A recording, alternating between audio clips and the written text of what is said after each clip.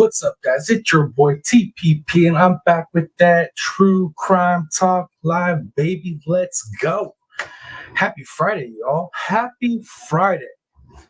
Bet y'all thought I wasn't coming on today, huh? It was getting kind of late. I know. I had a lot of stuff to do. But before we get into all that, everybody live, replay gang as well, smash that like for your boy. Smash that share, put it out there. And if you're new here, smash that subscribe. Join the crew. All right.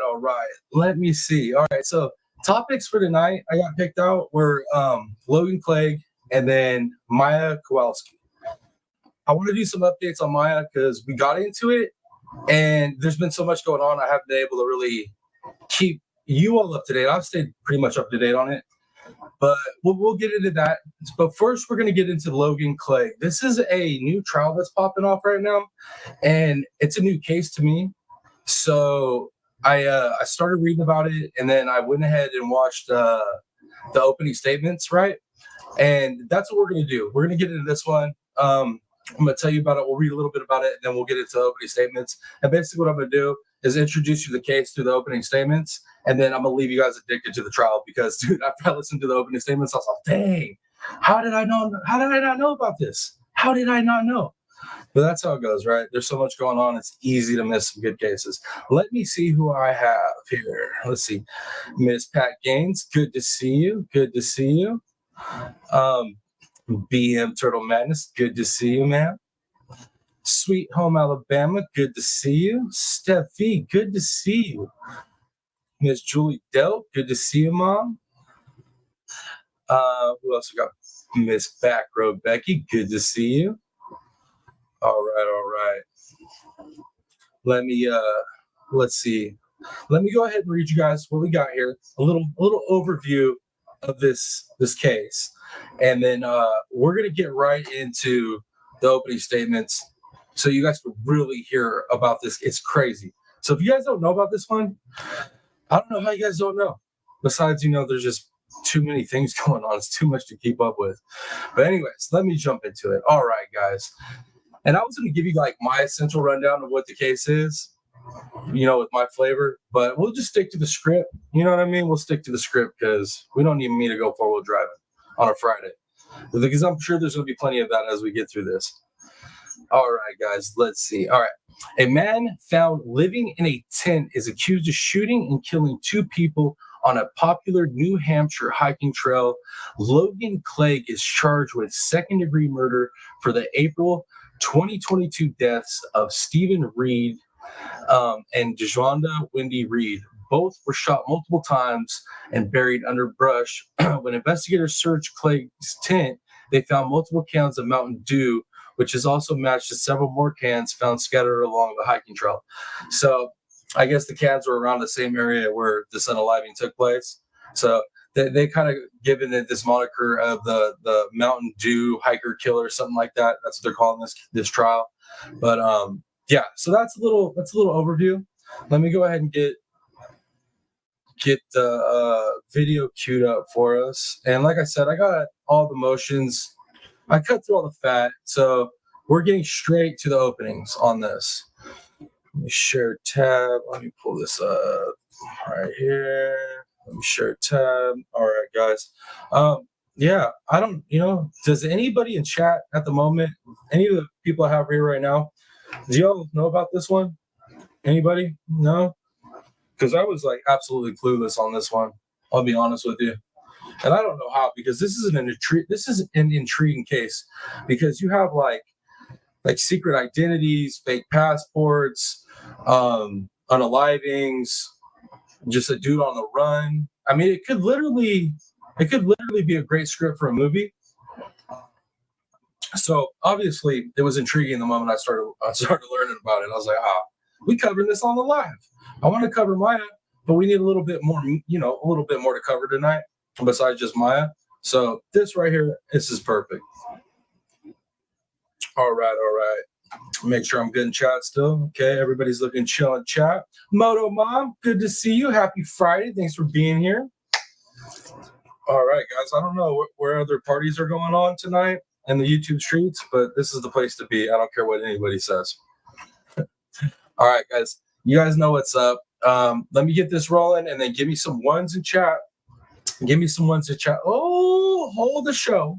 Miss Donna Clark, good to see you, man. Good to see you. Oh, and real quick, too. Real quick. Yeah, you know what? No, we'll wait on that. We'll get into the show a little bit more before I do that, before I drop that on y'all. Okay, guys, let's get rolling. Oh, Zircon? Oh, Zircon on a Friday. I get to see Zircon on a Friday night. Heck yeah! And I'm bringing you a new story, Zircon. That's what I'm talking about. See, I deliver. All right, guys. Like I said, give me some ones in chat if you guys can hear it. Possessed or had under his control a pistol, revolver, or other firearm after having been convicted of a felony against the person or property of another. Wait up, guys. Let me cue that up better. That's not where we were supposed to be. We were supposed to be right here. Okay, guys. I see the ones. Appreciate y'all. I know I cranked it up. Let me know if it's good now. I cranked the volume back up. Just give me 1 minute, guys. 1 minute. Let her talk.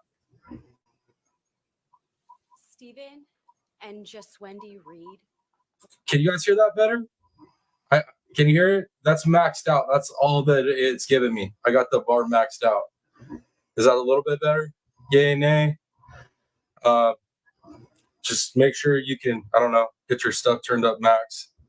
Like I said, I'm still trying to figure out how to boost my audio, get an audio booster for the computer to where it, like, I don't know, can deal with this better. But that's all we got though, guys. Like I said, it's maxed out.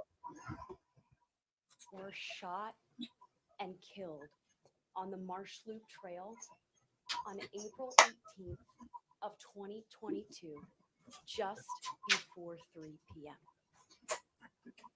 Is that any better, guys? Any better? I mean, I hope you guys can at least hear it a little bit, because that's all I got, man. It's absolutely maxed. You will learn that they left their apartment in Alton Woods and went for a walk. And you will learn that they never came home. Wait, let me see. Let's see. Look. All right, the bar is absolutely maxed out. This is like, let me check my system. My speaker's at 100%. So. And they never came home because the defendant, Logan Clegg, murdered them.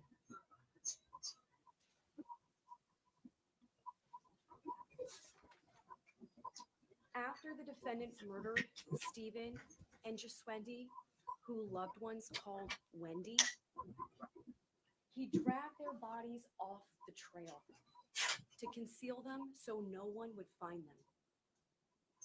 He concealed their bodies and covered them in layers of leaves, debris, and sticks. And after he murdered them, he ran and he hid. She talked too slow. He left Concord right after having contact with investigators who were searching for Stephen. Yeah, sorry about the sound, guys. Like I said, this is max. This is like, I've been listening to the trial, and this is the problem, is the trial itself has bad audio. So like, this is literally, it's been hard to listen to the whole time I've been listening to the trial. But yeah, so let's just listen closely. And it's like a good movie too. Some start a little bit slow, but trust me, as this story starts to unravel in these opening statements, it's crazy. Ooh, Miss Sassy 7, good to see you. Good to see you. He left Concord and was out of the state for multiple months. And despite efforts to conceal his murders, and despite efforts to conceal his tracks, investigators uncovered those tracks, and they found him in South Burlington, Vermont. And when he couldn't run or hide, he lied. He lied when investigators caught up with him. He claimed he wasn't in Concord on April 18th. He claimed he never heard of the alias Arthur Kelly, the name that he gave to investigators when they had contact with him when they started their missing person investigation. He claimed he never had a gun in Concord. And when investigators caught up with him and they found him, he had a 9mm handgun in his backpack. He had over $7,000 in cash. He had a fake Romanian passport and a one-way ticket to Berlin, Germany.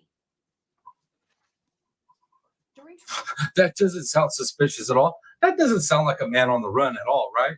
You know, passport to Germany, the handgun, you know what I mean? Living off the land pretty much. Crazy, dude. It gets better. Now, you will hear about how after Stephen and Wendy were reported missing, investigators spent months trying to solve their murders. The investigation was extensive and thorough. They discovered the defendant's identity through surveillance footage and through various purchases that he had made using prepaid gift cards. When they discovered his identity, you will learn that he was on probation for felony convictions.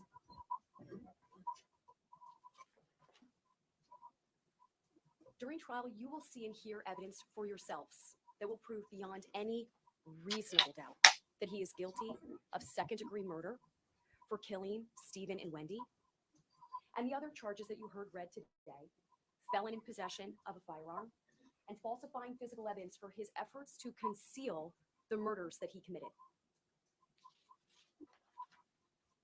As you heard in jury selection, motive is not an element of the crimes charged. The elements are what you will hear presented. So anybody in chat, have any of you guys heard of this case? Anybody? During this trial, the state is required to prove that the defendant knowingly shot and killed Stephen and Wendy Reed. The evidence you will hear will show what happened to Stephen and Wendy and how they were shot and killed on the Marsh Loop Trail, and how the defendant is the one and only person who committed those murders. By the end of trial, you will know beyond any reasonable doubt that the defendant, Logan Clegg, is the one and only person who is responsible for the murders of Stephen and Wendy.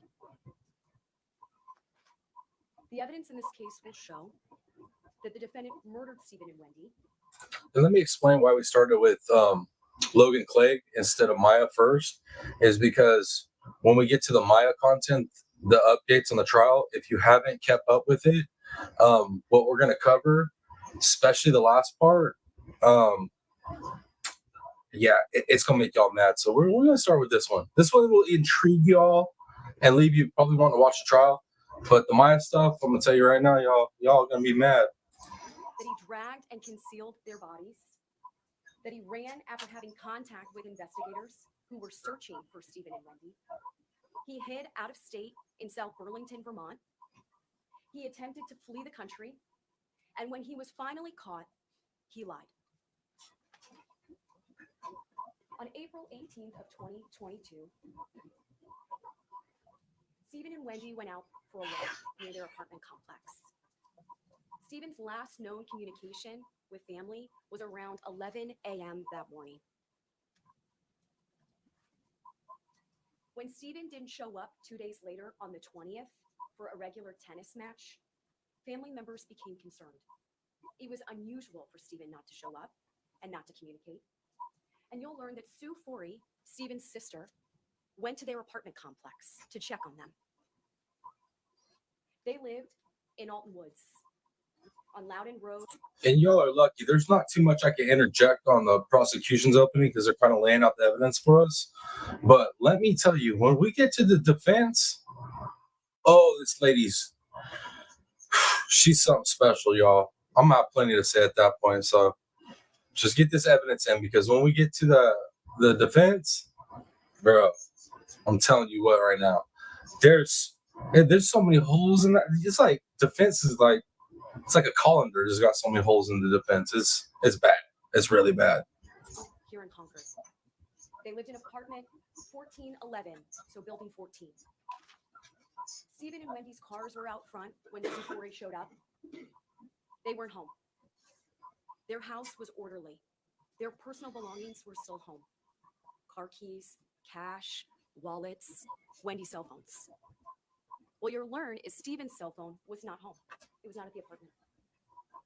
On April 20th of 2022, Sue Forey contacted the police.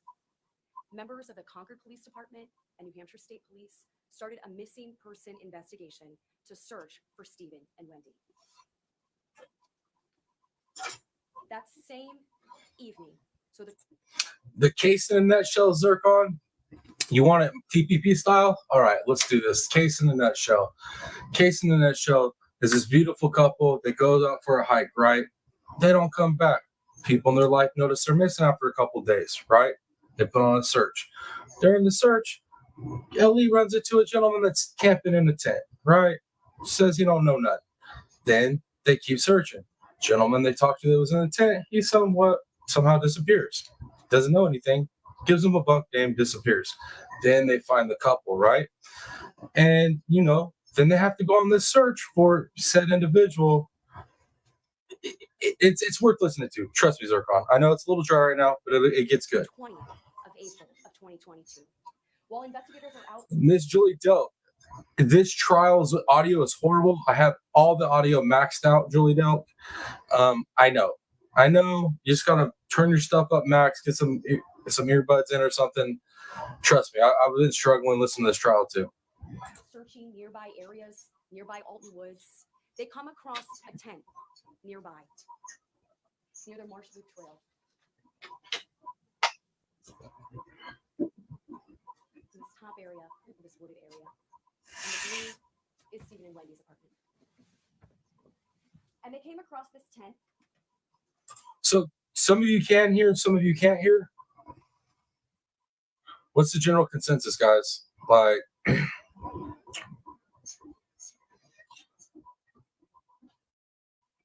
let me see something real quick. Let me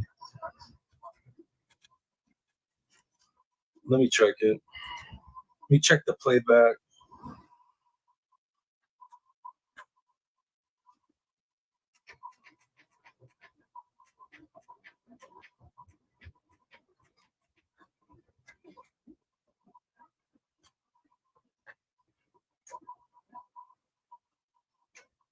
Hey, Lynessa Boo, good to see you. Good to see you.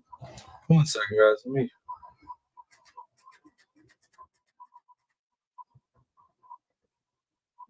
All right, it's coming good. It's coming through clean on mine. So I don't know. It's got to be on. If you guys are having a hard time hearing it on your end, it's got to be on your end because I just listened to the replay off of my phone through my ear. I got some cheap ass Bluetooth, right? And it sounds good. It sounds fine. So people that are having a hard time hearing, I don't know why, because I'm hearing it fine through both my devices. Maybe check and make sure that all your devices are maxed out. Because some of you guys are saying it's fine, some of you guys are saying it's too low. But basically what I just did was I went and checked the replay on my phone through my headphones that are Bluetooth. So I'm hearing it fine through that. So I'm not really sure. Let's just try to roll with it. And they found a man in that tent. That man was a white man in his 20s or 30s. He had brown hair and he was clean shaven. Investigators noticed around his tent many Mountain Dew cans. They spoke with that man and he claimed his name was Arthur Kelly. He claimed that he was from Boston, Massachusetts. He was told that they were looking for Stephen and Wendy. He said he didn't see anyone else around. And investigators left the tent site and they continued to search for Stephen and Wendy. You will learn that Stephen and Wendy's bodies were found dragged off the Marsh Loop Trail. Is it better when I have my cam muted? 21st of 2022. Using location data from Stephen's cell phone and with the help of a canine, they were able to find Stephen and Wendy. Their bodies were concealed in the woods. They were covered by sticks and leaves and debris. Only a small portion of Wendy's head and her hair was even visible once the canine helped them locate them.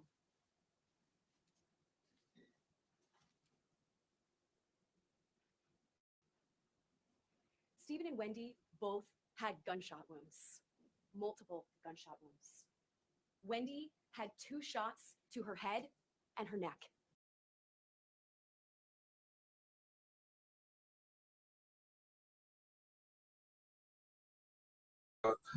Yo, it's not my fault either. It's this lady's fault. See how far away she is from the microphone? She needed to scoot her face up a little bit to the microphone.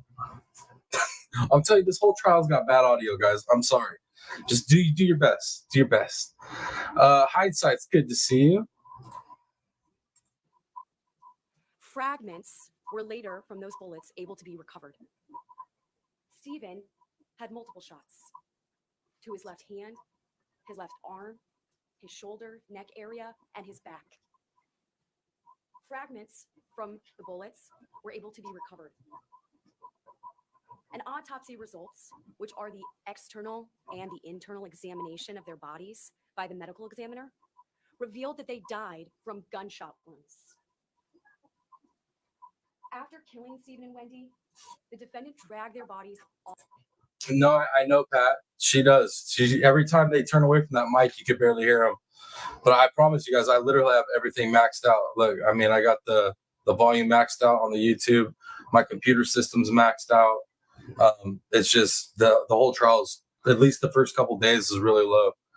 So, but it's weird because like I said, I just played it back on my phone. I just replayed our live that we're listening to right now, and she sounds fine through my Bluetooth. So I'm not really sure what's going on. Off the trail, down to the place where he ultimately concealed them. You will learn that investigators found blood and bullet fragments on the trail.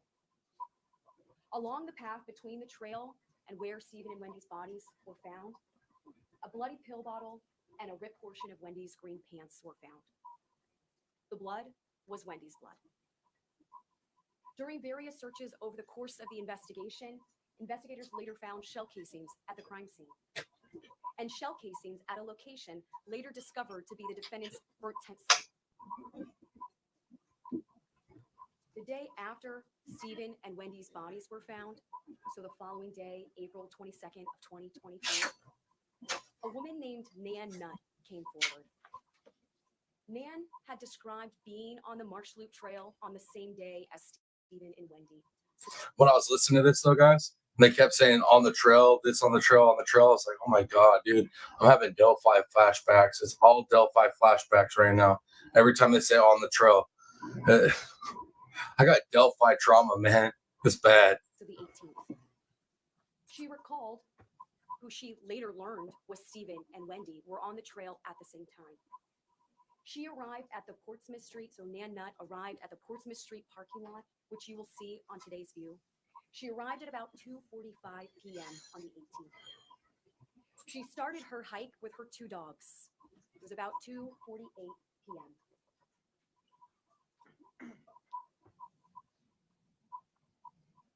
And what you're seeing on the screen are screenshots from Nan Nutt's cell phone tracking her hike.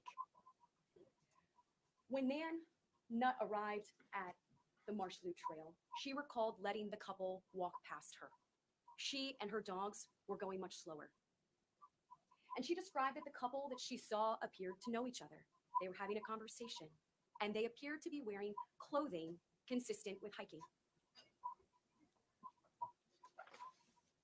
About 5 minutes later, Nan Nutt hears multiple gunshots. Gunshots that were further into the woods than she was. She thought that it sounded like a handgun, not a rifle.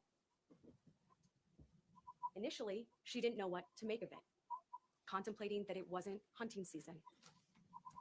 Ultimately, she decided to keep walking and hiking with her dogs. Oh, Miss Ann Horn, good to see you. Good to see you. Thanks for being here, man. So could you imagine being that lady?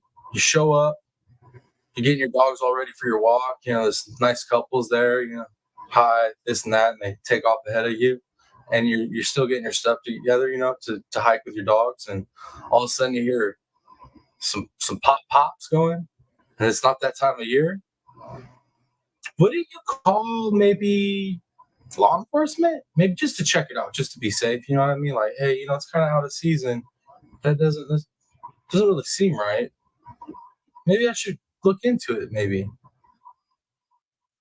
So she continues on with her hike. And as she continues on, she sees a man. A man who was looking off the trail in a direction that you will learn was in the direction that Stephen and Wendy's bodies were later found. The man Nan Nut saw was a white man in his 20s or 30s. So this lady more than likely saw the unaliver, but instead of calling law enforcement just to be safe, you know what I mean? She doesn't. And multiple days go past to where this unaliver, you know what I mean, can figure out what he's gonna do. Like, come on, man. Come on. He had brown hair. He was clean shaven. He was wearing a blue sweatshirt or jacket and a black backpack.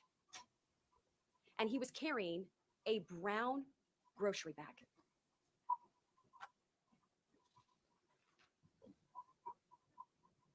Nan Nut recalled the brown grocery bag having some type of cylindrical object in it.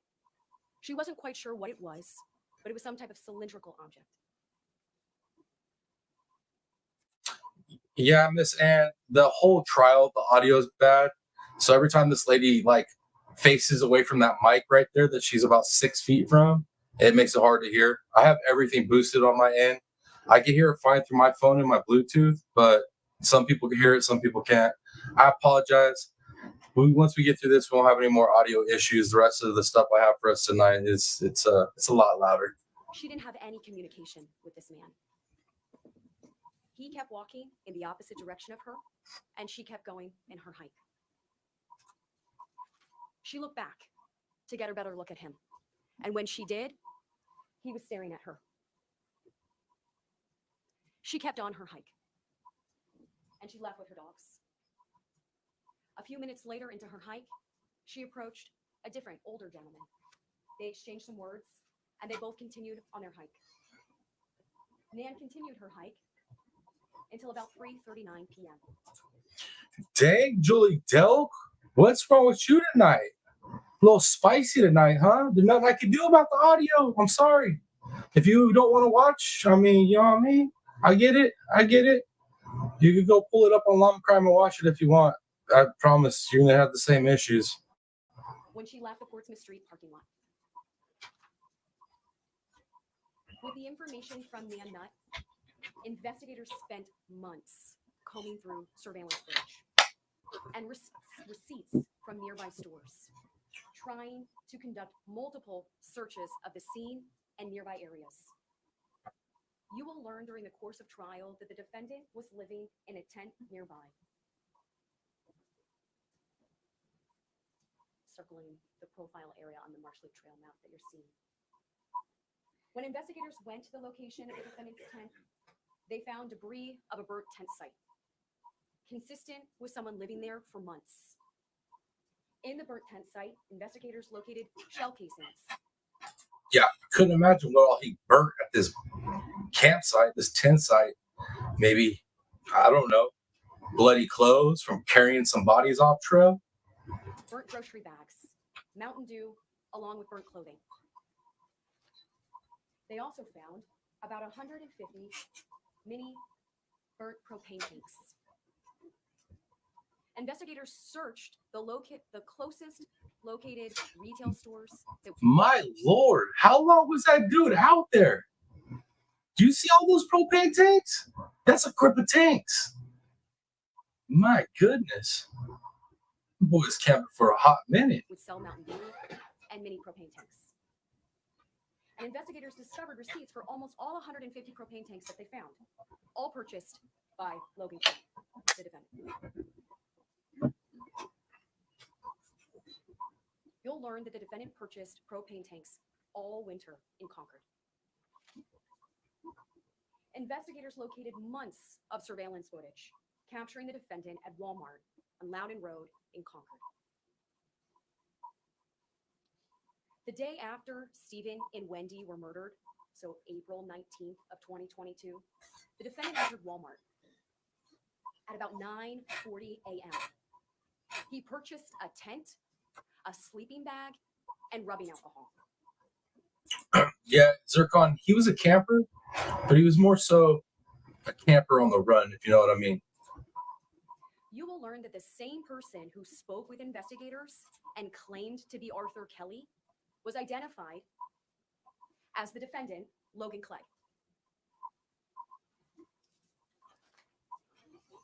Investigators also found surveillance footage of the defendant on the day of the murders, just shortly before the murders. He was captured on cameras at Shaw's in Loudon Road, which you'll see today. It's just a short walk. The Shaw's is at the bottom of the screen, and the Marshall Trail is here. Why they're bringing up the whole store thing is it's important for one of the witnesses' description of what he has on him whenever she sees him that day, the day of the unalivings. The defendant was seen at the Shaw's just before 2:30 p.m. at that Shaw's. In the surveillance footage, a white man, his 20s or 30s. He was wearing a dark blue jacket or sweatshirt, carrying a black backpack, and a brown grocery bag. Just before Stephen and Wendy were murdered. You will learn that when he left Shaw's, he walked in the direction of where Stephen and Wendy were murdered on the Marshall Trail. These are all locations that you will see later today. The defendant ran after having contact with investigators. Just hours after having spoken to investigators who said that they were searching for Stephen and Wendy, hours after, he lied that he was Arthur Kelly. The defendant created an email account the morning of April 21st of 2022. That morning, he created a Gmail account, dentkelly0707@gmail.com. What you will learn is that he used that Gmail account to purchase a bus ticket out of Concord using another fake name, Denton Kelly. All right, Miss Ann, thank you for stopping in. I know you got to get to them scanners. That's your main gig. The defendant took a bus and got out of Concord, and he ran away from his crimes. A couple days later, when investigators went back to the tent site where they had encountered the man who claimed to be Arthur Kelly, they found no tent, no debris, no Mountain Dew cans, no trace of a tent. Over the next few months, the defendant continued to run. You will learn that he purchased a Greyhound bus ticket, a bus ticket that was scheduled to leave on May 15th of 2022 from Boston, Massachusetts to Burlington, Vermont. And when he did that, he used the alias Arthur Kelly and the Gmail account dentkelly0707@gmail.com. The defendant hid out of state and he attempted to flee Natty423, good to see you, ma'am. Thanks for being here on Friday night. the country. In October of 2022, investigators learned that the defendant, using the name Logan Clegg, had purchased a plane ticket, a one-way plane ticket from JFK Airport to Berlin, Germany. The flight was scheduled to leave in a few days. In this This boy, he wasn't running from anything, guys. He wasn't running from this. Is just natural behavior to live, out in the forest, off the land, even though you have a job in the city and, fake passports and trying to run away. Like, are you serious right now? Of course he's not running from nothing. in this purchase, the defendant used a phone number. Huntress, good to see you. Good to see you, buddy. A phone number that you will learn was tied to the email account firstpeterblack@gmail.com. Yet another alias and another email account. Zircon, supposedly he worked for that money. Supposedly.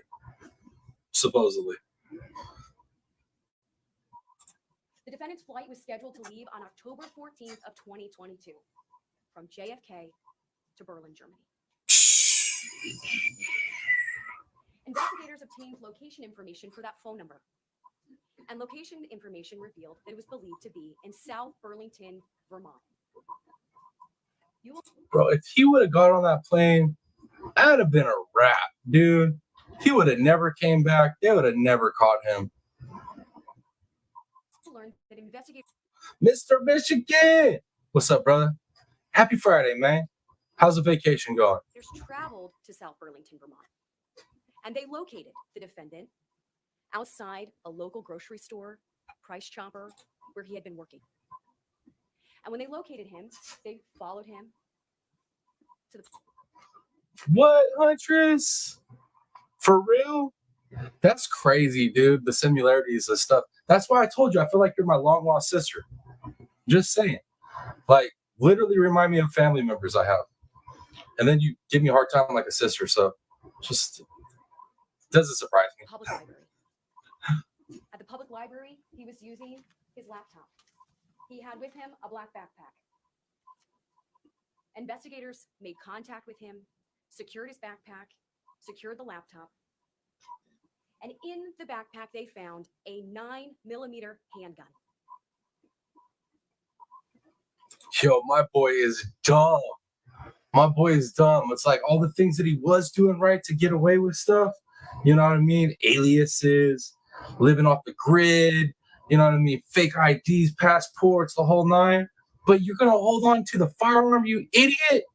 Oh, my Lord. What is wrong with these people? We just saw that in the Crystal Rogers case, right?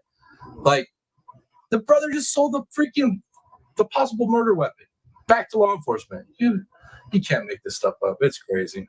Let's go. A handgun that he purchased using the name Arthur Kelly. A handgun that he purchased on February 12th of 2022 in Vermont. In the defendant's backpack, they also found a fake passport. Wait up. What, What? Guess what? Yeah, we're in suspense, Huntress. What are you talking about? What are we guessing? I hope, where did I just see it?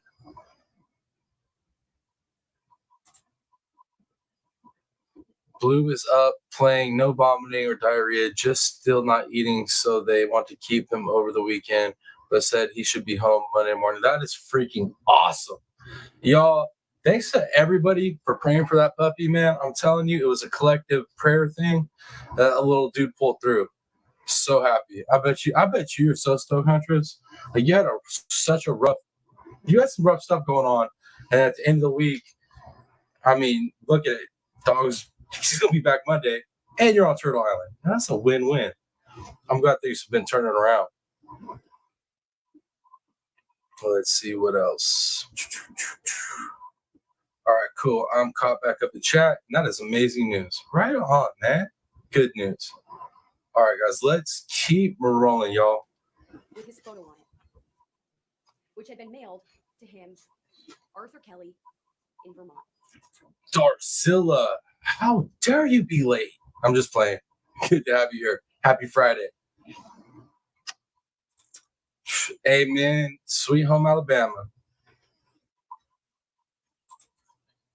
Heck yeah, man. Huntress, I just had a feeling he was gonna pull through.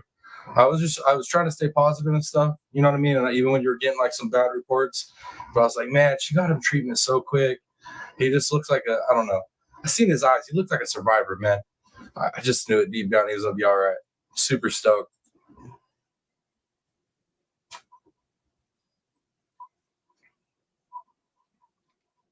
You will learn that bullets fired from the defendant's 9mm handgun in his backpack were consistent in caliber and class characteristics as bullet fragments found during autopsy. Yo, check this out. This is totally four-wheel drive in here. Totally not. It's an off-case topic, right? This is Delphi. Just because you brought up the ballistics, this and that, it just triggered a memory. But I've been watching, a lot of the Delphi stuff that's floating around, a lot of people's ideas, and whatnots. And there's a couple content creators that I came across that literally don't understand the science, the ballistic science behind an unspent shell. like the ejector markings, all that stuff. They had no clue. They literally didn't even understand that science existed. And I was like, how do you have that many subscribers? Like, what? They're crazy. That just jogged my memory. I had to speak on it.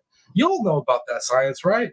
And granted, in court, there's a little, you can fight it, but there's actually science behind it, right?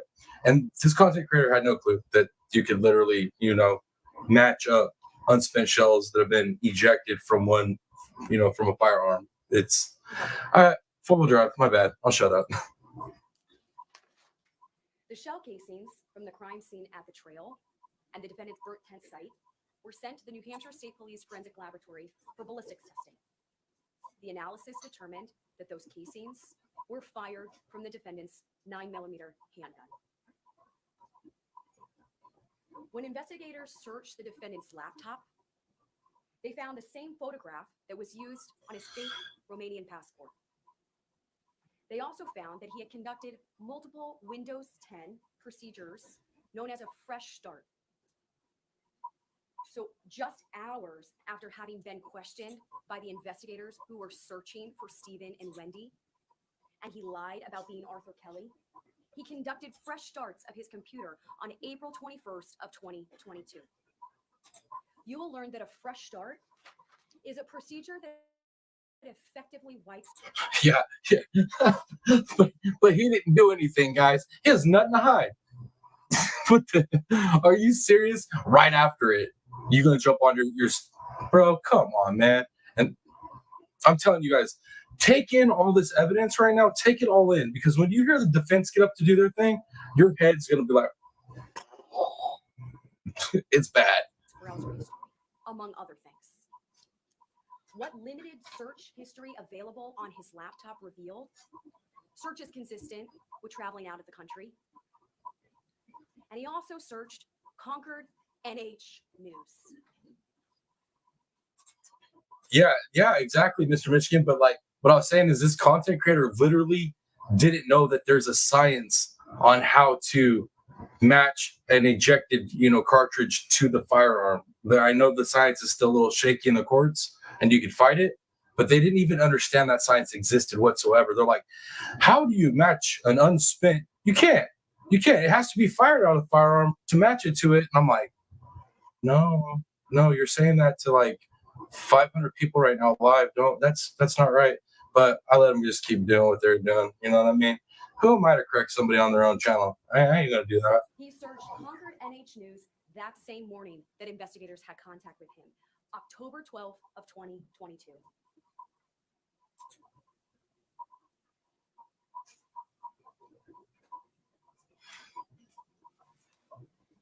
When the defendant was finally caught, he lied. Investigators conducted an interview of him on October 12th of 2022.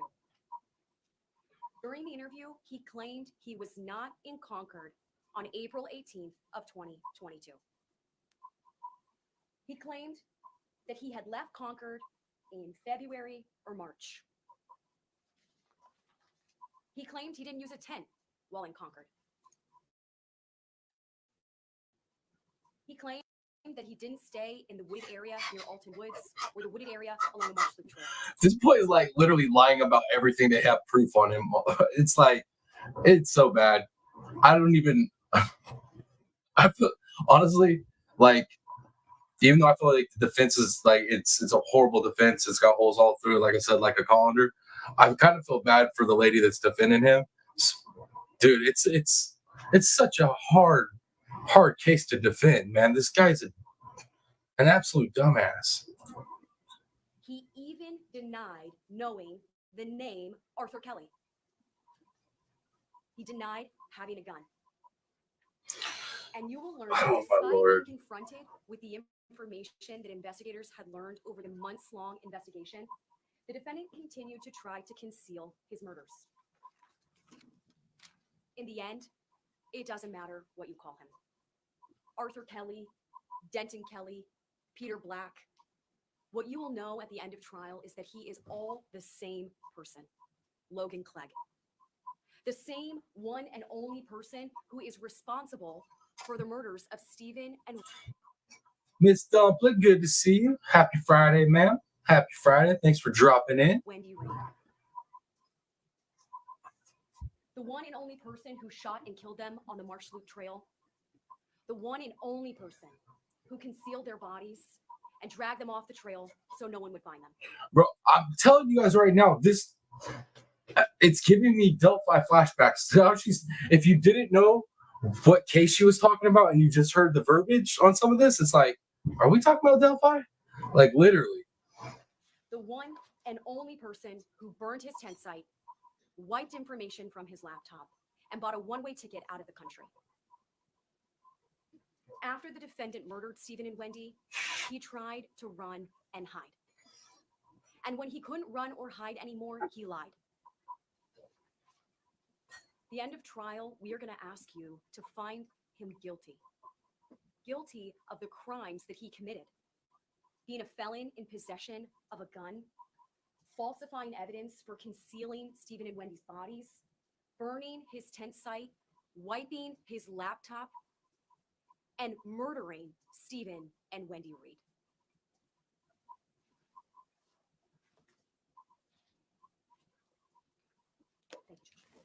Thank you, Attorney Hageman. Would you like a short break before we? Yes.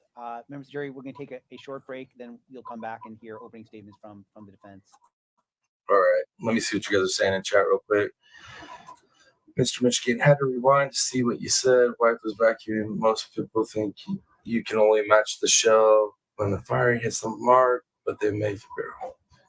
Yep. So that blew me away, though, that I came across a content creator in true crime that didn't know that you can, like, there's a way to match the ballistics on an unspent shell to a firearm.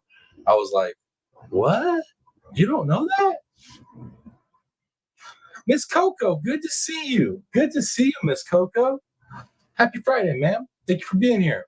All right, guys, let me cue up his defense real quick. Let me see.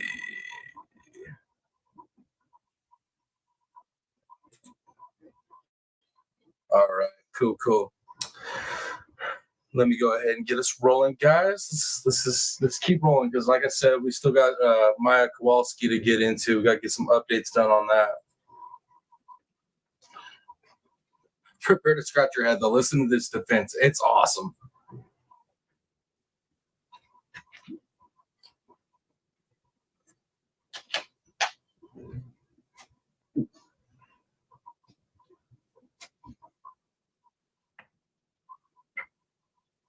Thank you. Please have a seat. Attorney Smith. Thank you, Your Honor. Now I'm going to talk about a lot of things that you haven't heard that show that Logan is not guilty, that the wrong man has been charged. Logan had no connection to the Reeds. He had no contact with the Reeds, and he did not murder the Reeds. He didn't do it, guys. That's all you need to know. He didn't do it. But listen to this masterful defense as it rolls out. It's awesome. About the time that the Reeds were preparing to go for their walk, Logan Clegg was shopping at Shaw's. He was buying one of those little hot, fully cooked rotisserie chickens in the little carry case and a large 2-liter Miss Polly Waffle, good to see you, ma'am. Thanks for being here on this Friday night. bottle of Mountain Dew. He did not then leave Shaw's with his rotisserie chicken and Mountain Dew to murder people he did not know. He did not then rush with his rotisserie chicken up to Marsh Loop Trail to lay in wait for people he had no connection to. And Logan's 2 casings that you heard about, that what you didn't hear about was that they suddenly appeared 1 month later,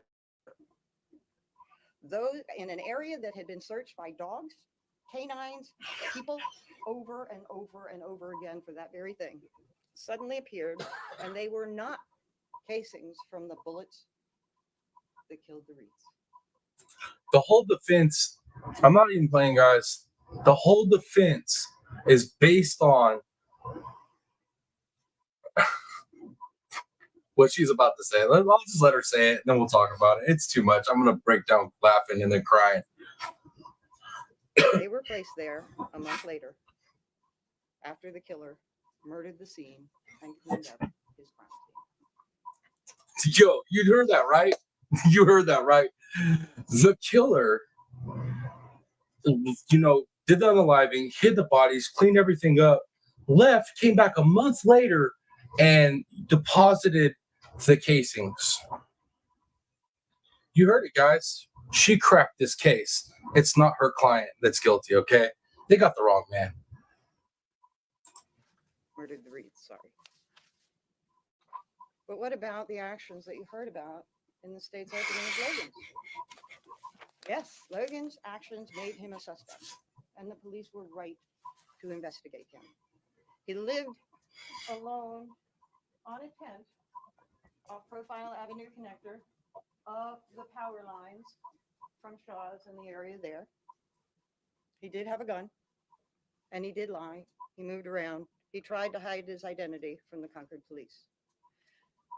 But Logan's actions after April 15th, when his tent site was found, April 15th, show that he had nothing to do with the Reeds.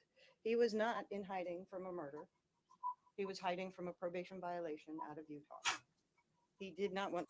Yo, part of his defense is, one, he didn't do it. Somebody else did it and brought the spent shells back a month later, right? And then he was only out there living in the woods only because he was on the run for some other crimes. I'm telling you, you can't make this stuff up, guys. This is the defense. So the jury's like supposed to believe this individual that's on the run, living out in the woods, trying to evade law enforcement, that he couldn't have done this, that it was some other mystery person that unalived these people in the same area he was at, and then, like I said, brought the spent casings back a month later. How do some people get their license? How do some people pass the bar? It baffles me.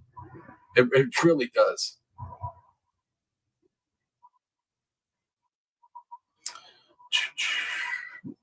Let's see. All right, Mr. Michigan. See you later, brother. Thanks for dropping in. Yeah, Pat Gaines, that's what I'm talking about. It's just, this story just, it gets better and better. To be found. He was a fugitive from Utah. He was on probation there, and he left the state while still on probation. He did not want to be found. But it wasn't because of a murder. It was because of a probation violation. The real evidence, the evidence of the shooting. Probation violation, but we ain't talking about what the violation was. And I was trying to look into it, but I couldn't find it before we went live. So I don't know what that is yet, what that violation was. And I haven't got deep into it. The trial's been going for a couple days now, so I got some catching up to do still. I got to find out. Shooting shows that they did get the wrong man. The timing of events shows that it was not Logan Clegg. The investigation of the crimes. I'm telling you, Pat Gaines. I'm telling you, that's why I chose to cover this case this way, because I learned about the case and I was like, well, we could pull up articles and I could read to everybody. I was like, or why don't we just listen to openings? Because you always get all the juice in the openings, right? It's the trial, so you're gonna hear all the good stuff. And I listened to the opening for prosecution, and then as I started listening to the defense, I was like, oh yeah, we're listening to this on live. We're covering this. This is the best way to learn about this. Plus, I want to get your guys' opinion on this case and now this trial that's active right now. I want to get your guys' opinion before the trial's over, what you think's going to happen in the trial. And then what we're going to do is reconvene for closing arguments, and we'll kind of overview some of the stuff that happened during the trial. And then we'll kind of take a poll to see who thinks he's going to be convicted or not. But I'm pretty sure this dude's getting convicted. Shows Yo, homie. Miss Wind and Whim, good to see you, my friend. that it was not Logan Clegg, and the science shows that it was not Logan Clegg. Before I talk about those last two things, I want to talk about all three, actually. I want to talk about Logan Clegg's actions here in Concord. Logan was a fugitive from justice. In 2021, he was on probation from Utah, and he left, and he was not supposed to leave. He was not supposed to leave. He was not supposed to leave, and we're still not going to talk about what he was on probation for. But yeah, He went to Portugal. He stayed for a couple of months, then he came back to the States. COVID. my boy already left the States once, guys. He already left Portugal. He already went to Portugal. He already. I'll tell you right now. I feel like what he did was he kind of like got over there and was like, man, if I have enough money and I come back with enough money, I could probably live pretty good. You know what I mean? And I figured out ways to acquire money back in the States. Said, forget probation, I'm out. Was an issue at the time. In November of 2021, Logan came to Concord. Shortly after he arrived, he applied to McDonald's. He got the job. A couple of weeks later, he got a tent to set up a more long-term, at least, place to stay for a while. And he stayed in his tent up the power lines, just off in the woods, off Profile Avenue connector. He picked a place that had easy access to buses, shopping, and other things that he wanted to be near. It's awesome. She's explaining how her client was able to go live probably, I don't know if the laws are there, but some places you can't live like that, just out in the cut. You know what I mean? So she's basically explaining how her client has evaded the law, lived off the land probably illegally, and did it. She's breaking down exactly how he did it. It's great. It's great. He wasn't there to cause any harm. He was just there running from the law. You know what I mean? Well, what's the problem with For that? several months, he worked at McDonald's and he purchased food from those nearby stores. And he walked up to the power lines from Loudon Road to his campsite. Yo, I knew people in chat were gonna totally appreciate this defense. I knew you guys were gonna appreciate this one. After a while, he stopped working at McDonald's, but he remained at that Profile Avenue tent site until April 15. Then 2 police officers came to his tent site. He hadn't been bothered at that tent site before, but 2 officers came to his tent site. His boots were outside the tent site, but nobody. Dude, I'm telling you guys, it's bad. This is like one of the worst defenses I've ever seen in my life. Like, Pat, trust me, I'm having to hold back. Like, if I let myself just go and start laughing, bro, I'm gonna lose it, guys. I'm not gonna be able to breathe. BM Turtle Madness, thanks for dropping that. Appreciate you. Win, appreciate you. If you guys can, smash that like, smash that share. Let them know we're out here chilling on a Friday night. It's the place to be. And if you're new here, hide in the bushes, and you haven't subscribed yet, smash that button. What you waiting on? Look at this community. It's lit in here. Come on. Responded when the officers called out to find out who was living there. He was in violation of probation and he did not want contact with police. He did not want to be found. So after the police left, he left his tent site. There were a lot of things at his tent site. Might have fingerprints, might have something else that said who he was that was living there if the police wanted to follow up. So he took his empty bottles of propane and other stuff. Yo, Coco, are you talking about my cousin Vinny as a lawyer? I think my cousin Vinny would be a better lawyer, honestly. Like, I'm just saying. I think some of us could defend this dude better than what she's doing. Yo, Mab, good to see you, Mab. Good to see you, sir. Thank you for dropping in on this beautiful Friday night. Right, Sweet Home Alabama? I'm telling you, this defense. What? Today's been like that for me. I've heard so many weird, crazy things in the true crime world today where I'm just like, what? Huh? Her whole defense had me like that. And then, like I was telling you, I came across a content creator that didn't know that there was actual ballistic science on how to connect an ejected shell, unspent shell, back to the firearm it was ejected from. I was like, dude, am I living in the upside down this Friday? Is everybody okay? Am I tripping? Four-wheel drive, guys. My bad. Let's get back into it. There, and he burnt his tent site. There would be no fingerprints for the police to run. He couldn't just, the tent site, and you're going to see pretty close there. He couldn't just start a fire. He had to pick the right time so that the fire wouldn't be noticed. And he did pick the right time that the fire wouldn't be noticed. No one noticed his fire. On April 18, around 2-ish, Logan was in the area and he went to Shaw's and he went up and he picked up that rotisserie chicken and Mountain Dew, a meal that he didn't have to cook because his cooking utensils were burned up with the tent site before. And he walked out with his bag, and you can actually see the Mountain Dew bottle. I don't know.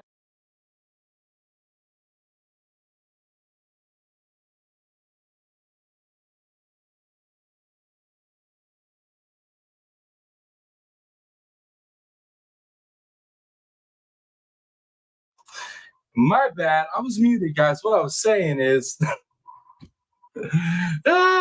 she is spoon feeding the jury info not required by law. The prosecutor doesn't even have to speak. 100%. This is, like I said, guys, this is why we're watching this. We needed something fun tonight. You know what I mean? We can't be all doom and gloom. I figured if we're going to cover some true crime, we can at least get some laughs out of it. And this right here, it's like that. He would be better off without a lawyer at this point. Yeah. At this point, he could literally pick anybody off the true crime content creators, and they'd probably defend him better than what this lady is doing. Except for the person that didn't know about the ballistics. Probably not that person, but like everybody else, for sure. Yes, Coco. Yes, Coco. Tutorial on how to send your client to prison. Thank you. I know. I saw them muted. All right, guys. All right, guys. Let's keep rolling. If you saw it on that picture up there, the bright green of the Mountain Dew and a bit of the label showing through that brown bag.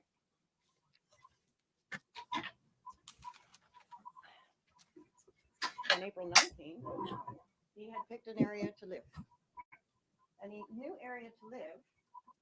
Doesn't show on this, but you saw the picture on the state's opening. There was a dirt road here with a circle right before the woods. And those woods here were pretty similar to where he had been before. Close to shopping, close to the bus line, in the woods, but not too far in the woods. Isolated somewhat, but not too. And the very next day, police came to this new tent site. They said they were looking for some missing people. And he did not want to. Bro, she's just word salading all over the place. Just blah, blah, blah, blah, blah, blah, blah, blah, blah, blah, blah, blah. Dude, they're just convict the dude already, guys. Just convict him. Like, what's the point? Like, Jesus. Give his name to the police. He did not want to be found. So he said his name was Arthur Kelly.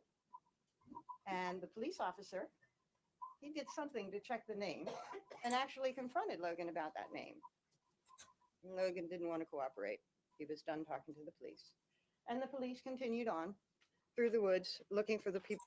I know. That's why I had to bring it to you, Pat Gaines. That's why I had to bring it to you all. Because for one, I didn't even know about this case. And then two, I was like I said, now I'm going to get into it. Let's see what they're saying in the open statements. And then when I heard this lady speaking, I was like, this is it. This is comedy gold right here. I don't know if I've ever heard anything like this either. I had to bring it to you guys. Sweet home Alabama. I just can't. I know. I'm sorry, guys. I had to share this stuff with you. You know what I mean? If I have to hear stuff like this, so do you guys. People that they were looking for. The next day, Logan decided it was time to leave. Two places had encounters with the police. So on the 21st, he bought a bus ticket. He went to Fort. Imagine that. This guy having encounters with the police. Imagine that. He stayed for a while. Got a bus ticket to Boston and up to Burlington, Vermont. And he used a variation of that Arthur Kelly name. I think it was Denton Kelly. To get this bus ticket, he used another alias, not his name. Oh my Lord. She's literally not helping him at all. There's no amount of help this is doing at all. this is insane. Like, if I was him, I would be like, Judge, can I get a sidebar? Can I get a new attorney? Like, this ain't cool, bro. Like, you see what she's doing to me? Logan Clegg, because he did not want to be found. He didn't remain in Portland, like I say. He went up, took a bus ticket to Boston, to Burlington, and he found a place. BM. What case is this? This is Logan Clegg. He unalived 2 hikers. He was camping out in the woods. There's a lot to it. But basically, we're covering the case by going over the openings and stuff. I give a little case review, but we're going over the openings for this trial to get everybody caught up on the details. And then I'm gonna leave it up to everybody if they want to follow the trial or not. But I'm gonna do a recap at the end of this trial for this case. But this defense, guys, let me tell you, this is it. That had similar attributes to where he had lived so long off Profile Avenue. This was a wooded area. It was. Y'all know it was a wooded area? Seriously, guys, I'm dead seriously serious. I'm very serious about this. Did you know it was a wooded area near town? I don't know if she got that across to you guys yet, but it's wooded. Close to where he could work. He could walk to what he needed to walk to. And so he set up a new tent site in Centennial Woods, it was called. He got a job at Price Chopper. And Yo, Sweet Home Alabama. After she gets done, that should be it. Guilty as charged. Yo, Darzilla, judge is trying to figure out if this is the prosecutor or the. I can't even read it, yo. Yo, I'm dead, man. I'm so dead. Yo, probably that's what I want to do when I come back and cover the closings. We'll put a time. We'll bet on the time that it takes for the jury to come back with a conviction for sure. he had access to the Burlington Library to use his computer. He saved. So she's even telling them how he was able to use the computer at the library, basically, right? Wi-Fi connection, you know what I mean? So she's like literally laying out exactly how he did everything. Like, why? Oh my Lord. The money that he got in Price Chopper in cash. He did not get a bank in Burlington. He cashed his checks and he held on to his checks, or the cash rather, up until he was arrested on October 12th. And when the police found about $7,000 in cash on him, that was from his pay from Price Chopper, because he had been preparing to go back to Europe. Cash to exchange and to not be identified. The COVID restrictions had eased up. I don't know, man. I mean, I guess you could save that much money, but it seems sus. It seems really sus. I know, Darzilla. She wrapped up the conviction for the prosecution. It was really sweet of her. He had to buy the ticket in his own name, so he had to check, make sure that he was. Well, dang, he had to buy the ticket in his own name, guys. You know, he couldn't break the law on that one, and because he couldn't break the law, he got caught. Shucks. Safe still. It was a risk to go to Europe, but he was going right up until he was arrested. He was arrested. The police coordinated with Vermont police, and they found Logan. They saw him. They were outside of Price Chopper. They could look in Price Chopper and see him saying goodbye to his colleagues. I think one of them hugged him goodbye. He said goodbye. They weren't ready to stop him yet, so they followed him as he went out and went to the Burlington Library and sat down with him. Well, okay, so we can look at it this way, Miss Pat. Maybe she's like doing us a favor. Maybe she's like, yeah, this dude's guilty as shit, and I really don't want to defend him. I don't want to see him walking the streets. So I'm going to get up here and do the worst defense job humanity's ever seen. Maybe that's what she's doing. Maybe there is there's a method to her madness. Maybe that's it. Probably not. But man, that would be a better explanation than what. And that's where And when they arrested him, they took his backpack and other items, located his campsite, and went there to take more items. And they also talked to him, Detective Brown. Detective Brown sat down to talk to him, said it's not about the Utah violation. I want to talk to you about something else. And although the detective was very nice, seemingly very nice, seemingly compassionate, do you have food? Do you have water? He was also very dogged. He had an agenda, and it was easy to see in his questioning. And Yo, Darcilla, you on fire. The prosecutor can just say, I rest her case. Yo, I'm telling you. Oh my goodness. Logan did not know where that agenda was going, but he wasn't going with Detective Brown, and he denied. I was not in Concord. I didn't go to Walmart. I don't know who Arthur Kelly is. And because of those denials, Logan has no credibility. But it doesn't matter because the evidence here is what will speak for Logan. So let's talk about that evidence. The evidence will speak for Logan. Everything is spoke so positive for Logan at this point. Let's see what she has to say. That evidence is the timing, the crime scene, and the science. Wait up, y'all. Wait up. What's in that cup? I want to know what's in that cup, bro. Is she got some lean up in that cup? Because I don't think she knows what she's doing right now. I think there might be something in that cup that ain't water, guys. I'm just saying. Just speculate. I'm just speculating. It would make a lot of sense, though. On early afternoon, on April 18, the Reeds decided to go for a walk. It looks like, from information that you'll get, they had been planning it for a while, and that they were not going to go into the woods, not going to go on a tick walk. They were going to do a neighborhood walk along the sidewalks and whatever their loop was. But for whatever reason, sometime around 2:30, 2:40, they apparently decided to go to Marsh Loop Trail. She's almost inferring that it's their fault for getting unalive. She's like, they were supposed to go on a walk around the neighborhood, but then, for some reason, they decided to go on a hike, on a trail, and you know what happened? It's almost what it feels like she's saying right now, guys. Am I tripping? Or is that what you guys feel like she's saying? Like, dang. For what? And they left their place in Alton Woods and went to Marsh Loop Trail. They never returned from that walk, but somebody did see them while they were on that walk, and that was Nan Nutt. She had gone to the... You 100%, Darza. Oh, here you go. I'm going to give you all the evidence now. Everybody in that courtroom has to be thinking, what the... 100%. Yeah. Sweet Home Alabama. I'd love to see the jurors' faces. Yo, me too. I want to... The reactions, right? Because, I don't know how I would do it if I was a juror and was hearing that. I don't know how I could hold a straight face, especially doing this true crime thing that we do. Oh my Lord. I would have to be excused. I'd be like, I can't, Judge. You're going to have to excuse me. It's going to be contempt of court because I'm about to lose myself in laughter.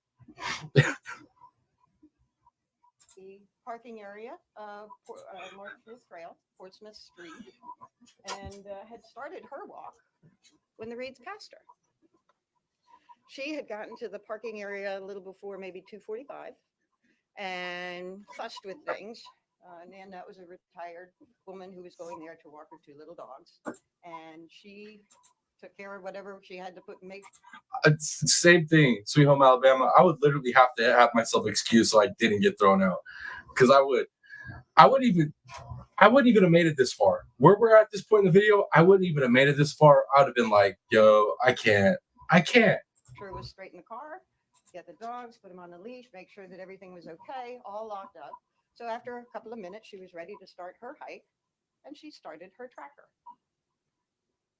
Shortly after, she started her tracker. She's walking up. The trail actually goes along the power line for a bit. It's very different now. You'll hear about that. But the trail went along the power line, cut across the power line, and then eventually went into the woods on Marsh Loop Trail. Before she had approached that woods area, two people passed her, and that was the Reeds. They were walking briskly. She was walking pretty slow because she had two little dogs that want to sniff everything. So she stepped aside and let him pass. Right about as she was going to enter the woods, she heard shots. Two, then 3. Very, very, all 5 rapid, but it was like 2 were together and then 3 were together. And she stopped. And there's something there. She believed it was a pistol. Yo, why is she telling prosecution's witness's story? Like, this lady, what school did she go to? I feel like this is one of those commercials for Best Western where it's like somebody shows up as a doctor or a lawyer or something, and they're all doing the job, and somebody's like, "Where'd you go to school?" Oh, I'm not that, but I stayed at a Best Western last night. This is what it feels like. Did she just stay at a Best Western last night and think she's a lawyer? Because I got questions. But she's on March Loop Trail, and so she hesitates, but then she continues on with Tubbs, not Tubbs, too old with Tubbs, and starts talking to her, making sure that if somebody is out there with a gun, they're going to hear her. And so she's talking to her dogs as she's walking along the woods, actually walking towards where the gunshots were. Did she just say she's talking to her dogs walking through the woods? Like she's narrating some story that she wasn't even there for, which is hearsay in the court. But like, what are we doing right now, lady? What are we doing? Right, Tarsila? Man, I had no clue what that would look like if she didn't show us,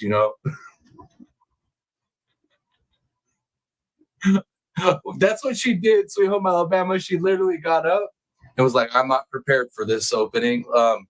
What did they say on prosecution? I'm just going to say what they said.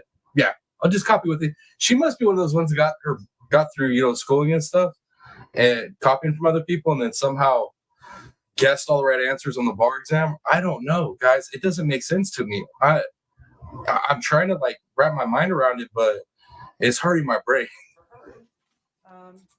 But she was on March Loop Trail. About 4 or 5 minutes later, according to her tracker, but she was walking kind of slow. About 4 or 5 minutes later, she gets to an area that means nothing to her, but it's going to mean something to you. By tree number 1. And she doesn't notice anything, nothing at all. She passes tree number 1 and continues on her way. Tree number 1 is the area of the shooting scene. That's where the shooting occurred. She continues on. She doesn't notice anything there. She continues on, and about 2 minutes later, runs into a fella, a young man who, up the trail, is looking into the woods. She's literally verbatim is telling the same story prosecution told. There's like no difference. She's not even like interjecting things to like help her client out. She's like literally just telling the same story. She's like, just in case you didn't remember what prosecution said, so let me refresh your mind, okay? Let me refresh that memory and make sure you see the picture clearly that my client was more than likely at the crime scene and was seen by witness. And you know what I mean? And he was, he might have been living like a criminal, but he didn't do this. Man, I can't, guys. She approaches him with the dog. She's walking slowly. The young man didn't appear to be disheveled. He didn't appear to be out of breath. He didn't try and walk away or hide his face from her. He just stood there staring in the woods as she approached him. Pat, I don't think prosecution's going to be... If this is how the whole trial is, which I'm going to tell you right now, it seems to... I got to be nice. I'm just going to leave it alone. But I'm just saying, bro, they ain't going to have to object a lot, prosecution. She was a little concerned approaching some stranger who didn't turn and smile to him. That's the only thing he has going for him, Darzilla, is his grounds for an appeal. Because this is like, I don't even know how the judge is up there with a straight face. Like, I would have pulled him up for a sidebar. I would have been like, can I speak to, like, and I'd be like, what in the hell are you doing? You realize you're his defense, right? You realize you're not prosecution this time? You're defense. What are you doing? Come on, judge. You got to ref ref a little bit, bro.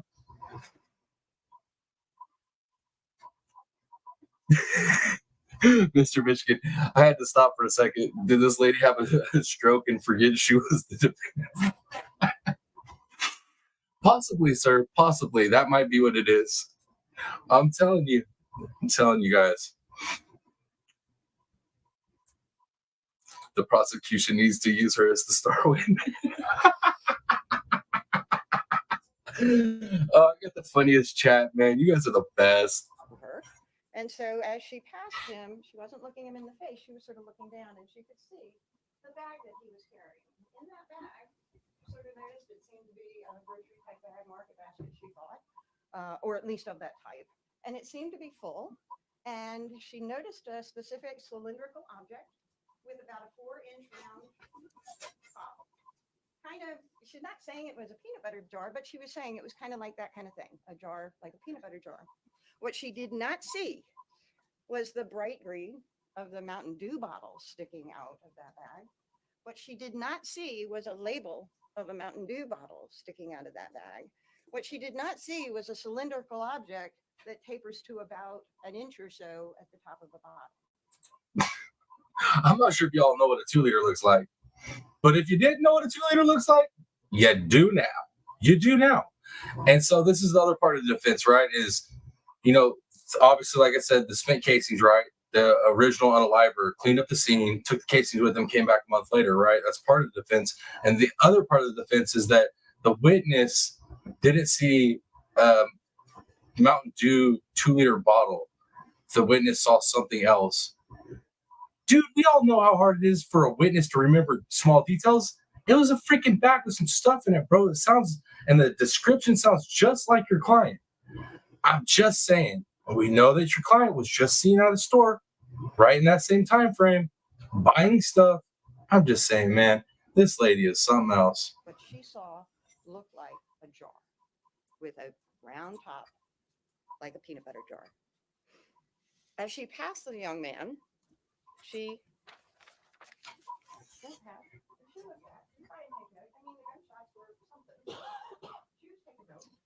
Lady, stand next to the mic. You're killing me. You're killing me. You're killing your freaking client too. All right, you're killing him too. But get back over to the mic. She noticed what he was wearing. Now, Nana is a scientist, and her observation is her stock of trade. She may not observe everything, but when she takes note of something, she takes note. And what she saw was brown pants, not the black jeans of the picture of Logan walking out of the supermarket. She saw a hoodie, maybe a jacket, blue, and a backpack. Nothing special about it. And she did not see, as I said, the black pants that Logan was clearly wearing that day. And she was clear that they were khaki pants. So see, this is the other thing that happens with witnesses all the time, is they'll remember things wrong, right? Especially if it's like in a traumatic situation. So let's just think about it though. This lady shows up with her dogs, right? And then here's these gunshots. So, you know what I mean? She sees this one guy walking by her. I bet you she had some level of fear in her to where it probably messed with her recollection of what, you know, he was wearing, what was in the bag, this and that. She was probably just giving that side eye to make sure that this dude ain't about to attack her, right? Like, she probably wasn't trying to take in everything. So, just like with most witnesses, they don't always remember correctly. But come on, man. Come up with better defense. This got to get better. She did not recall if the young man had a hat. She did recall seeing his hair. And Logan's, every time I think you'll see, well. Yo, can she call a mistrial on behalf of herself? I am so confused. Don't they ask the jurors if they have any knowledge of the case? If they didn't, they do now.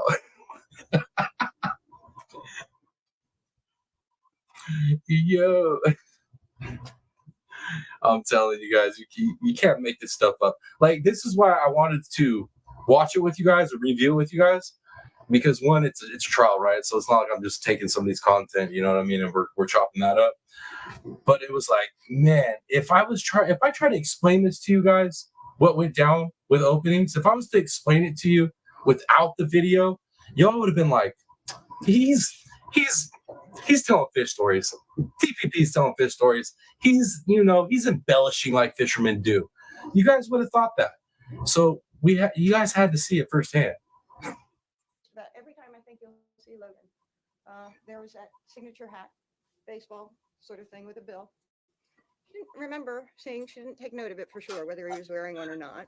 She recalled his hair, and in the supermarket picture, look at that, it's pretty close shaved hair. It's not sticking out. It's not, no, it's almost shaved close to his head. She remembered hair.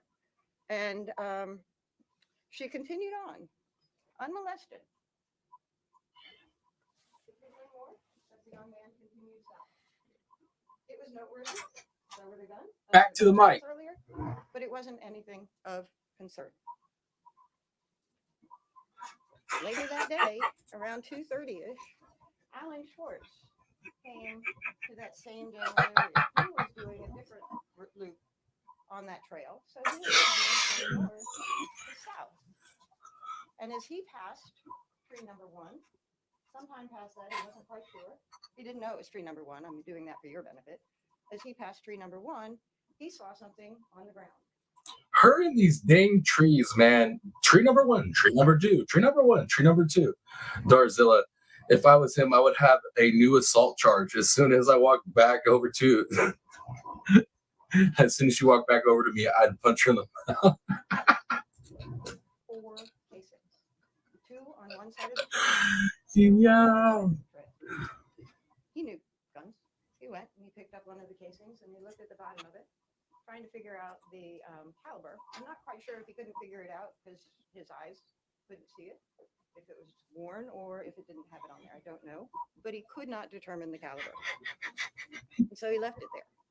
He only picked up 2 from one side and looked at them, left the other 2 on the other side alone, but put them back pretty much in the same place that he found them. And Yo, Mr. Michigan, this should be called the opening and closing statements.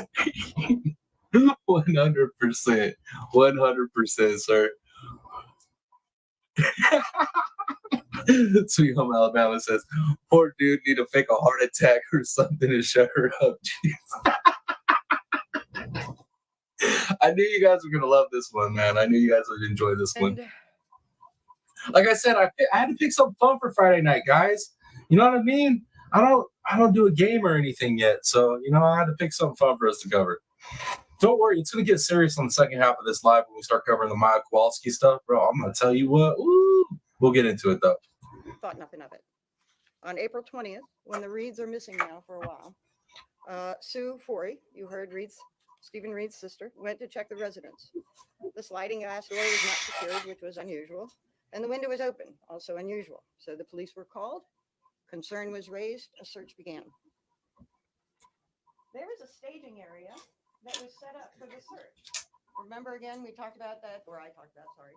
That She's about to describe how well her defendant plays hide and go seek. I swear to you guys, listen. at the dirt road that went towards the woods where Logan had set up the tent site after he had left Profile Avenue.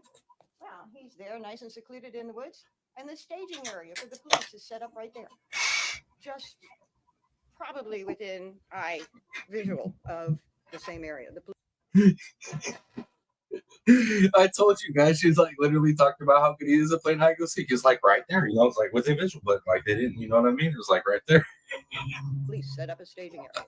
And they start running. They have dogs, they have searchers, they are looking for the Reeds, and one of the officers actually comes up to Logan to talk to him at his tent site. They searched up and down the complex. They searched in the woods nearby. That's where they came upon Logan. I think that they were searching along here. But the messages about not wanting to take a tick walk, it didn't seem like they would be up there or that a search would be fruitful at first. So they didn't bother searching up there at first.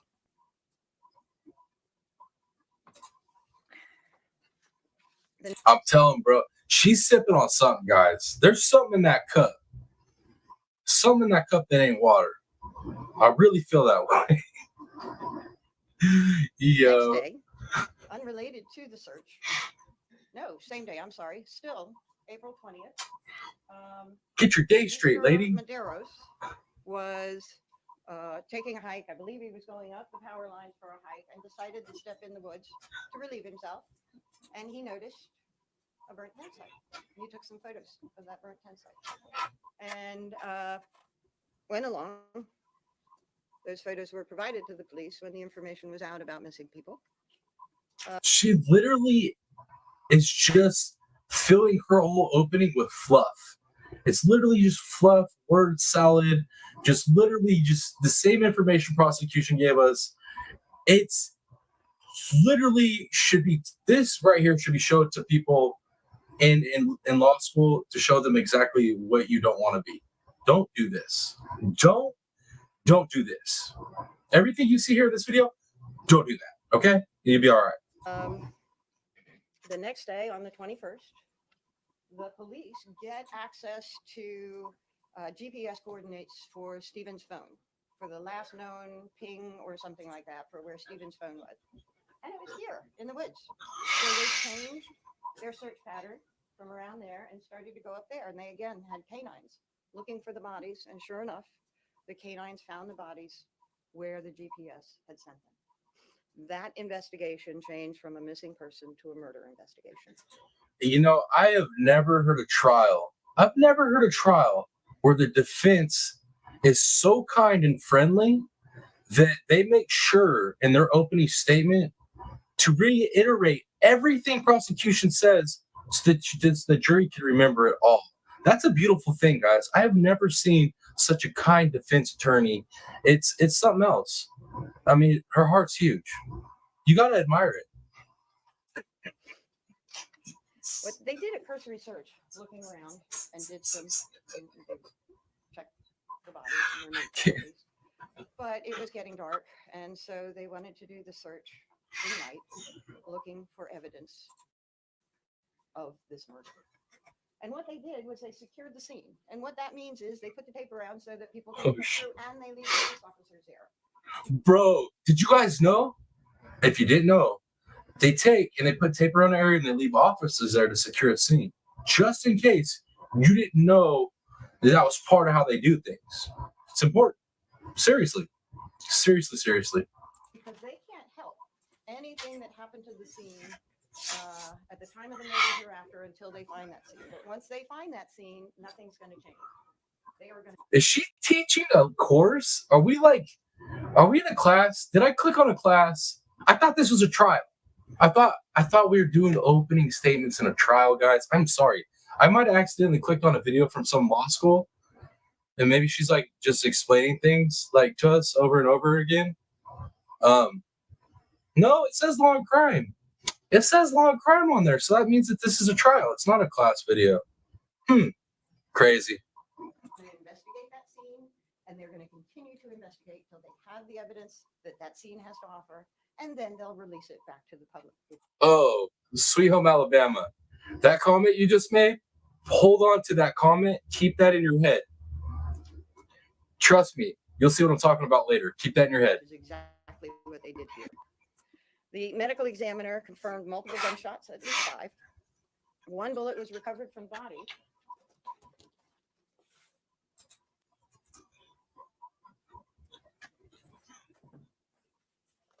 Excuse me.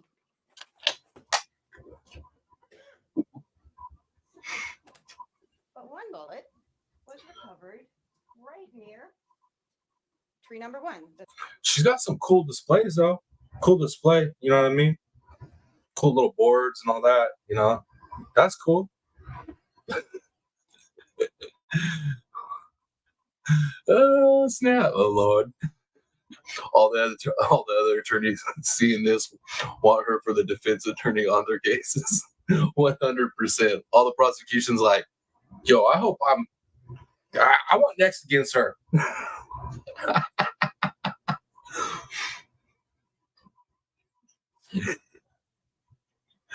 Yo, right? That's what I was getting at. She was giving like a tutorial on how law enforcement covers a crime scene.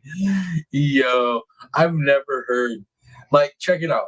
I've heard defense explain what law enforcement did on the crime scene, but it's usually them explaining what they did wrong, not just explaining what they did in general.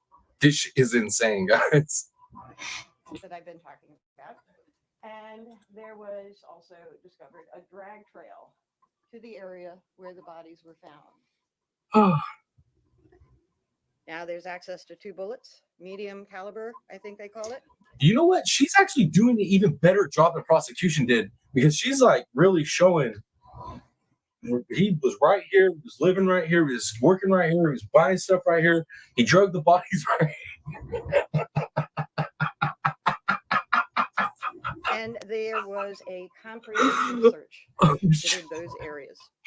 The drag trail was not immediately apparent because the killer had covered it up somewhat so that nobody would notice, I guess, as they walked by.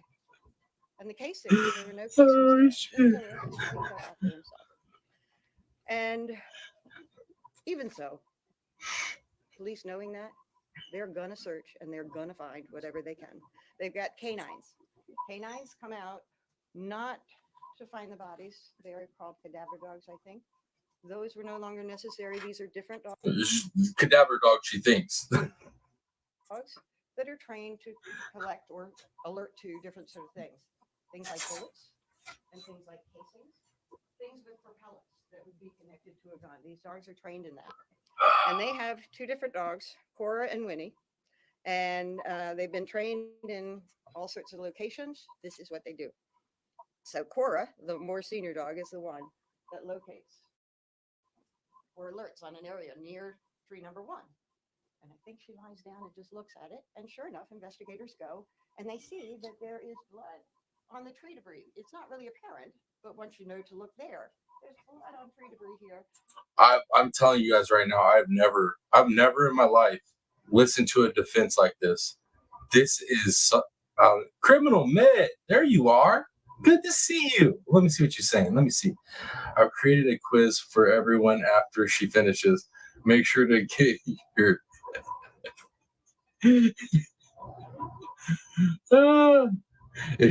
Sweet Home Alabama.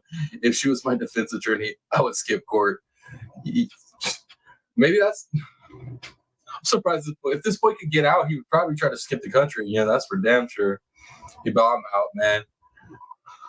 Make sure that he can't get out of wherever he's at. We don't need another Cavalcante on our hands. Garzilla, maybe she is to be a prosecutor and forgot she is now a defense. Yo. She sounds like a CSI officer. Oh, I'm telling you guys. Oh, my Lord. Big Coco, I'd run for real. And there's a bullet fragment on a leaf in that area on that debris. The second bullet, now that they have. So, they search. The dogs continue to search. Here, they do not go along the drag trail because the police already know that this is important. So they don't want to mix the dog up with the drag trail. So they go along here, and they go along here, and they go along here, and they go along here, and here. They're searching that entire area, and this doesn't show, but there's an area on the other side that goes up to the power lines that you're going to see. And They be searching a lot of areas, guys. Here, here, and here. If you didn't know, now you do. they search, and they smell, and they go through those areas, and they find no shell casings. At one point, I think it's Winnie, but it could have been Cora, sort of sniffs, like maybe something is. Bro, I love how she's describing it. She's like, they like sniff. Or they like lay there. I'm sorry, guys. I can't. I'm sorry. I know you guys hate me tonight. I'm sorry. There in the air, but they don't find anything. On the other side, maybe a hesitation. And after the dogs do something, people are there looking. And they're not just standing there and, oh, I don't see anything. No, they are looking. They're moving stuff around. Is there something there? They don't find anything. Next, the police. Oh, criminal med. I know. Check it out. I wanted to cover that criminal med, but I need a couple days to process everything that's been happening with the Melly case. I need a couple days before we get back up here. But criminal med, I really think when I get back up here with the Melly stuff, I think like you and probably Tennessee Sweetheart should get up here and talk about it, because you guys have been staying on top of it. I know you guys got some strong opinions on it. She's so automated. Yeah, that's a good way of putting it.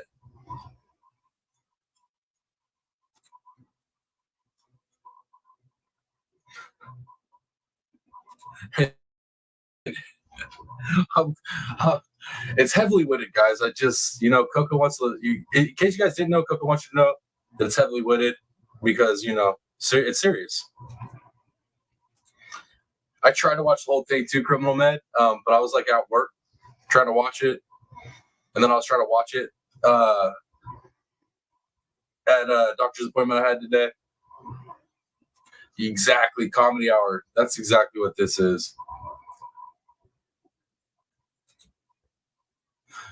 Metal detectors. They are looking for casings, and I haven't talked about that, but casings are something from the top of a gun that when a gun is shot, the bullet comes out and the casings are ejected from the top of the gun, and they can go for a little bit, feet, not all that far. Y'all pay attention to what she's saying, though, because this is her big coup de grace. This is like her big part of her defense is this casing situation. So make sure you're paying attention because this is her big moment, y'all. This is her big moment. But it's no telling how far they go, but not that far. To the right or to the left of however the gun is being held. And those casings can give really important evidence. They don't find any casings. They have the metal detectors. And again, up and down this side, up and down this side. They do go on the drag path here and up and down here. They are looking everywhere. And they're specifically looking for evidence of bullets or casings. And casings. That's what I was saying, Mr. Michigan. I felt like for a minute I didn't click on a trial video. I felt like I was clicking on a horribly made law school video that you don't want to go to, like a law school, like a you definitely don't want to go to. Got like the lowest rating or something. That would be right there on top of the ground. Nothing. No casings were found. Now, Detective Ryder did find some stuff. Detective Ryder saw what looked to be perhaps a broken limb that may have been shot at, hit by a bullet. So he was looking at that, and, it had a hole in it and stuff. It was pretty suspicious looking. So that also focused him around this area here. And he spent hours with his hands, with his eyes, as well as the dogs and the metal detectors and other police looking. Right, Coco, at online law school. Yo, it's the Temu version of law school. It's the you can order this video series off of Temu.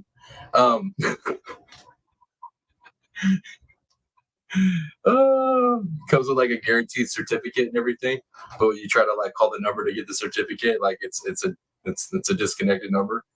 This is the area that they're looking in for evidence.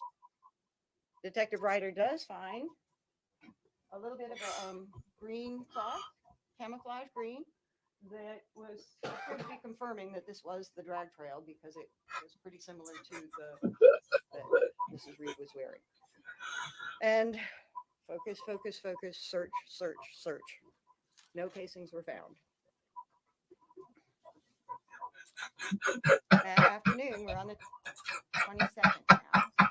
I'm in church. Contact police. Oh my lord! Hey, we can't joke too loud about Temu. Like, Dumpling might go order that. Tell her not to.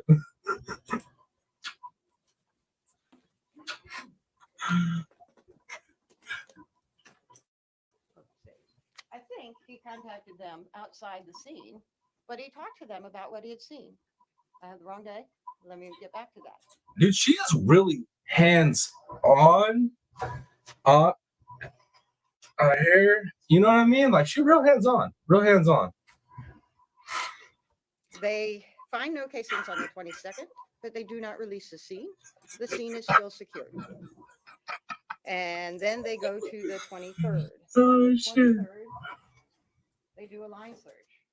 And the line search is many police officers, generally within arm's length of each other, walking the scene. Any place that could possibly lead to evidence. They do this line search. Okay, so, like, seriously, what she's doing is, and it's taken her like an hour to do it, right? And we have it sped up, right? We're listening to this sped up, guys. Think about that. This is sped up. But all she's trying to do is explain to the jury that the area was searched extremely well, and they should have found all the brass so that she could really lay the foundation for her idea that the real unaliver came to the unaliving, cleaned the scene up, left, came back a month later, and left that brass there. This is what she's trying to get across. That's why she's literally laying all this foundation, and so that she can like convince the jury that this whole idea that the real unaliver, like I said, unalived, clean up the area, and then came back a month later to deposit the brass, the spent brass. Bro, you insane. And even after the line search, they come back to that big tree area with metal detectors. And they dig holes. There might be beeps. And when there's beeps to the metal detector, you kind of check and maybe you dig a bit. And they dig a couple of holes around the big tree, tree number 1. And they actually find a slug a bit underground south of that tree number 1. But it was old, very, very tarnished. It did not appear to be related, but you're going to collect it anyway because they don't know yet. So they collect that slug. And then that should be the afternoon. And then Alan Schwartz comes and contacts the police and tells them about this nuisance that he saw. So a police officer with a metal detector is told to go with him, and he's allowed into the scene because the scene is more than just tree number 1. And he's allowed into the scene to look for the Yo, I'm dead, guys. It's so hard to pay attention to what she's saying, considering I've already heard it, what she said. And like, dude, chat, you guys are hilarious, man. The stuff you guys are saying in chat. Oh my Lord. area that he saw the casings. And he's going up, and the detective is with his metal detector going and not finding anything. Kind of digging again in the ground when it seems to be, because it does beep falsely, and it'll beep on other stuff, in other words. And It's- he continues on. Can't see it. So they say, okay, and he leaves. Yo, I wondered yo, is she landed an airplane or something? if it was maybe farther up, and didn't go as far as where the big tree was. Tree number 1. He didn't go that far when he was trying to figure out where he was. He was at the bottom part. So, nothing was found that day. No casings. And it appeared the killer had covered his tracks. But the police weren't done. They put up game cameras around. Oh, To capture the location of where the bodies were recovered, and to capture the location around tree number 1 and Marsh Loop Trail. Sweet Home Alabama. Dude needs to be objecting for himself. Yo, Mr. Michigan, her eyebrows look like even she's surprised at the words coming out of her mouth. Yo, I don't even need to go to open mics, man. I don't even need to go to open mics for comedy. I just come here and kick with you guys. You guys are good. Y'all are funny. Oh my Lord.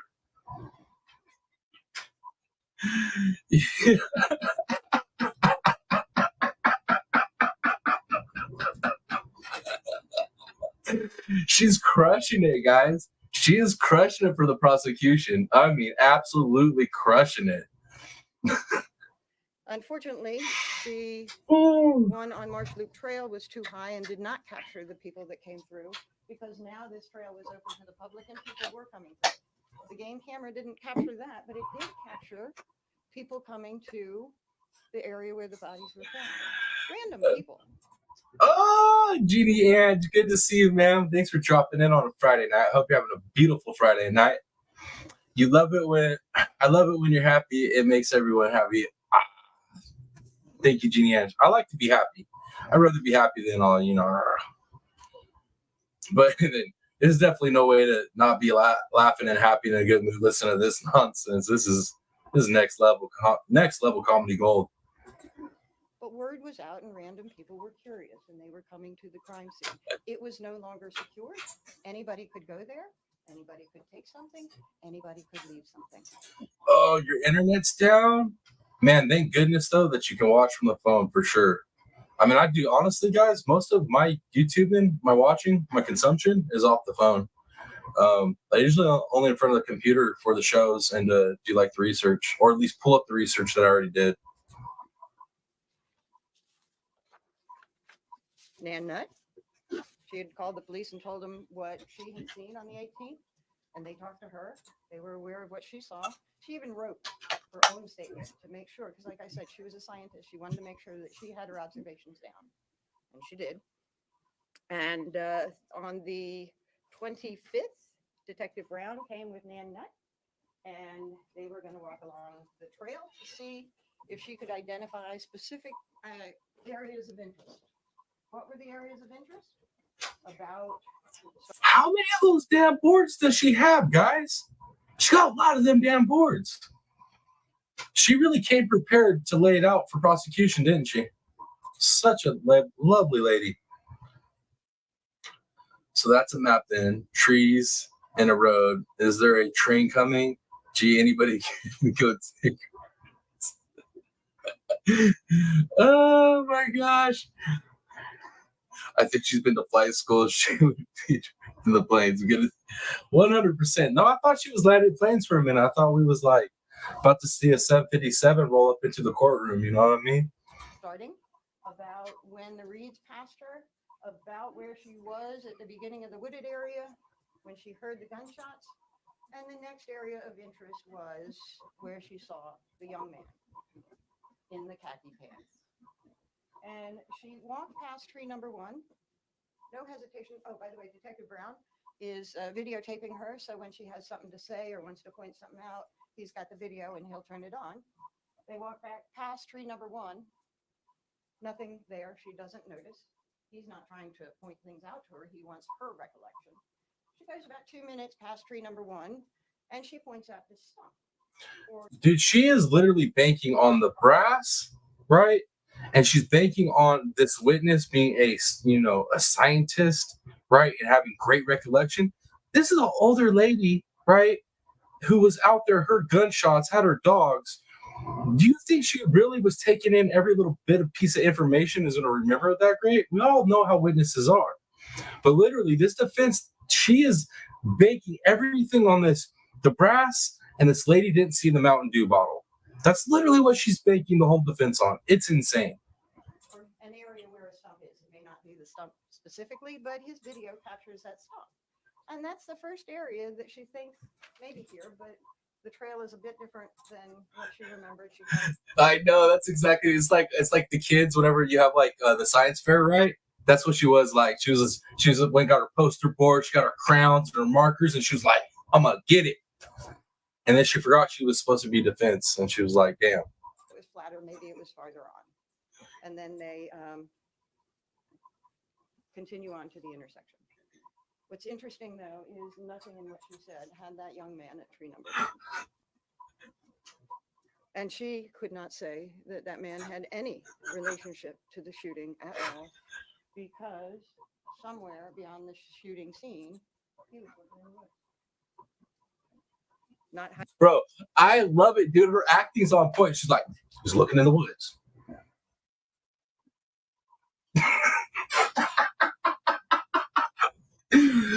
Oh my goodness, guys. I can't. I'm sorry. from her, not turning his head so she couldn't identify him. He was looking in the woods.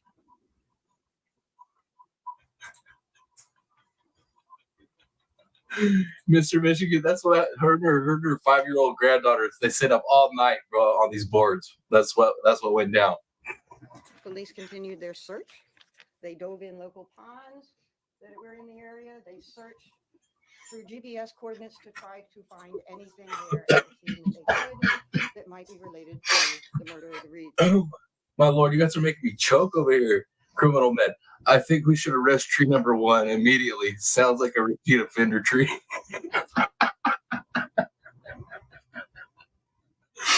Oh my Lord. On May 9, they're going daily. So officially or unofficially, they are back there looking and doing stuff around Marsh Loop, around broken ground trails. We know that Detective Harbitz was there in the area on the 9th. We know that the FBI were in the area on the 10th because Oh yeah. No, you guys, trust me. What the jury gets to do right after these openings, yo, guarantee they were having some awesome conversations on this little trip they go on after this opening. they set up a special kind of camera on the trail to capture the trail in a different way. And that same day that they are taking these special pictures, Detective Brown, with some others, has brought Concord Fire Department dummies that Concord Fire Department practices with to just drag it along that trail to do some timing stuff. And while he's there, he converses with the FBI. They set up pictures on this side, pictures on this side. This side is very, very important. On the north side of tree number 1, they have a picture.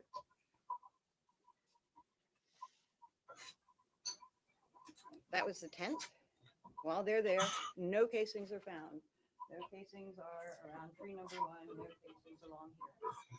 On the 12th, Detective Brown and Detective Ryder accompany Alan Schwartz to try and again locate where the casings he saw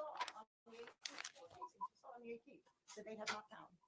Where could they be? So they actually take Alan Schwartz the other way. So he's coming from north to south along Marsh Loop Trail. And as he passes tree number 1, he says, I think it was actually closer to around here. Still nothing there. And then on May 20, a little over a month after the Reeds were murdered, the couple of police officers with the prosecutor. Yo, Darcel, that was good. They should send a note out to the judge asking when they get to hear from the defense. Yo, that's so good. Oh my Lord. Oh Lord, the 12th. How many more days? Oh, see.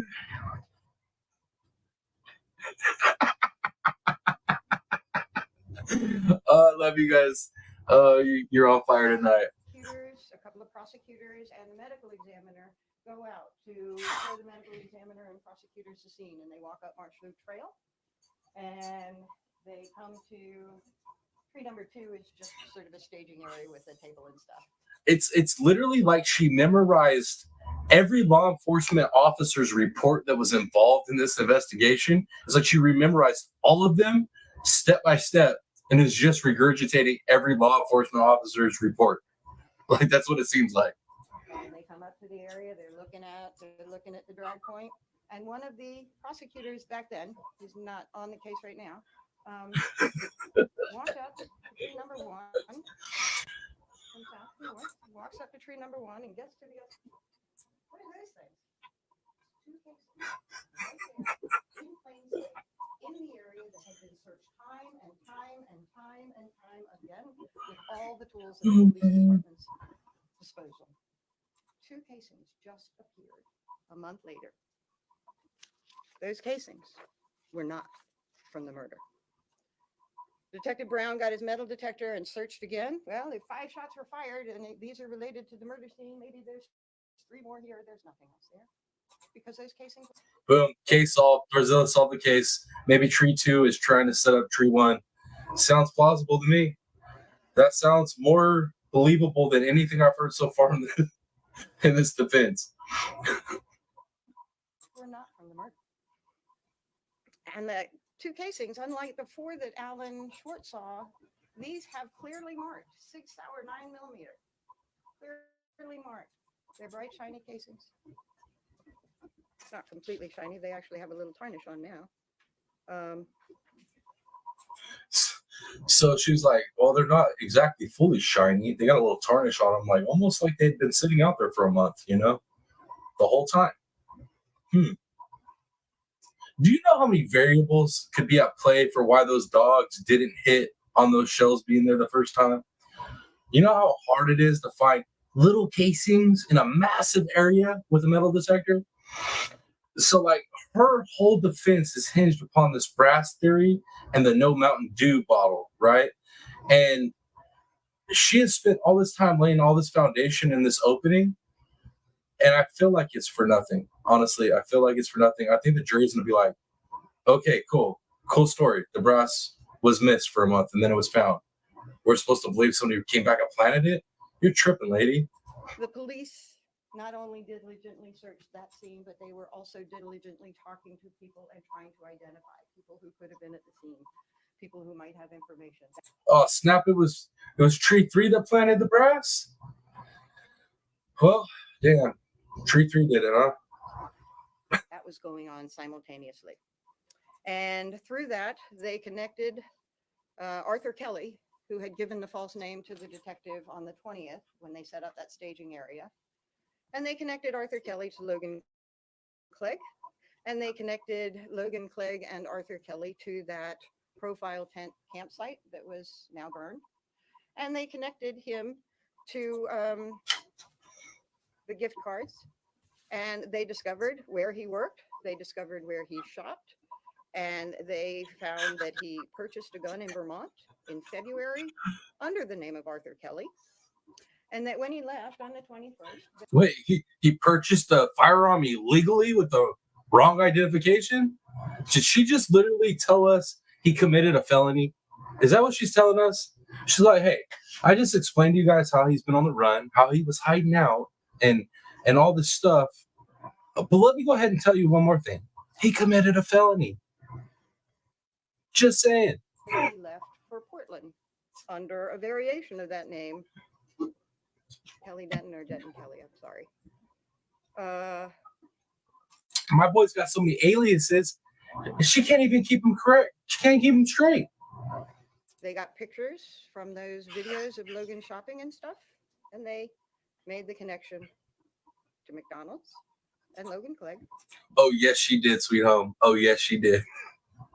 And they captured that video leaving Shaw's with black jeans, blue jacket, backpack, and a shopping bag with the bright green Mountain Dew 2-liter bottle showing through with the label.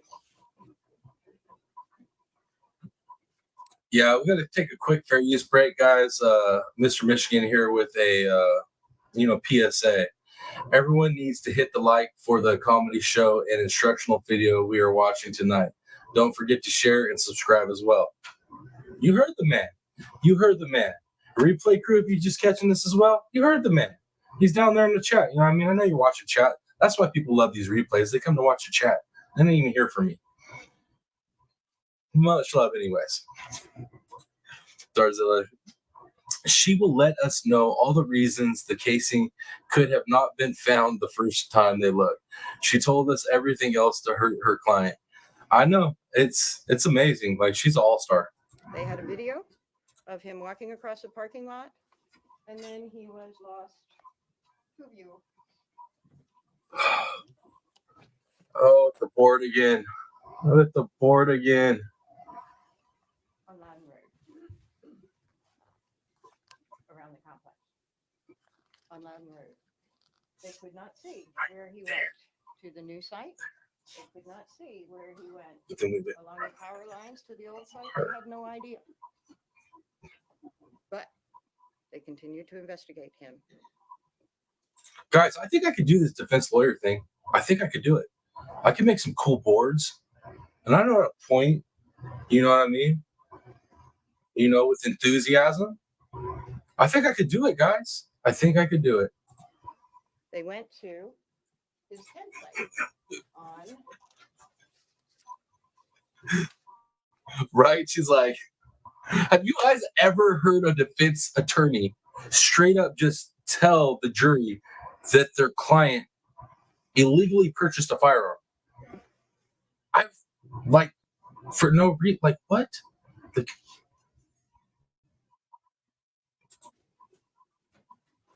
Profile connector. And among the many things that they discovered was this natural clearing area and a whole bunch of She done put so many boards up on that holder. It's about the legs on that damn thing about to snap. casings. Casings just like the casings that they have found a month after the shooting at the crime scene. Casings found here and at the crime scene a long time after Logan had left Concord. These casings were found at different times, and they were collected, and you'll see them. They learned that Logan was a fugitive from justice for his violations from Utah. And Once again, what are those violations in Utah? I want to know why he was on probation. Probation. Why? they found Logan. Maybe because he's a freaking criminal. They submitted the casings to the lab. The lab already had the 2 bullets, the one from Mrs. Reed and the one from the debris around tree number 1. And now that they had Logan, they could do more. They saw Logan saying goodbye at Price Chopper. Yo, Logan's over there with his head buried in the table, praying to sweet baby Jesus. Like, please, I know I don't deserve it, but you just want to go ahead and just take me out the game right now because I'm cooked. I'm done. Like, can I just go right now, sir? Like, just, wherever I'm going, just send me. Arrested him at the library when he went shortly after. And they seized that gun. They seized stuff from his tent, including those bullets. And they seized his DNA. And they seized his prints. Now they had something hard to test and to look for an answer. It's crazy, right? Because usually when defense is up there talking about the investigation or talking about, evidence, they're trying to, make debunk or not debunk, but like prove the investigation was done wrong, done poorly. They usually go after the investigation the way it's done, and then they try to go after the evidence the way that it was acquired. She's doing none of that. She's doing absolutely none of that. Her big hang up is the brass showed up was found a month later, which there's so many different variables on how that could happen, right? Doesn't necessarily mean that the killer took him, brought him back, and staged it. That's crazy. And then the freaking Mountain Dew bottle. That's all she's got. This is so crazy. How after the first day, the judge wasn't like, yo, we need to have her 5150 because I think something's wrong. And that is where Logan's path and the investigation path might have come together, but it didn't. Those paths never became the same because that science did not show Logan to be the shooter. It showed something very different. Preliminary ballistics were done beforehand, but now with his right, Pat Gaines, right? Is this closing arguments? I can't tell. Seriously. Gun, they could check those casings. Thank you, Miss Jeannie Ange. Thank you. I'm gonna go ahead and take this moment. If you all donate, I appreciate it. Leave your name so I can give you guys love shout outs on it. And for the 3 ladies that have donated this month already that I know of, I haven't really checked anything in the last hour, but Miss Sassy 7, thank you. Criminal Med, thank you. And Miss Dawn, thank you. Appreciate you ladies. All right, guys, let's jump back into the programming here. The casings here, yes, they were fired from Logan's gun, and it appeared that this was a makeshift firing range for firing that gun. The 2 casings found on the north side of tree number 1 were the same as the casings that were fired here. The science could say that those casings all came from Logan, were all shot from Logan's gun, but the science couldn't say if those casings shot the bullets that killed the Reeds, because those casings, the science couldn't say, were they planted a month later? Oh, Miss Jeannie Ange, I've already doxed myself, so I don't know. It is what it is. I've told everybody, Miss Jeannie, that if you can't figure out who I am, my real identity at this point, you're like the worst sleuth on these YouTube true crime streets. That's all I'm saying. So, but thank you for letting me know. They were not there right after the shooting when that place was searched so thoroughly. Science couldn't. Sweet Home Alabama. Obviously, he's speechless because he ain't said a damn thing. He's just back there like, what is going on? What is happening? He's probably checking his blood pressure, thinking that he's about to have a stroke or something. Tell him that. So then there's the bullets. There's 2 bullets, and now we have ammunition from Logan's gun, and we have Logan's gun. Let's put those bullets together with the gun and see, did this gun fire those bullets? Well, it couldn't tell. It could not tell. The science does not know. What the science knew was that through general characteristics, there is a plethora of gun manufacturers that manufacture guns with this particular type of characteristic. It's called rifling. And there's about 14 different manufacturers, including Glock, which is what Logan had, including Walther, including Heckling Koch, sorry, and including Car Arms, some very popular brands, including less popular, more esoteric brands. Real quick, I want to go ahead and add a name to those names that I just, Miss Jeannie Ange, thank you. I appreciate you. You rock. And the scientists, the criminalists who analyze that will say within each of those manufacturers, there are several different models. And each of those models might have different generations. Yes, please, guys, smash that like, smash that share. Replay gang or anybody hiding in the bushes right now, smash that subscribe. What are you doing? Let's go. Let's go. Thank you, Criminal Man, for dropping that. And thank you, Jeannie Ange, for dropping all those links. And thank you for the donation. I appreciate you. And they've been produced over decades. She could not count the number of possible guns that were out there that could have fired the bullets that killed the Reeds. And she could not say that Logan Clegg's gun was the gun that fired it. It is unknown from the... Did she just say Logan's Clegg? Like, this lady. So what else is there? There's DNA. Well, because the bodies were out for a while, DNA was a bit tricky, but there were some results. Some items were tested and just not enough DNA on them, but they tested particular items where a killer might have grabbed to drag bodies. Those areas might have the killer may have left DNA behind dragging the bodies. So they tested those areas as best they could. And in a lot of ways, some of the results came out saying, can't tell one thing or another. Could Logan be included? Could he not be? We just can't tell. But in 3 areas, under the belt, sock, and boot, 3 areas did have results.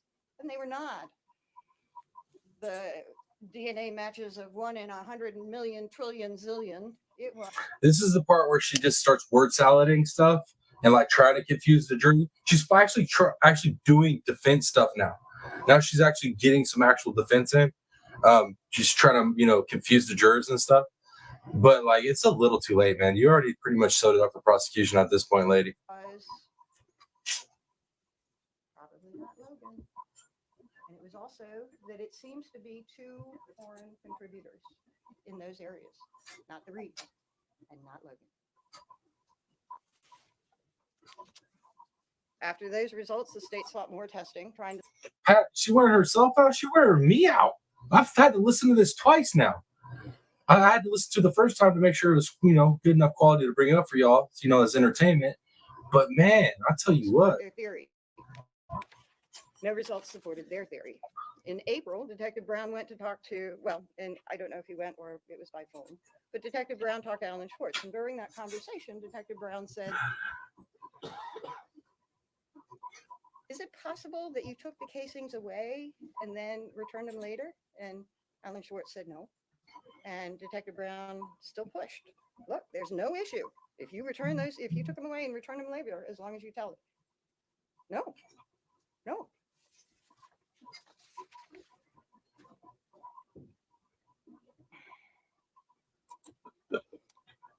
The evidence of the shooting says it's not Logan.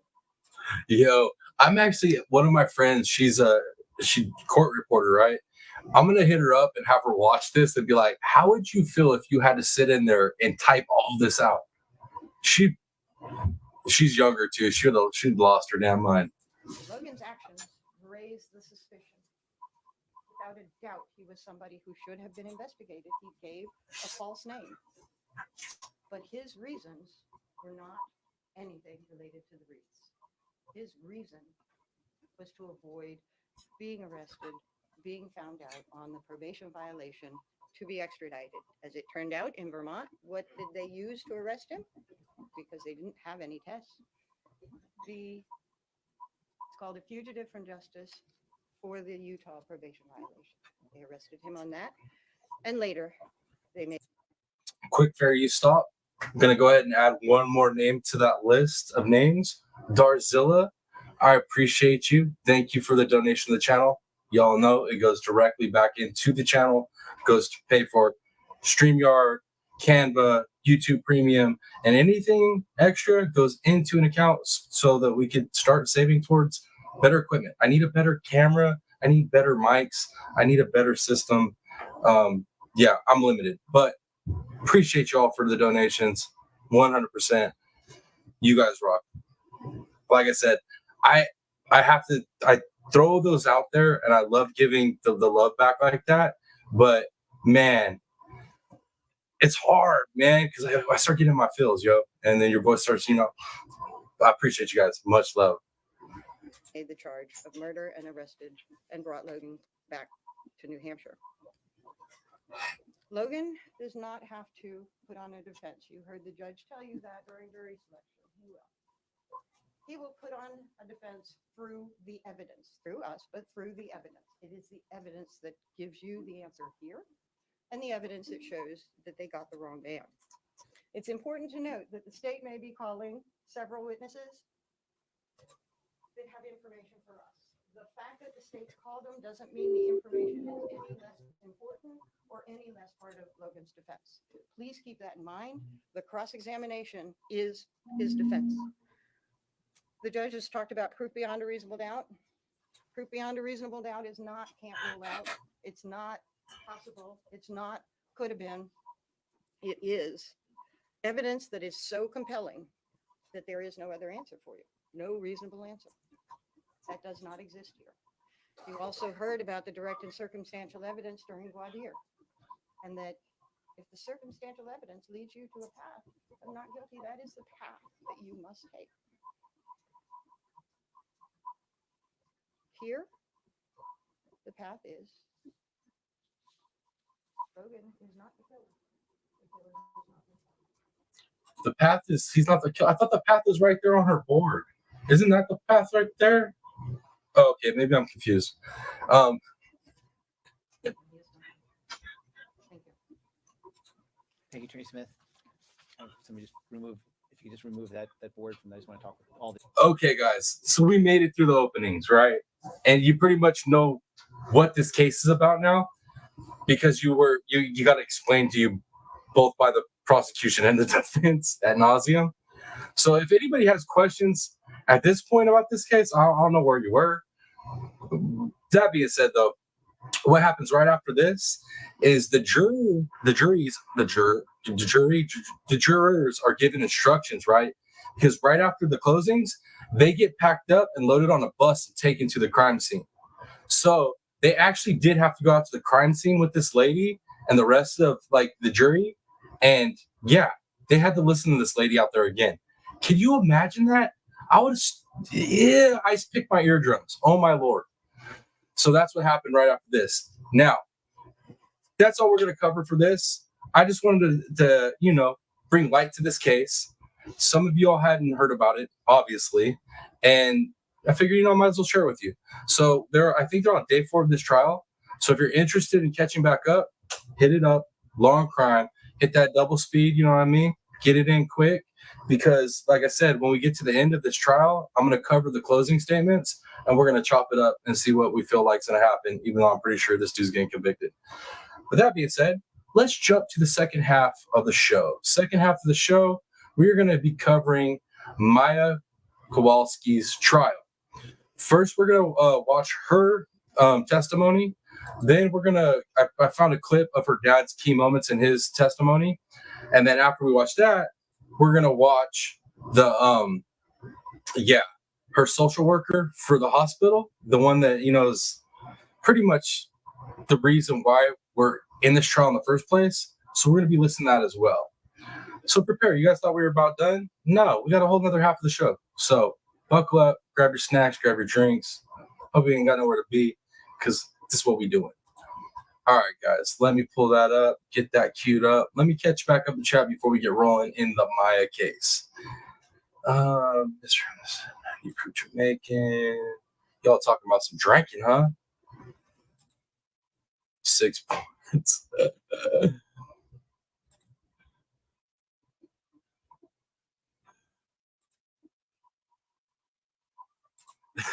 I would have been going with the bus.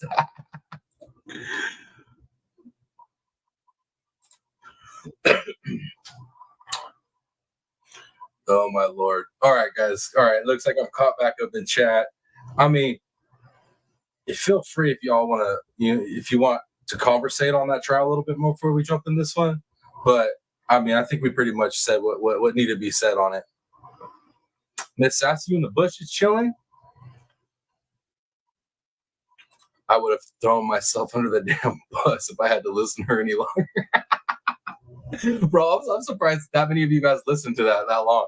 I was like waiting for the whole chat to drop out. I was like, oh man, they're either gonna be really upset or they're gonna have fun with it. I'm glad you guys had fun with it.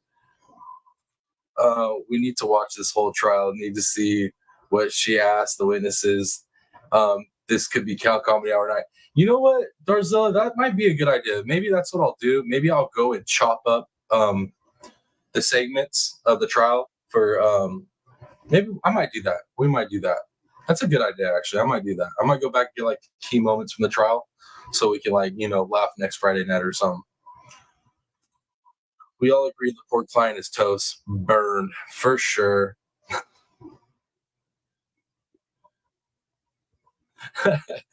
Mr. Michigan. Oh, I have to do a wardrobe change for the second act. Be right back, y'all. Sweet home Alabama. I'm worn out. Jeez, that woman. 100. Yeah. Okay, guys, let's go ahead and jump in to Maya Kowalski because we started covering it. We got some of the first testimonies out right. But let's go ahead. We're going to listen to Maya's testimony, like part of her testimony. And then, like I said, we're going to jump over to some key moments in her father's testimony. And then, very last, we're gonna listen to that grimy social worker and what she's got to say. And trust me, prepare to be triggered. Prepare to be triggered. But give me some ones in chat, guys. If you guys can hear this video, I'll make sure it's cranked up. Okay, let's roll.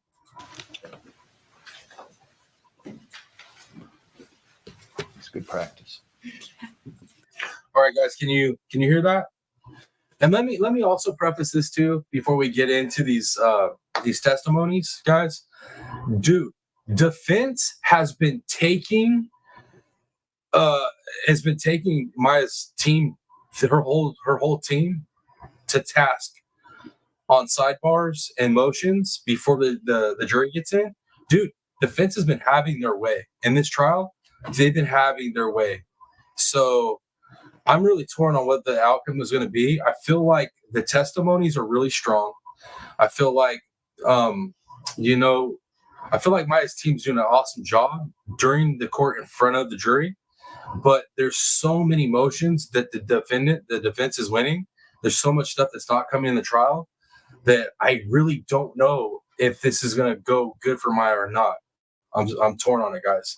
But I figure I would throw that little preface in there in case some of y'all haven't really been paying attention to the trial. There has been quite a bit of motions and sidebars and whatnot that have went the way of the defense. And I wasn't happy about it every time. But that being said, let's go ahead and get into it. I'm going to assume y'all can hear it. Let's roll. State your name for the record. Maya Kowalski, And where do you live? Venice, Florida. And are you one of the plaintiffs in this action? Yes. And was there a period of time between October 7th, 2016 and January 14th, 2017 when you were kept at Johns Hopkins All Children's Hospital? Yes. During the course of that, did you from time to time write letters to your mother, your father, or your brother? Yes. Let me show you, if I may approach, Your Honor. What's been marked for identification. And you all know, right? Trigger warning on this case, right? This trial, because a lot of it, man, it hits you in the feels hard. It'll hit you in the feels real hard. Trial Exhibit 2375. And ask you to identify whether you are the author of that. Yes, I wrote the note. And that is your handwriting. Yes. And so, although I don't see that it's dated, is it in any place? It's not. But do you recall that whether this was written during the course of your stay at Johns Hopkins? It was written when I And was can you see there. that from what is written there, the descriptions? Yes. And in writing this, were you expressing your existing at that time mental, emotional, and physical condition? Your Honor, I just object to the leading. It's a minor. No. I'm gonna sustain the objection. Okay. I don't like this judge either, guys. I'm telling you right now, I feel like this judge has been really favorable to the defense, like extremely favorable to the defense. What was the purpose involving, what if any involvement does the document reflect as to your mental, emotional, or physical condition, if you can look through it there? Well, at the time, I desperately missed my family. I wasn't allowed to really have any contact with them. So in this document, I'm expressing how much I missed them. I was extremely depressed. And in the little, as far as physical wise, how I was doing, if you look, there's a heart. And in the heart is pictured my mom on the very far right, and my brother, me in the wheelchair, and then on the very far left would be my dad. So it's showing that I'm still sick. Were you attempting at this point to address your health while in there? You guys, I'm gonna let this play for a second. I'll be right back. Yes, but And- I couldn't explicitly state it. Because what? I couldn't explicitly state it because they wouldn't have sent the document.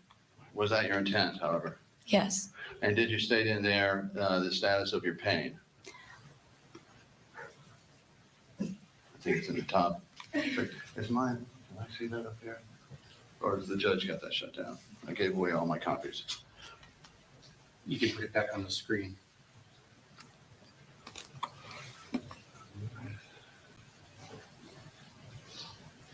When you say not doing the best, but I'm hanging in there, what were you addressing?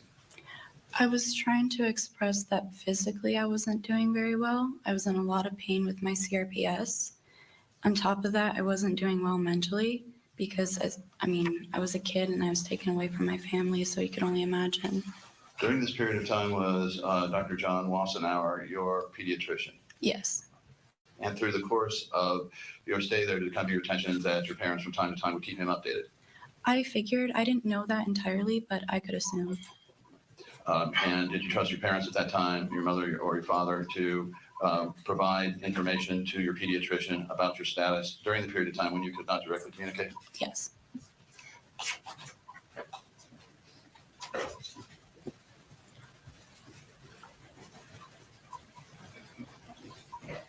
Your witness.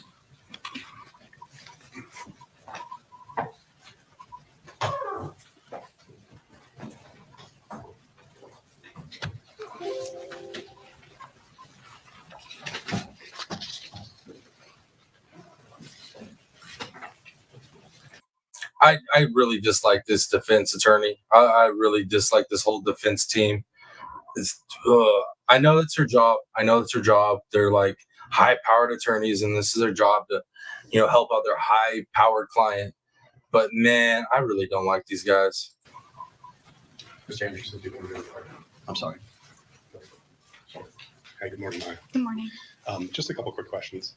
Do you know the date that this was sent? I do not, I'm sorry. And if I understand what you were telling the court, the purpose of this letter was to communicate with your mom, dad, and your brother? Correct. Okay. Do you know if Dr. Wassenaar ever came to see you at All Children's? Sorry, can you repeat the question? Sure, yeah. Do you know if Dr. Wassenaar, your primary care pediatrician, ever came to see you at All Children's? I believe he did not. Thank you for your time. Anything further? Anything further from the court? No, anything? I do not. Okay, Ms. Kowalski, if you could go have a seat. Thank you. All right, so those were the comments made earlier on this morning by So that her whole little testimony wasn't long at all. But can you imagine what that girl's been through to even have to sit up on that stand after what she's been through, and then to sit up there and have to be questioned at all by individuals that are over there defending the people that said that you're faking your illness, the people that incarcerated you medically, to the point where your mom thought the only option to free you was to end her life. Bro, I can't, man. That girl, her story really, I mean, it hits you in the feels. It breaks my heart. And then, man, listen to this man right here, her pop talk, man. Also, it's rough. It's absolutely rough. Let's go ahead and jump into this next one. Like I said, these are going to be key moments. I was going to go through the whole testimony, but his testimony like stretched over like 2 days. So these are key moments. I checked it out and I was like, you know what? I agree with that. This one's chopped up really well. We'll use this one. But yeah, let me see what y'all say in the chat real quick. Let me catch up. They repeatedly keep saying she wasn't in pain. Sorry, but the incident of child laying about and like never with these. I know. It drives me crazy too. Like, trust me, this last, because we're gonna get through this one. The social worker. Dude, get ready for that one. We're gonna cover that one after this one. The social worker. Oh, you think you're mad right now about this situation? Wait until you hear this lady's face speak. Oh, it's irritating. Yep, no outside doc wants to work with Hopkins. They're too controlling. Yep. On another level, they literally control if you can see your own child. Seeing her in that pain, we knew something wasn't right. You know, it wasn't something we've seen before. She was in more pain. Give me some ones in chat. Ones in chat, y'all can hear this. I want to make sure y'all can hear it. A Florida family is facing off against a children's hospital in a court of law. The Kowalskis say treatment at that hospital led to irreparable harm for their family, while the hospital says they didn't do anything unreasonable at all. Now the plaintiff himself has taken the stand. We're bringing you 5 key moments from Jack Kowalski's testimony. Welcome to Sidebar, presented by Law and Crime. I'm Jesse Weber. I will tell you this, though. I have watched his whole testimony. Dude, it'll break your heart. I don't care how tough you are, how manly you are. Dude, it's rough. Yep. No, it's right there. As you may know, we've been covering the story of Maya Kowalski out in Florida. It was actually the subject of a Netflix show called Take Care of Maya. And right now, there is an intense trial happening with the Kowalski family claiming that a hospital is responsible for the death of the family matriarch. Very serious accusations being levied here. So to recap, let's go back to 2015. Maya Kowalski was just 9 years old when she was diagnosed with CRPS, complex regional pain syndrome. And what this is a neurological condition in which a person's body misinterprets even light touches as excruciating pain. So as you can imagine, it causes stiffness, spasms, limited mobility, really, really difficult condition that I'll tell you before this case, I had not known about. I'm not sure a lot of people know about it. Well, the family's doctor had previously treated Maya with ketamine. And it's our understanding that what that does is it blocks someone's pain receptors and it can try to normalize the body in a way. It's not a miracle cure. There still can be flare-ups. And according to the Kowalskis, that's what happened in 2016. Maya had a flare-up, and it was so bad that her parents, Jack and Beata, checked their daughter into Johns Hopkins All-Children's Hospital in St. Petersburg, Florida. Beata allegedly told the hospital to treat Maya with ketamine because it had worked for her in the past. But according to the lawsuit, the hospital staff refused. Yo, criminal man, I'm sorry. I'm so angry. My husband keeps going on bike rides so he can escape me going off. It's like reverse, right? Usually it's like the women are like, can you shut up about your sports? I don't want to hear it. But in our world, it's us complaining about true crime. Yo, that is too funny. Back off topic, asking for prayers for bees. All right, I don't know what's going on with bees. I haven't seen bees. I know that last time I saw her, she was having some rough stuff going on, guys. But if y'all could throw some prayers out for bees, lift her up. I know that she needs it right now. I'd appreciate it. Thank you, Miss Julie Delkma. Thank you for putting that out there. To follow the family's instructions. And on top of that, the family says that the hospital, they lacked experience with CRPS in general. The family claims that hospital staff were suspicious of Maya's family because the ketamine treatment seemed so extreme. In fact, the lawsuit argues that the hospital suspected Maya might be a victim of child abuse and that this was a case of Munchausen syndrome by proxy, basically saying that Beata was suffering from a condition in which she was faking or causing her daughter's illness. Now, according to the complaint, a hospital social worker contacted the Florida Department of Children and Families to report Beata and refused to let Maya leave the hospital. So Maya was taken into state custody, remained in the hospital. She didn't see her family for 3 months. Maya herself told People magazine that she was, quote, medically kidnapped. This separation took a massive toll on Maya's family. The complaint reads, quote, the resulting prolonged separation from their suffering daughter manifested in Beata's depression, fatigue, and overwhelming sense of hopelessness. And sadly, in January of 2017. Let me get this right quick. Corvette girl, good to see you. Thank you for being here. I watched this on Netflix. It was so sad. They played actual phone calls of her and her mom when she was in the hospital. Yeah, no, this one's that's why I'm covering it. After I learned about it, I got kind of emotionally attached to this one, so I definitely want to cover it. I can't put myself in the position to even understand close to what she went through, what her mom was going through, what this whole family has gone through. 17, Beata died by suicide. It was only 6 days later after that that Maya was officially released back to her family. The lawsuit against the hospital is based on multiple claims: false imprisonment, negligent and intentional infliction of emotional distress, medical negligence, battery, and it's reported that the family is seeking over $200 million in damages. Now, this trial is to figure out if this whole series of events could have been prevented, whether the hospital contributed to Beata's suicide. So now, with all of that in mind, let's go to the latest in the case. And that is that Jack Kowalski, the father of Maya and her brother Kyle, widower of Beata, he took the stand. And he talked about his late wife, and he talked about the family's interactions with the hospital. So he says Beata, who was a nurse herself, did everything she could to figure out why her daughter was in so much pain. Jack described what it was like for Maya before she went into the hospital. Being in the house and hearing your kid screaming 24/7. Trigger warning, guys. It hits you in the feels. I'm telling you. There's nothing that we could do. Was this every night at this point? It was mostly throughout the day and night. Nah, he's not speed talker, Julie Duck. I got the speed sped up on these videos so we can get through more content. After hearing that, Bonnie Rice saying it's conversion disorder, this child was screaming and crying. If she took a shower, the droplets of the water would make her scream. You put a sheet over her legs, she would scream. She had to be assisted on the toilet, and she would scream. She looked out the window, see her friends playing, and you knew that she's not faking this. Did I ever think she was faking at first? It was like a light switch where all of a sudden everything changed. It's like, it is just so unbelievable that something could happen that quick. Yeah, it's hard to imagine, right? It's hard to imagine what that's like for Maya and what that's like for her family hearing that. By the way, the jury is hearing all that too. And that definitely adds a level of sympathy to the plaintiff's case.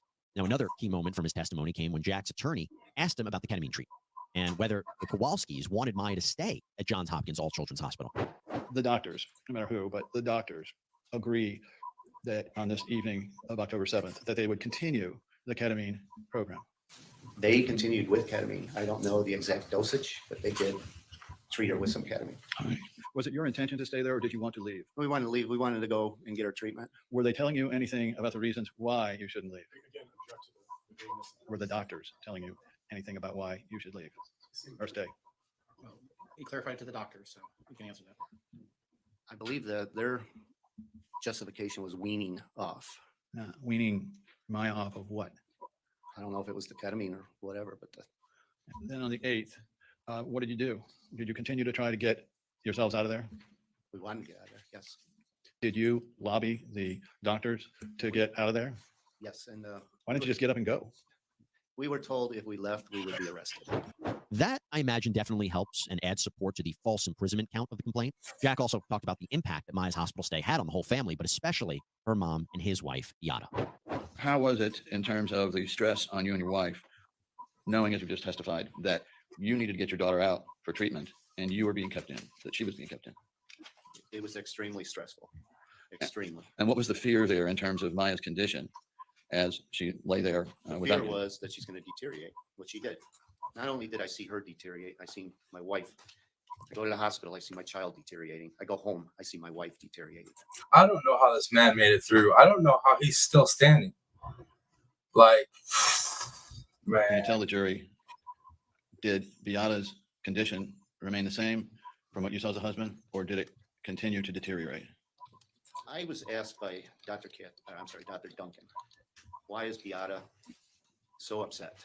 And why can she not calm down?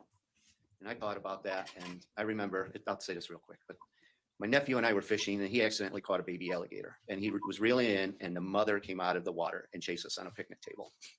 And I told Dr. Duncan, I said, that's Beata. Her child is on the 7th floor, and she wants her child back. And it's very important for the jury to hear that when we address the issues of intentional or negligent infliction of emotional distress, especially poignant there. And to add to that, Jack says that the hospital staff continued to be suspicious of Beata even when the family brought in religious items. From the best of your knowledge, did you or anyone else do anything that was against the hospital's rules? No, we brought holy water. She had her wafers. She had her cross or the rosary. And a lot of that was not allowed to be in her room. That's so ridiculous, man. It's like one thing you thought the parents, let's just keep it in that context of like, you thought the parents were abusing her or, being extreme with the medications, this or that. Okay, so you're going to keep the parents away. Why are you going to restrict this child from practicing her religion? This is just, and trust me, once we get done with this, these two, these were just quick little clips, right? The biggest reason I want to cover this is we're going to cover the deposition of the lady that is the main reason why this all happened. That's next. And so you brought it up, and was it then taken away? It was taken away. And did you ever learn the reason why it was taken away? One thing that I remember is they were worried that the host was going to be poisoned. That the body and blood was going to be Yeah. poisoned with what? With what? Who Yeah, what was knows? supposed to be in it? I have no clue what they were worried about. Well, did you ever learn through the course of this that they believed that somehow Beata was slipping ketamine to her daughter through the holy water and wafers? You got to be flipping kidding me, y'all. Like when I heard that, hearing it twice, it's still just as crazy. It's like, for real. These parents were slipping ketamine in with the holy water, bro. Are you taking communion with ketamine? Tripping. Overruled. I know it didn't happen, but did you It learn didn't happen. No, it did not happen. But yes, they had all different ideas of theories? theories. Yes. So Jack claims that there was a lot going on behind the scenes, things that he didn't consent to, things that he and Beata didn't even know was happening. Were you informed that they planned to test her as to whether she could actually get up and walk around by placing the commode just out of reach? Objection, predicate foundation. Overruled. It was the commode and also the phone. They would ring the phone, see if she would answer the phone. Were both of those, Reach. and both of those were out of reach? Yes. Had you been asked about this, would you have given consent or told no? Absolutely not. Now, obviously, this is disturbing and it's tragic. But remember, this is a legal case, and this is only the craziest part about that is they videotape that crap. There's literal video and picture evidence of them setting this room up to try to catch this little girl moving on her own, which she can't do. And then in the trial too, they cover the fact that these nurses wouldn't show up in time for her to use the restroom, and she would soil herself. It's disgusting, guys. Absolutely disgusting. The plaintiff's version of events. The defendant, John Hopkins, they're going to have an opportunity to present their defense, cross-examine these witnesses, put in their own witnesses, say how they didn't do anything that was unreasonable, how their actions were justified, that they're not to blame for what happened. So we're going to continue, of course, to follow this case and the testimony of Jack Kowalski, as well as Maya, who's also expected to testify, key witness here. We're going to bring you any other major updates from the case. But we also want to let you know about something else that happened. You see, there was at one point a discussion of a possible mistrial. So last week, the Kowalski's attorney told the court that Maya may have been sexually assaulted while in the care of the hospital. Yeah. So Maya reportedly claims at one point, a man in a doctor's coat. Look, guys, yeah, this is the thing. This is what I was telling you. There's a lot of stuff that's happening in the motions before the jury starts every morning, right?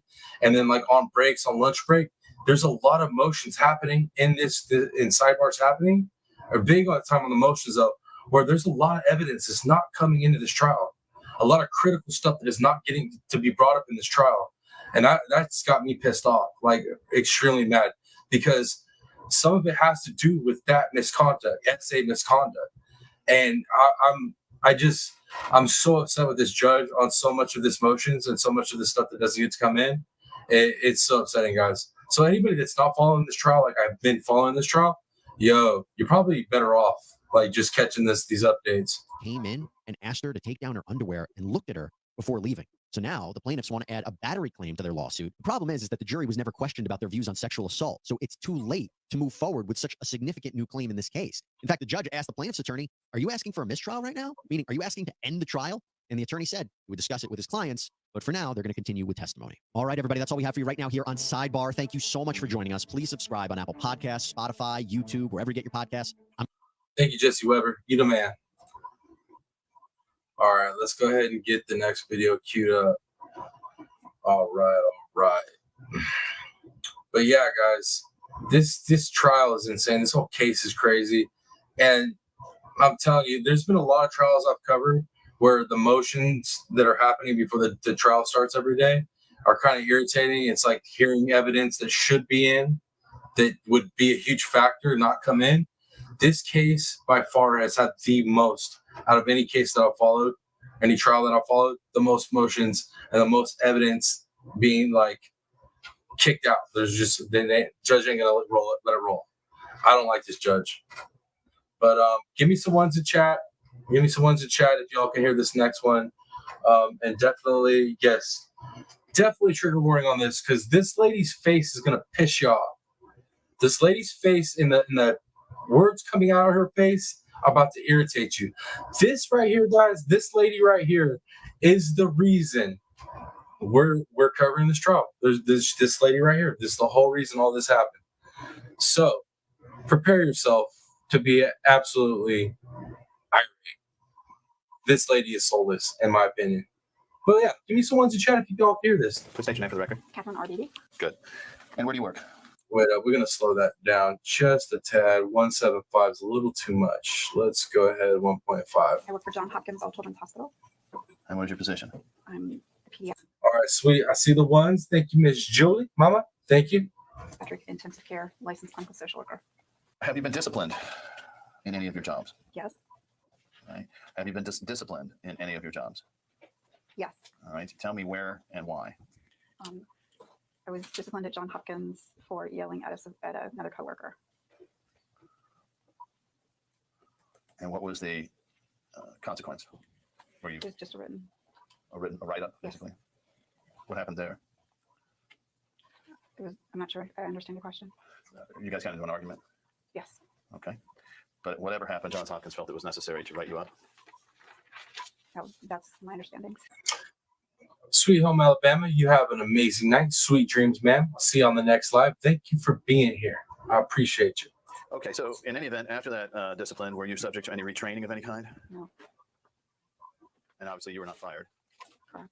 What was the name of the person that made the complaint against you? Her name is Pam. For the life of me, I don't remember her last name. And what was her position? She was a case manager in the cardiac care unit. What's a case manager? Is that another social worker? No, case managers. A nurse? No, well, she is a nurse, but they work to coordinate discharge for medical equipment, medications, home nursing. They work to help discharge patients to rehab centers. And what was the essence of the dispute? Yeah. Here, let me show you. Maybe I can. See that? She don't want to answer. She don't want to answer that question because it makes her look incredibly unprofessional in the job, which she is. Because like I said, this is the lady that made the call that Maya's parents were abusive parents. She's the reason for all of this. Help you. I'm going to show you Exhibit 3 for the record. And what is that date? 11/18/2016. 2016. 11/18/16. Yes. So this was during Maya's stay? Yes. Okay. And what happened? Were you complaining at the time of covering more than one unit, if you will, or floor? Yes. At that time, were you covering more than one floor? I was covering 2 units. What units? The pediatric intensive care unit and the cardiovascular intensive care unit. All right. Where was Maya? So the heart and the kids. She'd be in charge of the hearts and the kids. Bro, get her out of there. Kowalski, what unit was she in at this time, November? She would have been on the 7th floor. And what was that? The 7th floor is a med surge floor along with, Med surge? yes, so What does some that of our mean? medical and surgical. Okay. Yeah. So for surgery. Yeah. And there's also EEG floor. Why was she on that floor? I don't know that. Okay. But was that your assigned floor? In other words, were you part of med surgical or EEG? No, I was not part of that.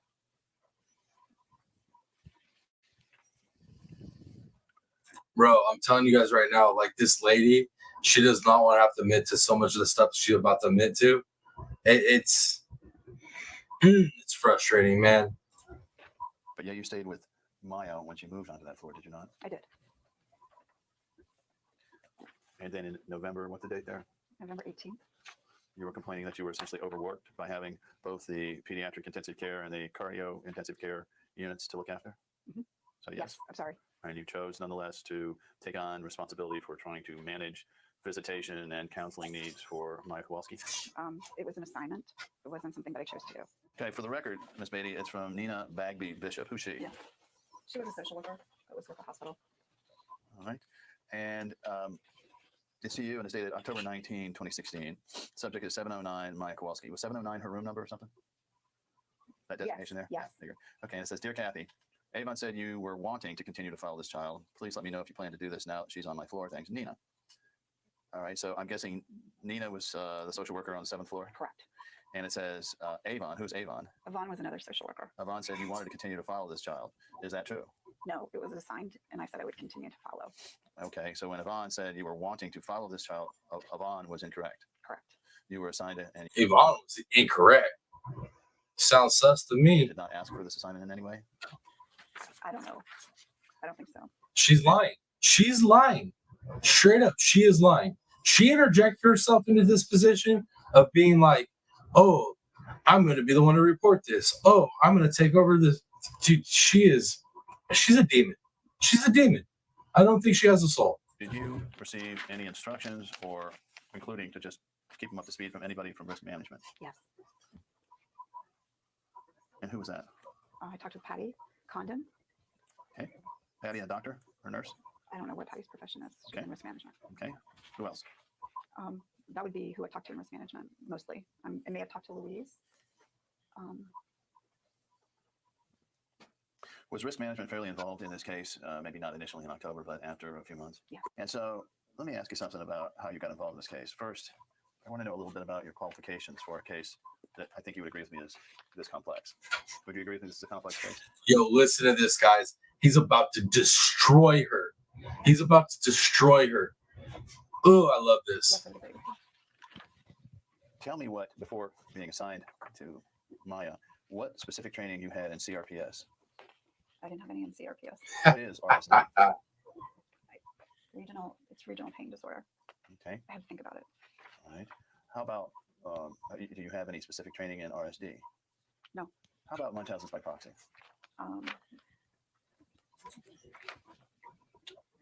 Yes, in graduate school. Okay. And what was that specific training that you had in graduate school? Psychopathology. And how long would you say they spent on Munchausen by proxy? I can't tell you, that was a long time ago. I mean, was this an entire course devoted to it, or is this one of several subjects of knowing about different abuse disorders? What was it? It was a course designed for psychopathology that also there was highlights of child abuse, different forms of child abuse. Okay. And so basically, she ain't no specialist in no Munchausen syndrome or any. She can't say that this kid has this. And that's what he's laying out right now. Is that when she did that, she wasn't in the right place. She wasn't a professional to make that call. prior to the allegations against Maya Kowalski, how many cases, if any, of Munchausen's by proxy, where it was confirmed it was Munchausen by proxy, that you handled? 3. All right. 3 cases. Did anyone at Johns Hopkins, management or physician-wise, ever question leaving you on such a sensitive case as Maya Kowalski after the write-up with your conflict with the coworker? Not that I'm aware of. So they left you on despite this incident, right? Yeah. Would you agree with me that 3 cases that do not make you an expert in Munchausen by proxy? Yes. Would you agree with me that you have no background You ain't no expert, lady. Shut your face. training and experience to provide any expertise in Munchausen by proxy? To provide. Any expertise in Munchausen by proxy? I have a little bit of knowledge of it from the cases. All right. But I'm certainly not, I have not researched, and I'm not a. All right. So when you gained knowledge, though, it was from physicians, I would gather. Psychologists or doctors, people like that. Sometimes, yes. Well, did you read things about it or study anything about it? Okay. What did you read and study? So through graduate school, I read many of articles that were written in the medical literature, along with the social work literature. Yes, Corvette girl. This is the main issue in the whole situation. Is this lady right here? This lady is the catalyst to this whole thing. Specific to Munchausen by proxy? Yes. Okay. So then, are you telling us you had sufficient knowledge to determine whether a specific action, inaction, or behavior was consistent with Munchausen by proxy? That's not my role at the hospital. Okay. You alone would not know whether a particular activity, action, reaction, symptom was part of what, say, a DSM-4, DSM-5 diagnosis of Munchausen by proxy would be. No, I would know. You would know which was a symptom and which wasn't a symptom? I would know some of them, yes. Okay, name the top 5. Oh, I agree with you, Corvette girl. Absolute demon. Demon. Symptoms of Munchausen by proxy. The parent seeks multiple medical professionals in order to get diagnosis on very vague kinds of symptoms. The child may be admitted to ERs or multiple hospitals. All right. The parent is often unwilling to share information from other providers with current providers. Which Maya's mom didn't do that. Maya's mom and her dad were open with all of the care that she has been given. They didn't hide that. The parents are demanding of certain medical treatments that seem out of place or out of line with current medical diagnosis. Okay, that's fine and all, but if you're not a professional in the medical diagnosis that they have, how could you say what they're recommending is, too much if you're not, a specialist in what the little girl has? You know what I'm saying, guys? You get where I'm going with that, right? Parents seem very attentive to their child. Oh, and if parents seem very attentive to their child, that tells you that's a sign for my child? You tripping, lady. Get out of here.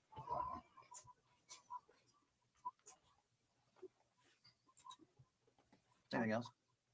You asked for the top 5, so. Okay. I was thinking more in terms of physical symptoms of the child themselves. Physical symptoms of the child is, again, very vague diagnoses. Very vague diagnosis. Maya's diagnosis wasn't vague. She knew what the hell was wrong with her. She knew where her pain was. Her parents knew where the pain was. This lady. Symptoms could be just about anything, depending on. She's about as proficient at her job as the defense attorney for old Logan.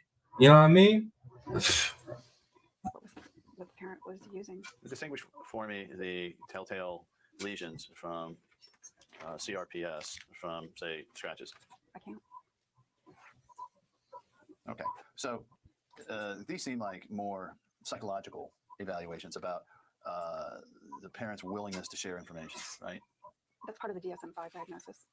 Okay. What is your role then? So my role is to coordinate with the unit the needs for the patient that might be getting the medical team together in order to discuss the progress of the case, to discuss with the parents the medical condition of the child.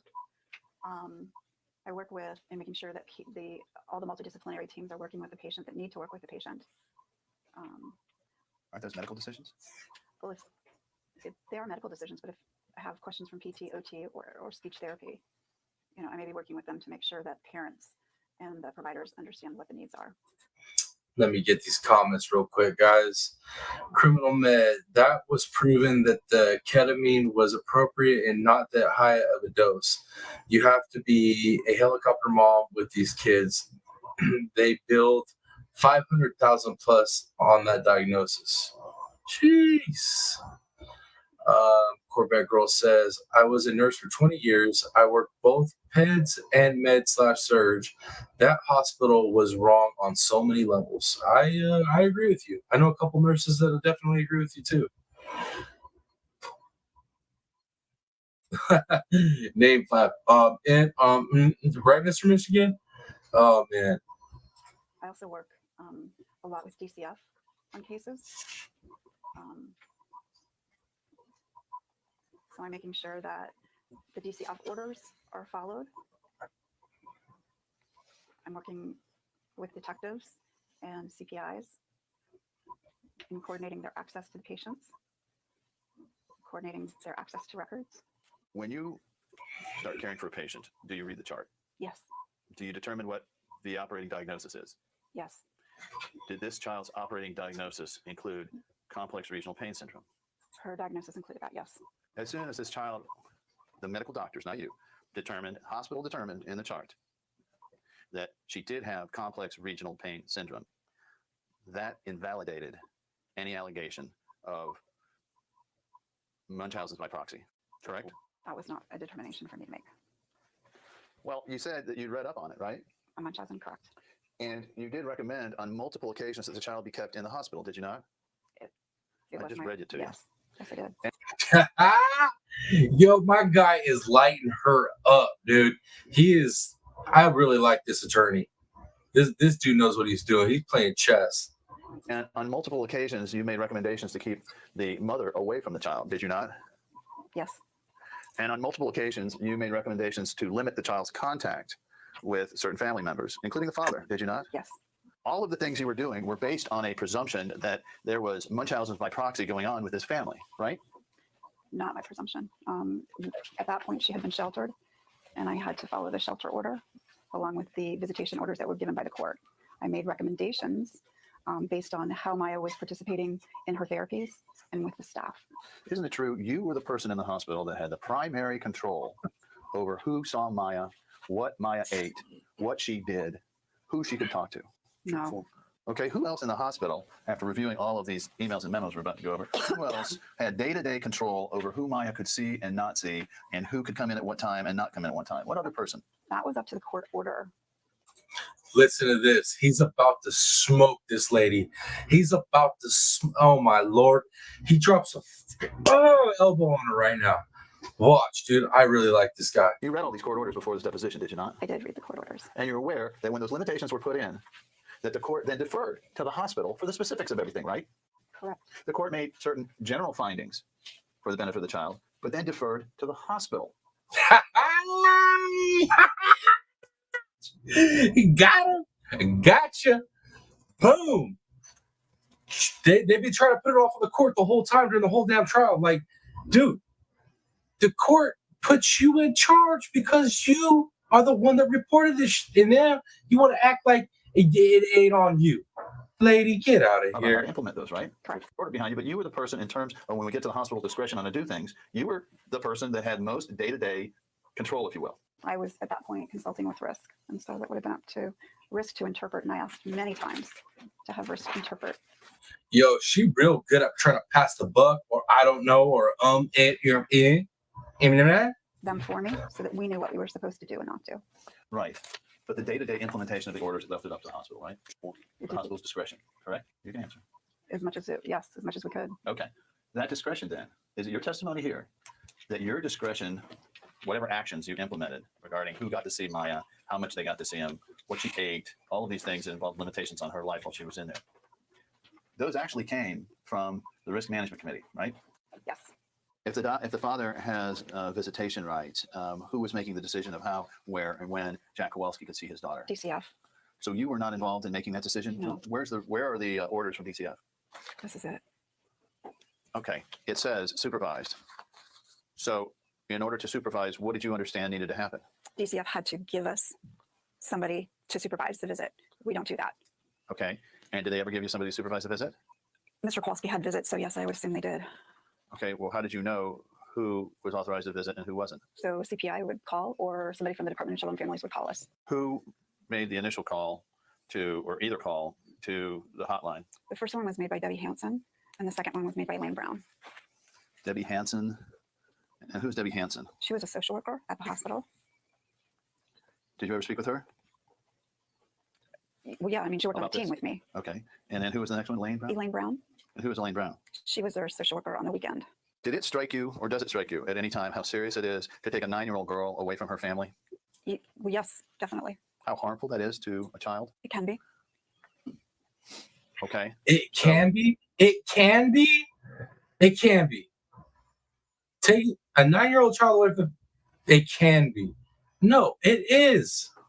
What did you understand was the reason that a shelter order was entered? My understanding from the shelter order is that they had information from Dr. Smith and our medical records. Okay. Dr. Smith then and JHACH medical records, right? Yes.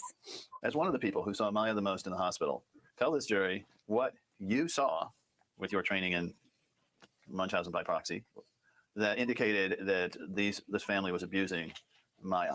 So what I can say is the medical team reported to me that the No, parent... I'm not asking what people reported to you. I'm asking what you saw with your own Get her! Get her!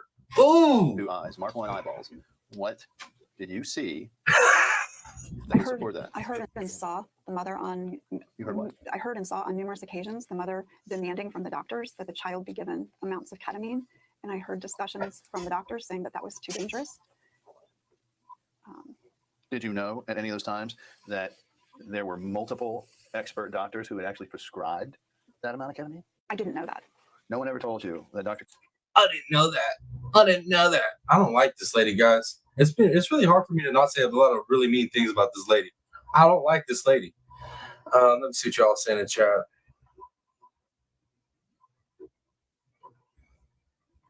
All right, let's keep rolling, guys. Patrick, well, she was under his care and he was prescribing that.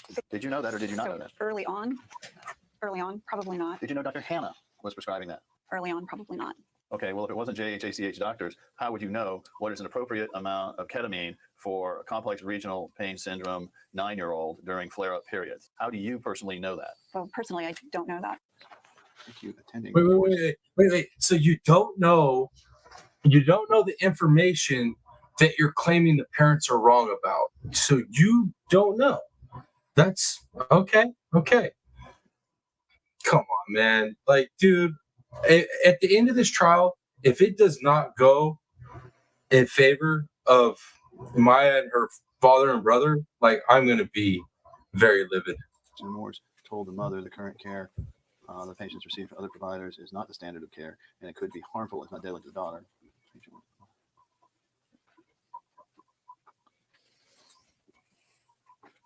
Hey, Mr. Michigan, I feel you. Hey, dude, it was either I pulled up these two, right, which are fairly manageable on the emotions, or we keep covering baby killers. We could have covered some more baby killers. I need a break from that type of stuff sometimes, guys. You know what I mean? I figured we'll deal with some adult stuff today. Like, the first one was an adult case, no children involved. Yes, there's a child involved in this one, I know, but we already kind of know about this one, so it's less abrasive. But we could have went deep off in like some brand new cases I had dug up that are, trust me, this one's way better. So this is you repeating back what a doctor said that another doctor at Nemours, who's not treating the patient, said was the standard of care, right? Say that again, please. This note reflects, is that your note? It's my note. Okay, so this is your note stating that you heard from a doctor in the pediatric intensive care unit, right? That's where you got the information about Dr. Santana. You never spoke to Dr. Santana yourself? She was actually on the phone with us. All right, so you were on the phone when she was talking? Yes. Okay, so would it be safe to say then that your basis with your own eyes and ears, which was the question, for why Maya should be taken away from her family was this request for an amount of ketamine that was in excess of what you heard was appropriate? Is that right? So basically what he's saying is she has zero knowledge on this situation with Maya. She has zero knowledge, but yet can say off a hearsay. Her knowledge is literally hearsay. She was told by somebody that was told by somebody that that's an excessive amount. And that was enough for them to make calls for child neglect and child abuse. Are you freaking? Sorry, guys. Just keep going. And did you explain to her why the report was made? I attempted to, but she shut me down and didn't want to talk to me about why the report was made. She wanted me to name the doctor that made the report, and she wanted me to call whoever that doctor was and have them rescind it. She also wanted me to speak to risk management immediately and get them to call her back. What's wrong with that? That's an indication of child abuse. No, let me rephrase that. In all of my dealings at the hospital, I usually don't have parents who ask for risk management and who don't demand that we call the hotline report and have it rescinded. Also, she was saying at that point she had no intentions of following the recommendations here. I watched her and observed her in rounds, demanding with the doctors of what to be done. All right, but look, you're talking about taking a little girl away from her parents. Are you telling me that, to the best of your knowledge, Johns Hopkins All Children's Hospital took this little girl away for over 3 months because of a dispute over dosage? First of all, Johns Hopkins didn't take this child away from her. Yes, y'all did. Yes, you did. What he just said is truth. Y'all took this baby away from her family over a dosage. A dosage you don't even know. What the hell? Man, like I said, guys, if they don't rule for the Kowalskis, I'm going to be freaking angry. Parents. We'll get down with that later. Okay. So that was a court decided that through DCF. I understand that somebody called DCF and complained that this was child abuse and that this child should be taken away from her mother, and that the people that said that were all children's hospital doctors, social workers, and nurses. You understand that, right? Under the Florida statute, we have the responsibility to report all suspected child abuse. And I'm going to direct you to the second page, which is 001142, plaintiff's 1142.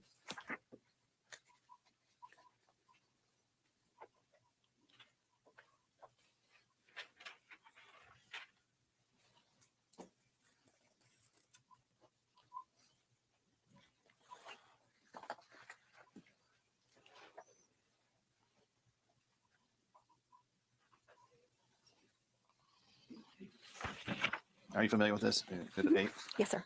Okay.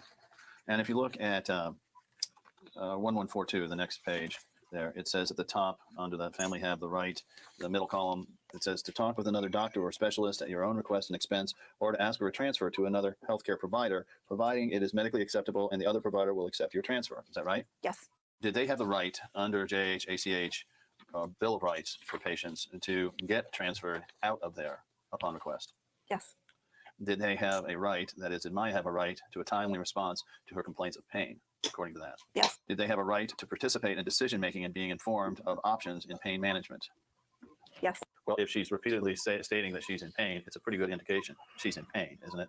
When we look at pain and when I see kids in pain, Maya was never showed some of the symptoms that we see other kids in pain having.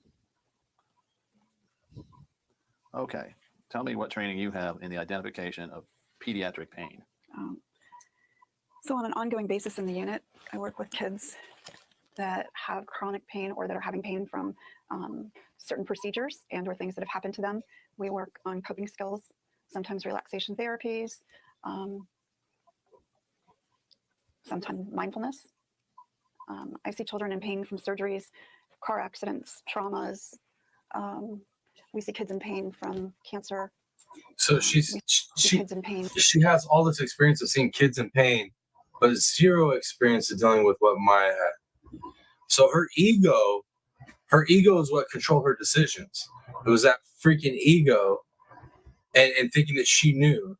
I feel like this lady, if you were to sit down and talk to her, you'd probably find that she's probably a narcissist.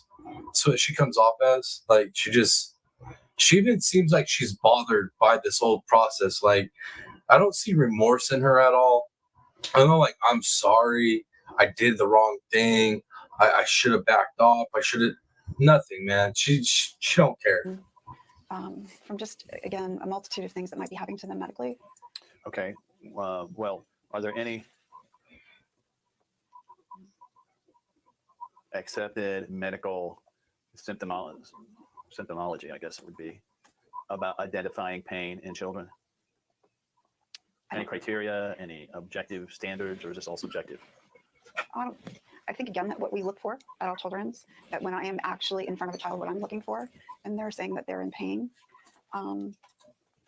we're looking to see how they're dealing with their daily functioning. We're looking to see. Corvette girl. Number one rule, pain is whatever the patient states it is. Coming from a nurse with experience, I like it. I like it. Criminal Med says, gosh, this person should not be allowed near children. She has absolutely no empathy. It's all about the discharge time clock and drives if you get paid. I agree with you, Criminal Med, on that. I agree on that statement. Yeah, MM is out there doing the damn thing, enjoying himself. All right, guys, let's keep rolling. We're looking to see, again, some of the things that they might be showing us, because not all children are going to be talking to you. So we might be looking for signs that they're uncomfortable in the bed, they're moving around a lot, they're pulling on an area that they might be in pain, they're avoiding touch. We would look to see if they were crying. Okay, well, Maya cried, did she not? Maya cried, but not while she was reporting pain. Okay. Are you saying that Maya was not really in pain? I'm not saying that at all. What I'm saying is, again, that Maya did not show the same type of pain symptoms that other children showed. She showed exactly the same pain symptoms that other children showed at certain times, and at certain times she did not, correct? I would say that Maya's pain was different than all the time from other children's pain. How many complex regional pain syndrome children have you treated on a regular basis? I think we've seen 2 or 3 in the pediatric intensive care unit. Okay, and so complex regional pain syndrome is a little different than having a broken leg, is it not? Oh, yes.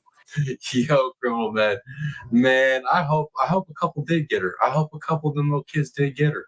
Complex regional pain syndrome involves a burning sensation under the skin, right? It's quite painful, is it not? I've never had it. Well, have you read anything on it? I have read something on it. Okay, so Yo, she's a smart ass, yo. Like, for real. I've never had it. Well, obviously, lady. Obviously. Maya's symptoms of pain were consistent with patients who have children who have complex regional pain syndrome, were they not? Again. I'm sorry. I'm shaking my head. Yes. They were, right? Yes. Sorry. Yo, she thinks this shit is funny, guys. She thinks this is funny. She thinks the outcome of all this is funny. Huh. Okay. I mean, they weren't any different than the 2 or 3 you'd had before. Oh, they were different. Yes. No, they were different. The other kids that we had that had complex regional pain disorder were often bedridden for days at a time. Well, so was Maya. For them, 95% of the time, Maya was up in her wheelchair going to activities within the hospital. It's 95% of it out of a 3-month part of her freaking life. Out of 3 months, lady, that's all you seen was 3 months. You have no clue. So she judged off of what she's seen in this short amount of time. I can't stand this lady, man. Except on the days when she complained of extraordinary pain, right? 95% of the time that I saw Maya, Maya was up in her wheelchair. And the times that she would report extraordinary pain would be when she was prompted by her mother. Prompted by her mother. Excuse me. Are you finished? You finished with the answer? Prompted by her mother, or if somebody asked her if she was having pain. And sometimes that was in the setting of being down in the child life department has a room, an activity center down on the 2nd floor. So, Prompted by her mother. Or maybe she just feels comfortable expressing herself around her mother because she feels safe with her mother. Oh, this lady, she's a witch. She is a witch, 100%. I would not be surprised if you walk out to the parking lot and she jumps on a damn broom instead of a car. That's all I'm saying. So I do know that there were a couple of, maybe it was the guardian ad litem or the CPIs that met her down there. And while they were watching her have these activities, she was reporting her pain as being a 10. Okay. Is it true that Ms. Kowalski wanted to record the phone calls? Yes. With you? Yes. But that you objected? I did. Why would you object to that? So I think that all children's, we have a policy not to be recorded. And I was told by risk management that we weren't agreeing to be recorded in those phone calls. There's a second volume, so they just need to queue it up. Did you ever have any discussions with anyone from risk management to the effect that the Kowalski case, the Maya Kowalski case, was, and you can use whatever term you want, thorny or difficult? And like, I get it. They did the deposition and all that stuff. But man, I would have felt so much better if he would have got to grill her ass in front of everybody. Like live action, just roast her. Let me see what you're saying in chat. Yeah, no, exactly, criminal med. Like, Maya can't have a good day. If she has a good day, that means that she's lying. Munchausen's.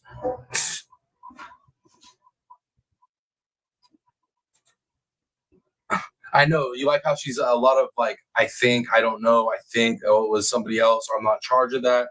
Like this lady, man. More cap going on here than a freaking baseball game. Or required focus was special in some way? Yes. And tell me about those conversations. I can't tell you specifics. I can tell you that that there were definitely discussions that this was different than any other case because of the level of legal involvement. Elaborate, please. Usually in cases that I deal with on a day in and day out basis in the PICU, when you have child abuse cases, the patients themselves do not have like a private attorney. Typically, we don't have patients that stay for as long as Maya does and go through as many different legal proceedings as this case did. Typically, we don't look at 3 or 4 different discharge dates for a patient.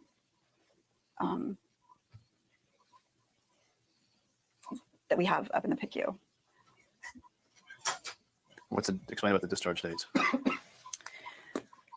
So initially, there was a discussion to try to get Maya to Nemours once she had been sheltered. In case management, and I worked on that discharge plan, working with Nemours to get them the recommendations they were going to need, or getting them the records, I'm sorry. And what happened there? When I called mom said that there was going to be a discussion with her attorney later that day. I called her back and she said she couldn't consent or not consent to the discharge to Nemours. And the reason that she gave was because the discharge to Nemours was with a psychiatric diagnosis, correct? I don't know that she gave me that information. I think she said that she couldn't, I think all she said to me was she couldn't agree or disagree, or couldn't consent or not consent to the discharge. Well, did you ever learn that the reason no hospital would accept Maya was because ACH decided to keep psychiatric diagnoses in her record, and no hospital would accept a child with these psychiatric issues, alleged psychiatric issues? Actually, Nemours was willing to accept Maya. On what basis? We could have transferred Maya that day that I talked to mom, and I don't remember the day, but mom wouldn't consent or not consent. We also had discussions with, I think it was Kennedy Krieger, who suggested another program. I can't remember the name of that program. If the Criminal Med says discharge dates are determined at start of admission, time clock on getting patient out fast and bill high. Corvette girl, was that her only patient that she could observe for 95% of the time? Right? She's supposed to have 2 floors, but you know. Mom signed off, strike it. Did you ever see any of the papers involving the sign off that the parents were required to make in order to transfer the child? I don't know what you're asking me. All right. There's a recording of a conversation between you and Beata about the potential transfer of Maya to Nemours. You didn't tell her, or wouldn't tell her, what program she would be transferring into. And Maya and Beata said they would only transfer if it was into a CRPS program. Do you remember that conversation? I don't know what you mean by a recording. A phone call that was recorded between you two. I don't. So give me your question again. Did you have a conversation with Maya? Yeah. Excuse me, Yeah, with mom. with mom. Did you have a conversation with Beata on November 3rd, 2016, where there was a discussion about the potential transfer of Maya to Nemours? Yes, I think I did. And She doesn't want to say yes. She was like, recorded. Shit, what did I say? I can't remember what I said. Lying out the side of my freaking snake ass neck. was the discussion centered on the type of program that Maya would be transferred into? We were transferring, I think that in all actuality, she was going to an inpatient treatment program at Nemours that would focus on cognitive behavioral therapy, pain management therapy, and PT and OT therapy. A psychiatric program, in other words. They weren't there to treat CRPS. They were there to convince her she didn't have CRPS, right? Actually, no. Okay. It was supposed to be part of CPRS treatment, which would work on cognitive behavioral therapy along with pain management and then PT and OT therapy. And that was the program at Nemours. It wasn't a complex regional pain syndrome program, was it? I don't know. It was a Nemours patient or Nemours program, and we attempted, yeah. Okay, but whatever was represented to Mrs. Kowalski, she refused to have her child committed to that. Yo, she's on her phone in the middle of a deposition, y'all. Yo, this lady ain't got no shame, man. Ugh. That program, right?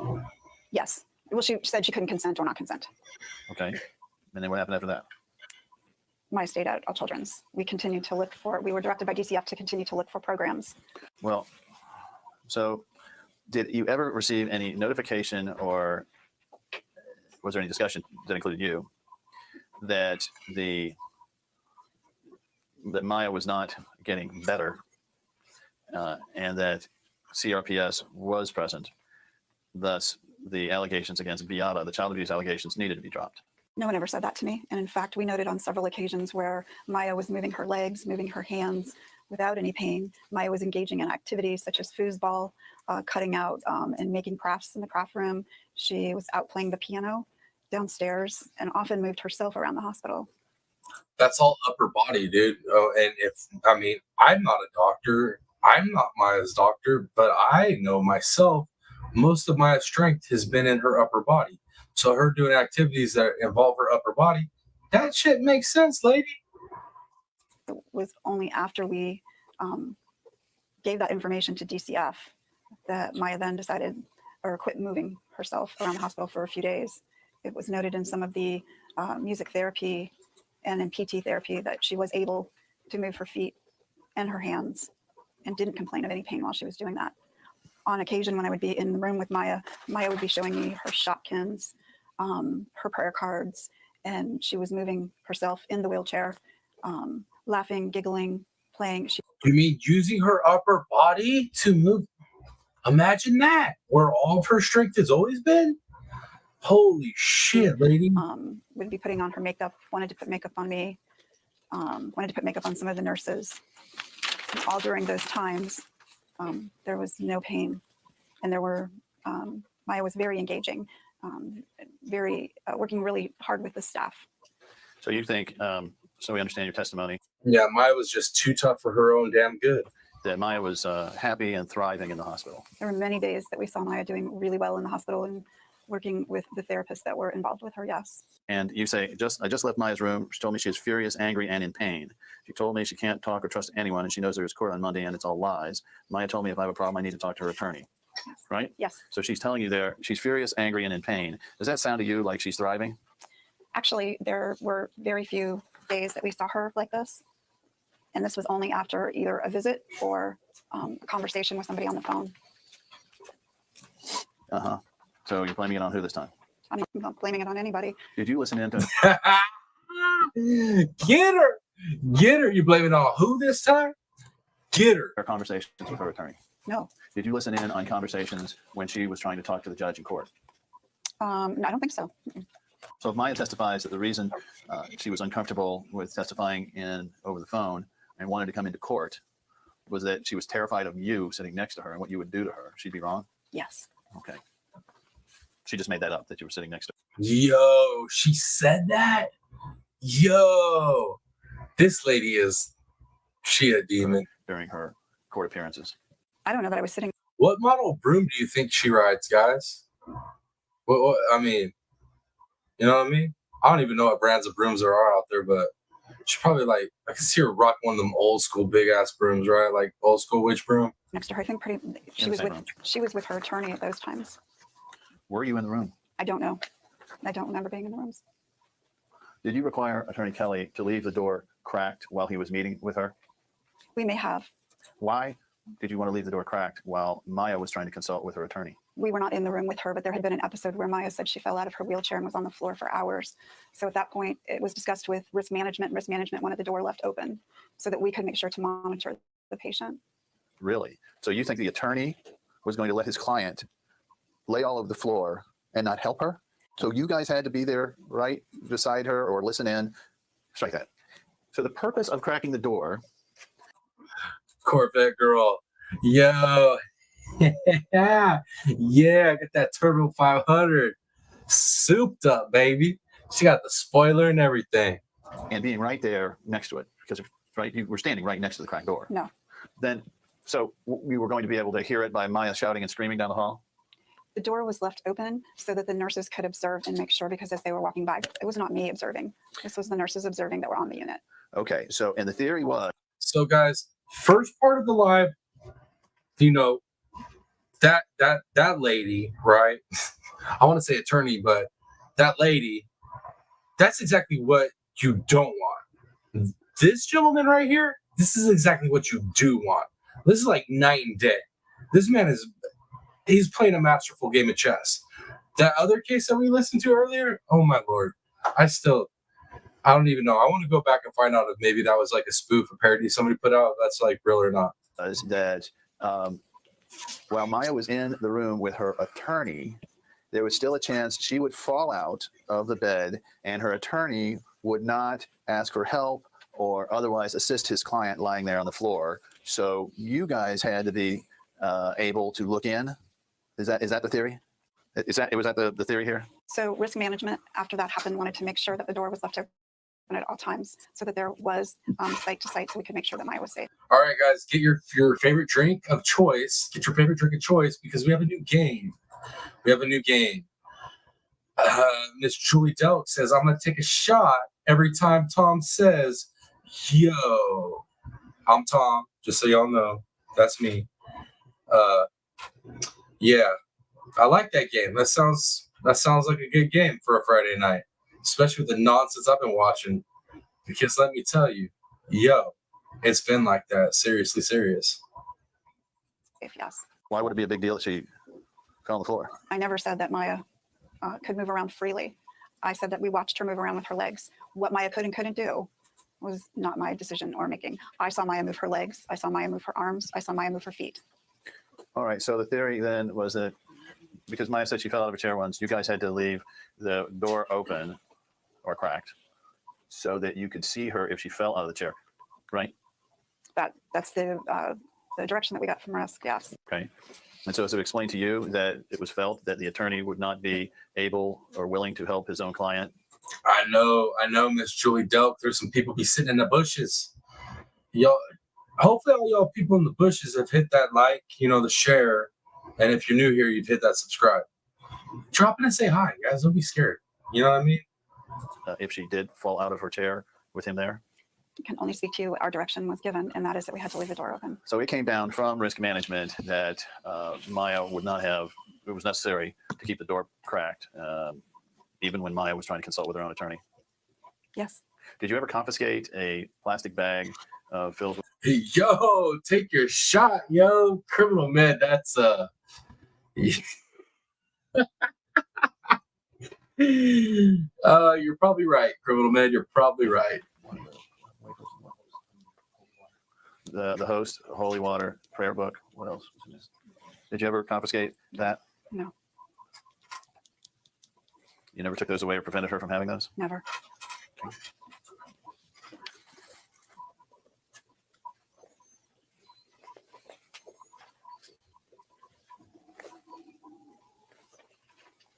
Was Maya allowed to see her priest?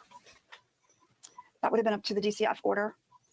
See you later. Thank you for being here. See you later. Even if you're just chilling in the bushes, I appreciate you. Thank you for dropping and saying hi and let me know you're there. For real, guys, all the people in the bushes, I know sometimes you ain't really feel like talking to everybody, but if you could at least just drop in and say hi, let me know you're there. I appreciate it. We did have Father Tom that came and visited her when he was there on the weekends. Okay, let me show you what we've marked as 13. Can you identify this? It sounds like it's a telephone conversation. Okay, had you ever seen this before? No. Okay, who produced it, do you know? No. Were you aware that on this date that's being described here, January 6, 2017, that Maya was tired and spirits low and that Dr. Hannah had told her that she was getting worse? She did tell me that, yes. Okay. Did you ever speak with Dr. Hannah? No.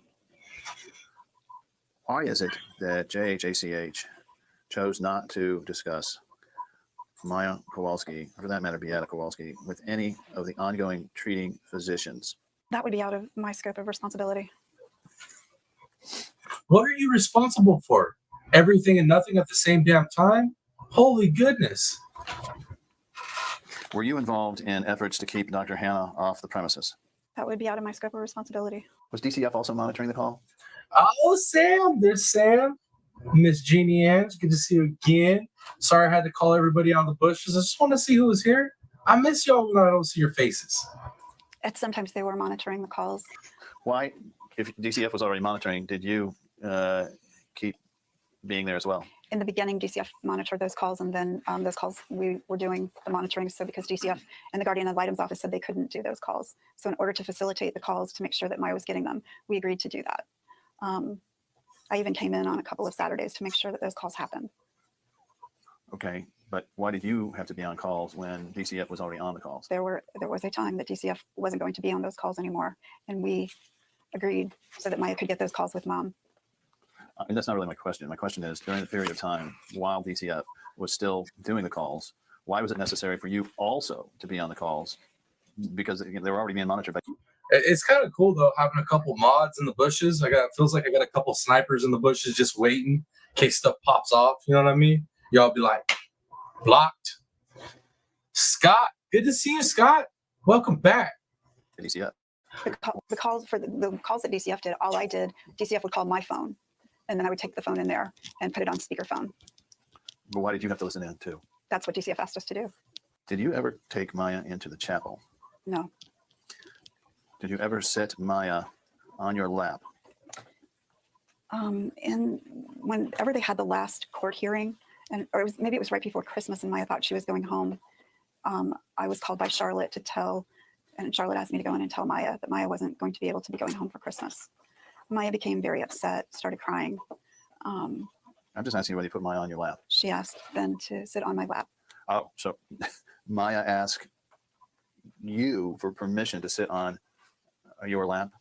It wasn't my idea. Strike it. So you're contending that this wasn't your idea, that it was Maya's idea that she sit on your lap. Is that your testimony? Yes. All right. And did you kiss Maya? I don't think so. Were you hugging Maya? I think that we provide comfort to a lot of kids. So probably why she was sitting on my lap, I'm sure I did hug her. Who gave you permission to touch the child in this manner? We provide a lot of comfort to kids. Now my question, who gave you permission to be this intimate with that child? Yo, and like, check it out, guys. So, like I said, the motions hearing, the motions, dude, the motions. The judge has been ruling in the favor of the freaking defense on the motions, and this is the type of stuff they're not letting in. And I don't understand why, if there's things that happened during that time frame where Maya was there, that stuff can't come in. Like, it's so infuriating, guys. Like I said, if you guys haven't been following this trial like I have, dude, you're saving yourself some frustration, because the motion hearings, the motions, and all this stuff before we get into the trial every day, it's so, it make you mad. So Maya asked. She's 11. What adult, either Maya's mother or Maya's father, the only two people, not the state and not the hospital, who gave you permission to be intimate with that child? So currently at that time, DCF had custody of the child and the case manager on several occasions. Heck yeah, Sam. This attorney rocks, dude. He is roasting this lady, this evil witch. Asked that we provide comfort to Maya. And in your view, comfort included what? I talked with Maya. She held my hand. I would hold her hand. She asked me to come in and pray with her. I guess your answer is no one with any authority to permit you to be that intimate with their child. You don't want to say it, so my guy will say it for you. Gave you permission to do so. So I do think a couple of times that Mr. Kowalski and I discussed the fact that I provided comfort to Maya. Well, was Mr. Kowalski complimenting you about it, or were you telling him that you were providing comfort? I can't tell you how the conversation happened, but I can tell you that Mr. Kowalski thanked me. So he's being polite. So by thanking you for comforting his child, is it your interpretation that that meant he believed it was okay for you to have the child on your lap and be able to hug her and kiss her? Again, I don't think that I kissed her. Are you sure you didn't kiss her? Pretty sure. So if Maya specifically remembers you kissing her and telling her it was going to be okay, that's just another thing that she made up. Yo, get her, my guy. Get her, dude. She's lying, guys. Look at her face. Every time he hits her with the question she don't want to answer, and she knows she has no choice, she has to answer it, right? You can see it in her face. And he's doing that lawyer thing where he's hitting her with questions that he damn well knows the answer to. And she knows it too. And she don't want to answer it, man. Oh, I love this dude. He is taking her to task. I don't think I would tell any of the kids that were in this situation that they're in, that everything's going to be okay. I think that we would talk about things look really bad right now. And I'm working more to help Maya with what her thoughts are, not with that's not usually in the repertoire of words that we would have used with her. Are you a member of the National Association of Social Workers? Yes. Are you familiar with their code of ethics? Yes. Uh-oh. Let me show you that mark. Unfortunately, it's highlighted, but the mark is 14. We'll swap out. Oh, he's about to hit her with the ethics, baby. He's like, let me get it out for you. Let me refresh your memory, okay? Let's see if you are acting properly within the code of ethics. Let's see. I need stapler too. Or pen. But let me ask you about section 1.10. Does it appear to you to be the code of ethics for what's your organization called? National Association of Social Workers. Does it appear to be your code of ethics? Could be, yes. And is there a specific section there about social worker responsibilities regarding physical touching of the patient? Yes, there is. And is that section 1.10? Yes, it is.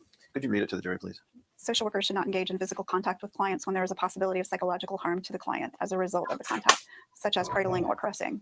Social workers who engage in appropriate physical contact with clients are responsible for setting clear, appropriate, and culturally sensitive boundaries that govern such physical contact.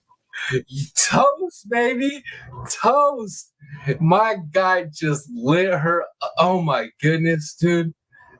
This is the man. He's become one of my favorite attorneys now. Hands down. But that's right. He dropped the boom, dropped the mic, he dropped it all on her head. Just yo, take a shot. You had no specific authority to touch that child in that manner, did you? I was asked by the case manager to provide comfort to her, and Maya asked That's right, Mr. Michigan. My boy out here had a mic drops out like Oprah and shit. You get a mic drop. You get a mic drop. if she could sit in my lap. Well, a child can't give consent to be abused or touched, can they? It's certainly at no point did I touch Maya in any way that was sexually related. Oh, did you hear her voice break? Did you guys hear her voice break just now? I know I do too much behavior panelist stuff, but did you hear her voice crack on that, dude? Straight, she lying. Okay. Would you agree with me that a child cannot give consent? Children ask for comfort and the kind of medical. Oh, you freaky weirdo. No, children can't give consent. That's the right answer. No, they can't give consent. She a weirdo, y'all. She a damn weirdo. Oh, I don't like this lady big time now, y'all. Like, red flags, red flags, red flags. Setting that we work in at all times. We often sit with kids and hold their hands or hold them. I mean, especially when it comes to kids under the age of 10 to 12. There's a big difference between a kid on your lap with your arms around them and holding a child's hand when they're scared, isn't there? Maya was sobbing that night because she couldn't go home. Let me show you. She was sobbing. She could go home. It's your damn fault, woman. So what that's even worse, right? That's what's the syndrome, right? Stockholm syndrome, right? So basically, she's the reason Maya is all messed up and in this situation, and then she's gonna turn around and comfort her. That's freaking grooming, bro. That's Stockholm syndrome and grooming.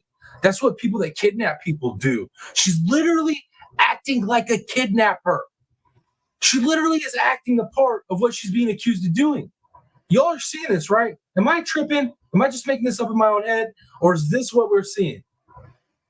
Right? Am I right, guys? Come on, man. I know I'm highly opinionated on a lot of stuff, but I feel like I'm right on this one. Exhibit 15. For the record, it's an email from Kathy Beatty dated Monday, November 7th, 2016 regarding MK. It's to Audrey Peterson. You recognize this? Mm-hmm. I don't recognize. I recognize the people on it. Yes. All right. So who's Audrey Peterson? She was case manager for the 7th floor. Okay.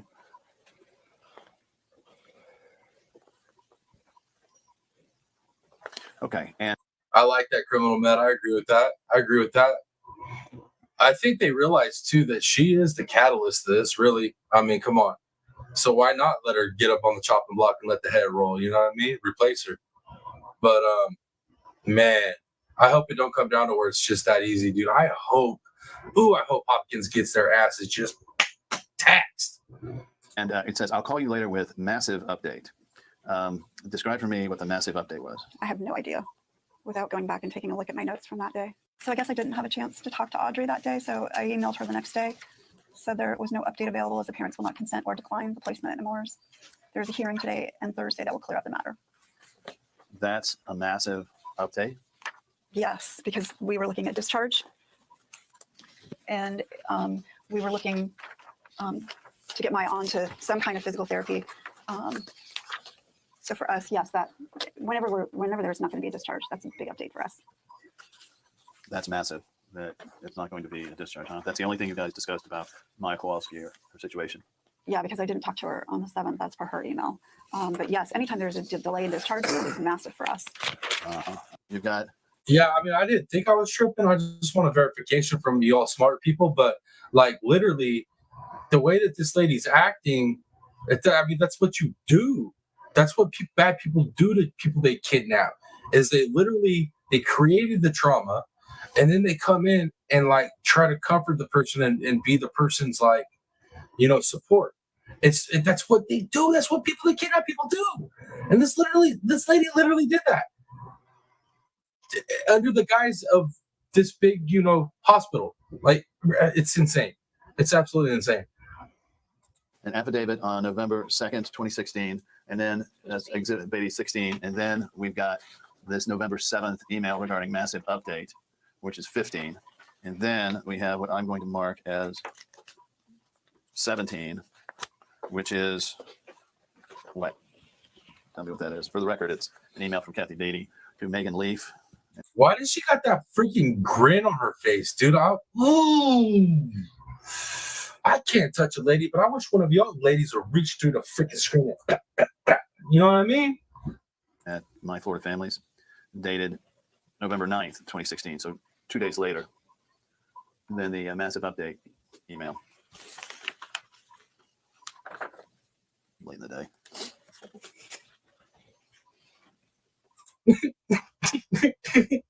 Get the hell out of here. Oh, I don't like this lady.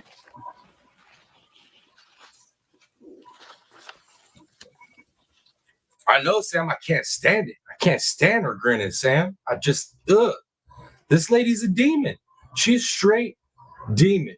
I'm not joking, guys. She gonna go out to the parking lot and she ain't getting into no, smart car or whatever the hell that type of lady would drive. She jumping on a broom. 100% jumping on a broom. What was it? And what was it? The Nimbus, right? It was the Nimbus, like 3,000 or 5,000 or whatever it was. That's what she's gonna jump on.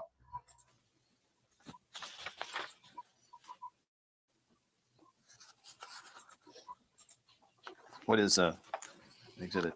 This is Dr. Diana Young on the 9th day. I do too, Mr. Michigan. I hate it. I don't like it. It's like, Trust me, she's sweating. She definitely sweating enough.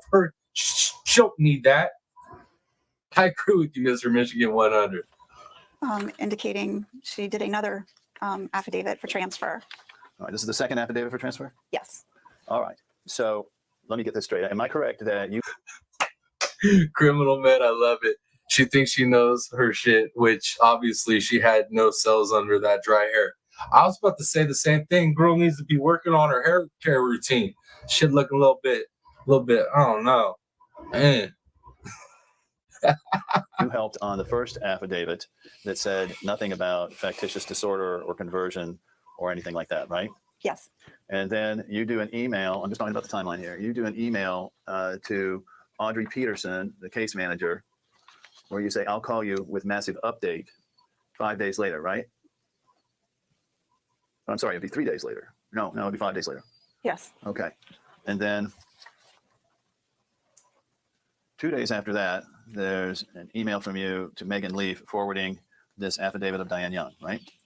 This was on the 9th, yes. All right. And you sent this to Diane Young. Why? I didn't send this to Diane Young. I sent this to Megan Leaf. Sorry, you did send it to Megan Leaf. You sent it to Megan Leaf. Why? Because Diana Young wanted it sent to the state for, I guess they were having a court hearing. Okay. Then. Or they were going to get a judge so that we could go ahead and discharge.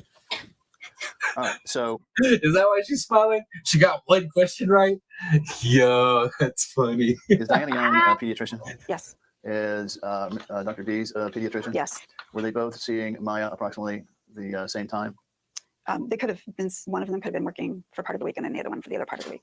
Okay, but they were both seeing Maya, obviously. Yes. Both being attending physicians? Yes. And then Dr. Young here says the problems are bilateral lower extremity atrophy with conversion and factitious disorder. You see that there? I do see that. Why the difference between the two pediatricians seeing the same child? I can't answer that for you. I wasn't involved. You weren't involved in the second affidavit? No. Did your massive update have anything to do with the creation of the second affidavit from Diane Young? No, it would have been about discharge because at that point we were looking to discharge. Let me show you what we'll mark as 18 and ask you to identify it. And for the record, the first email is from Kathy Beatty, January 5th, 2017, dated, well, sorry, it's JHACH 10160 through 163. Ask you to identify that, see if you know this exchange.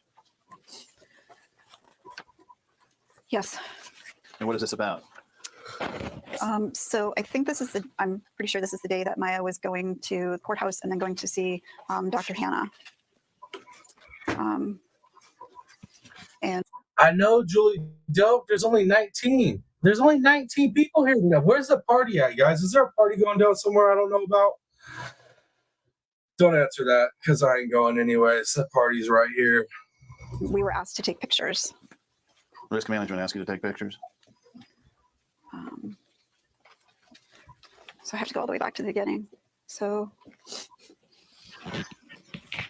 it's 18. Yes.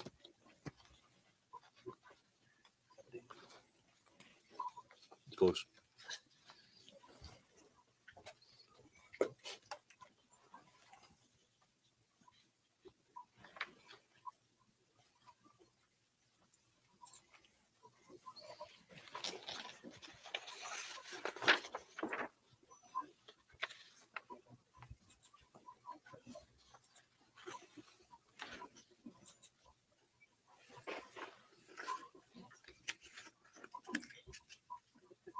So Dr. Danielson notes in her email about pictures.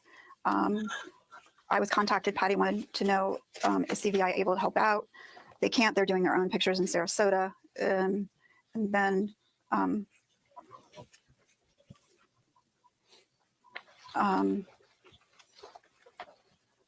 I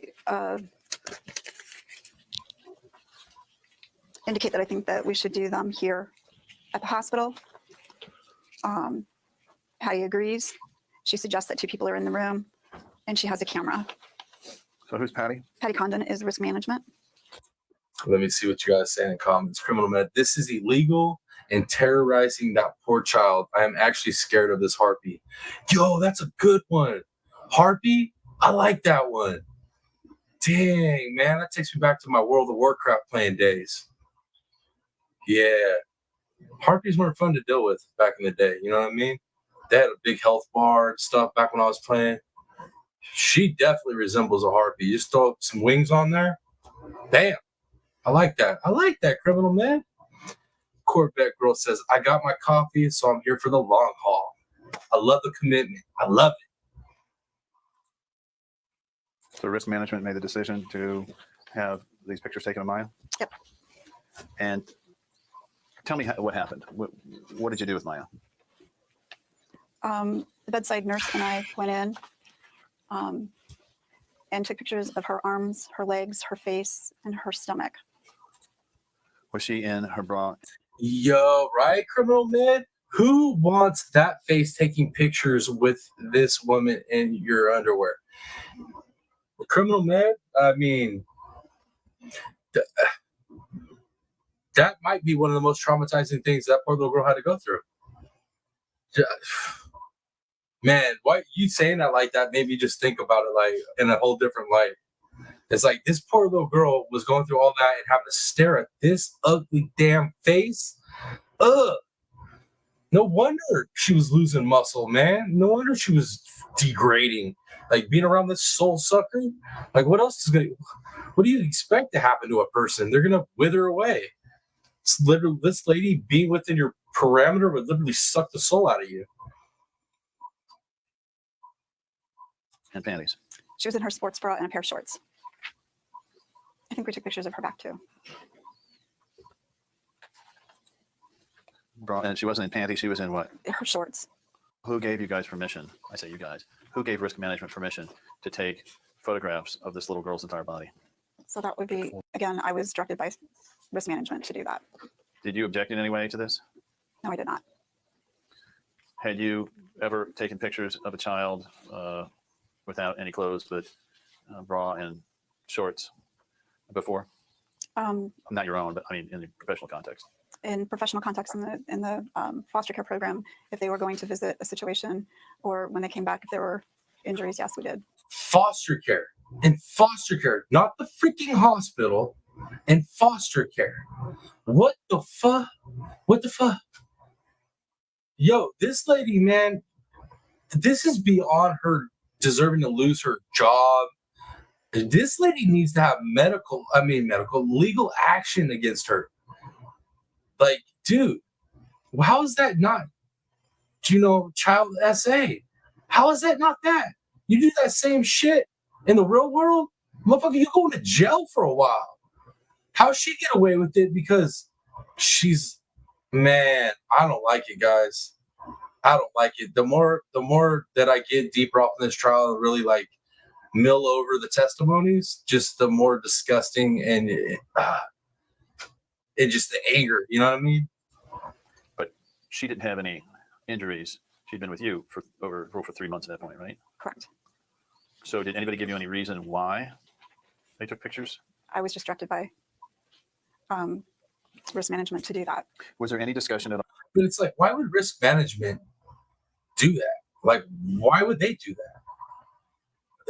This child isn't being like left with parents to where they need to check to see if there's any fresh, marks in that context, right?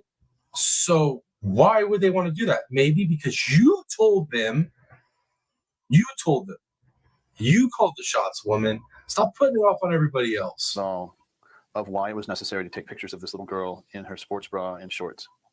Like I said, this started with Dr. Danielson and came down to me. Who's Dr. Danielson?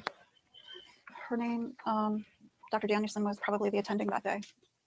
Okay, so this wasn't coming from. You took the words out of my mouth, Sam. Dude, that's this whole time. She either doesn't know, or it was somebody else's responsibility, or, like no accountability whatsoever. The government. It wasn't coming from DCF, right? This was coming from our institution, Dr. Daniel. All right, get your shots ready. Yo. Shots. It's Friday, man. We partying, y'all. Shots and true crime, baby. Nielsen. Right, not from DCF. This was an internal decision to ACH. Yes. Yeah, and the pho, if you hear the pho, yo and the pho, shot and drink half the beer. I'm just saying. What steps were taken to call the parents and ask whether you could take pictures of their child like this? We didn't call the parents. Why not? Just playing about the beer thing. YouTube, I was just playing. Just jokes. It's jokes. It was jokes, YouTube. Calm down. Because at the time the child was in the custody of DCF and they gave their permission. How did DCF give permission for you to take pictures of this little girl in her sports bra and shorts? So they were getting ready to do their own pictures. Who was? DCF. They did their own pictures in Sarasota. So why was it necessary for you to do pictures? I can only speak to you to what I was asked to do. They didn't tell you why. They just said do it? Yep, pretty much. Well, pretty much. Yeah. Pretty much. Pretty much. She like literally just throwing people under the bus, chucking people under the bus, like tripping them, kicking them, pushing them. Anybody but her. Yes. The direction was to do the pictures. Was Maya upset? Yes. She did not want you to take pictures of her like that, did she? She did not. Oh, this lady is nasty. This lady is nasty, guys. She is not a good person.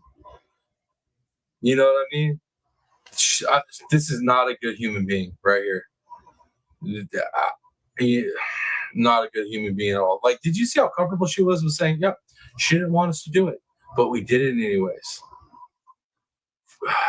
Man. And just to think about it, because we've touched on this, right? The type of condition that Maya has, all this extra trauma, all this extra mental, emotional trauma literally adds to her issue, her actual issue, and causes everything to be way worse. This lady is not a lady. She's a demon. But you went ahead and took pictures of her anyway. Unfortunately, we did. Was there an issue over scratches that Maya had on her? Yes. So according to my email,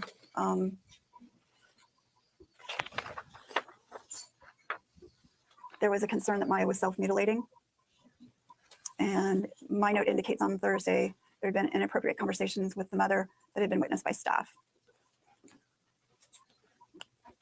Or that was due to Charlotte's.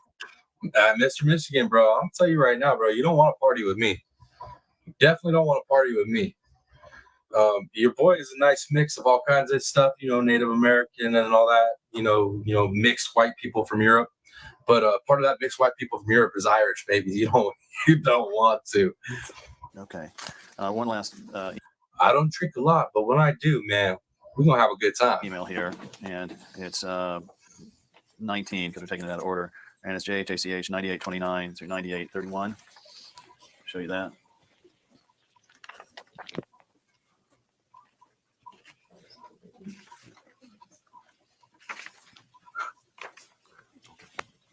You recognize that? Hey, do you guys think the defense attorney from the other, trial we were just watching, do you think she's related to this lady? Because they're both stellar at their jobs, absolute all-stars. Yes. Okay, and what is this?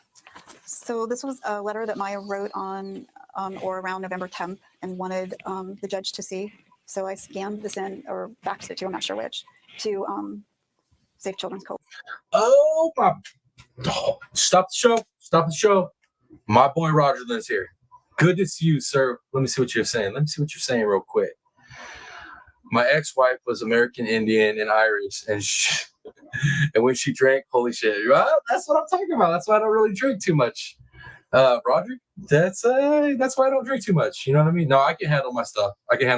But the aftermath, man, oh, it hurts too much. I don't like it. I don't like it. Well, I could definitely have a good time though. That's the problem. I could drink like I'm Irish, but damn, that shit hit me like I'm Native American the next day. It does not feel good. Coalition. Who are they? The community-based care organization that was case managing this. All right. Did anybody give it to her lawyer or some way to get this to the judge? That's why we sent it to Tanya Hutchins, who we were asked to send it to so we get to the judge. She says, I am not doing well at all. I'm hurting worse than Corvette girl, this demon wanted to be more than her job title, but when called out on it, refused to take accountability for her actions. I agree with you. She's like a medical super Karen, right? Where it's like she just like she's got to run the show. She knows everything. Like what she says goes. Like nobody else is right. She can't be wrong. And then like somebody's bringing her some issue, like this guy's bringing her, where he's like asking her questions, and like she does not want to admit that she's wrong on anything. It's cringe, honestly, dude. Watching her react, and then I was at home. She telling the truth there for the judge, in your view? I can only report what Maya's telling you. And they are not doing a good job with therapy or managing my pain. Was she telling the judge that? Yes, she is telling. Any yeah, Sam's. That's what I got. We got that Cherokee. I got that Cherokee blood. A little bit of an outlaw, you know what I mean? the pain meds they give me don't work at all. Had she told you that? No, she didn't really talk about her pain medications too much with me. Okay. That's what it is, Mr. Michigan. I was trying to think, why does she look familiar? She does. I ain't gonna lie, she does kind of look like her. Like Sarah Palin's corrupted ass, nasty, I don't know, long lost stepsister. I don't know, but she definitely, there's some resemblance there. I feel you on that one.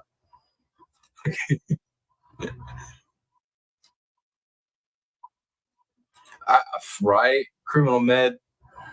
I know Criminal Med and Corvette Girl, y'all got to be like just pulling your damn hair out on this case. Okay. That's the other thing I got a little bit in there too. I try to hold back on that saying I have German in me because, I look like I'm a white dude, and you say German, people want to start cracking them jokes, you know what I mean? So, but I got some German in there too.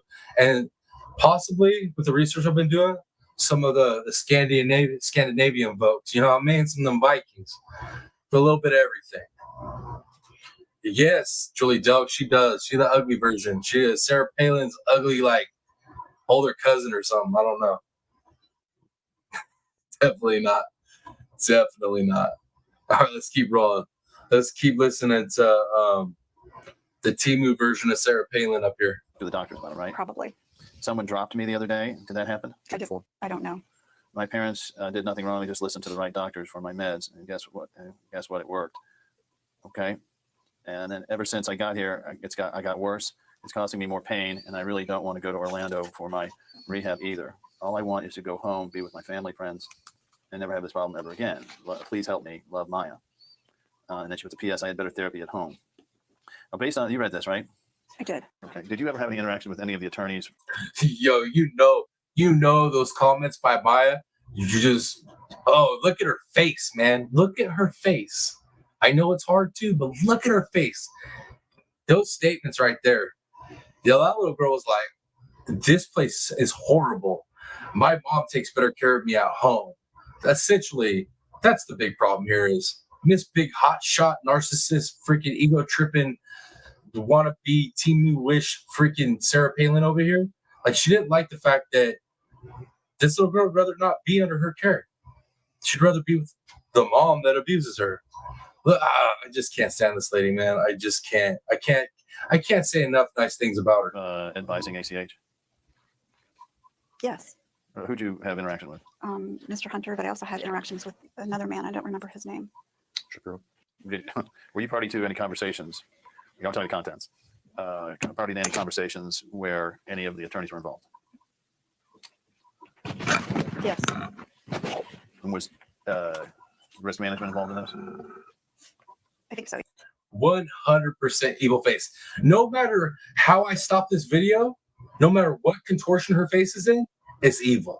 It's just evil, bro. I can't. Every time I stop it, I look at it, I'm like, damn, am I going to get a good angle of her? Nope. She evil. What else y'all saying?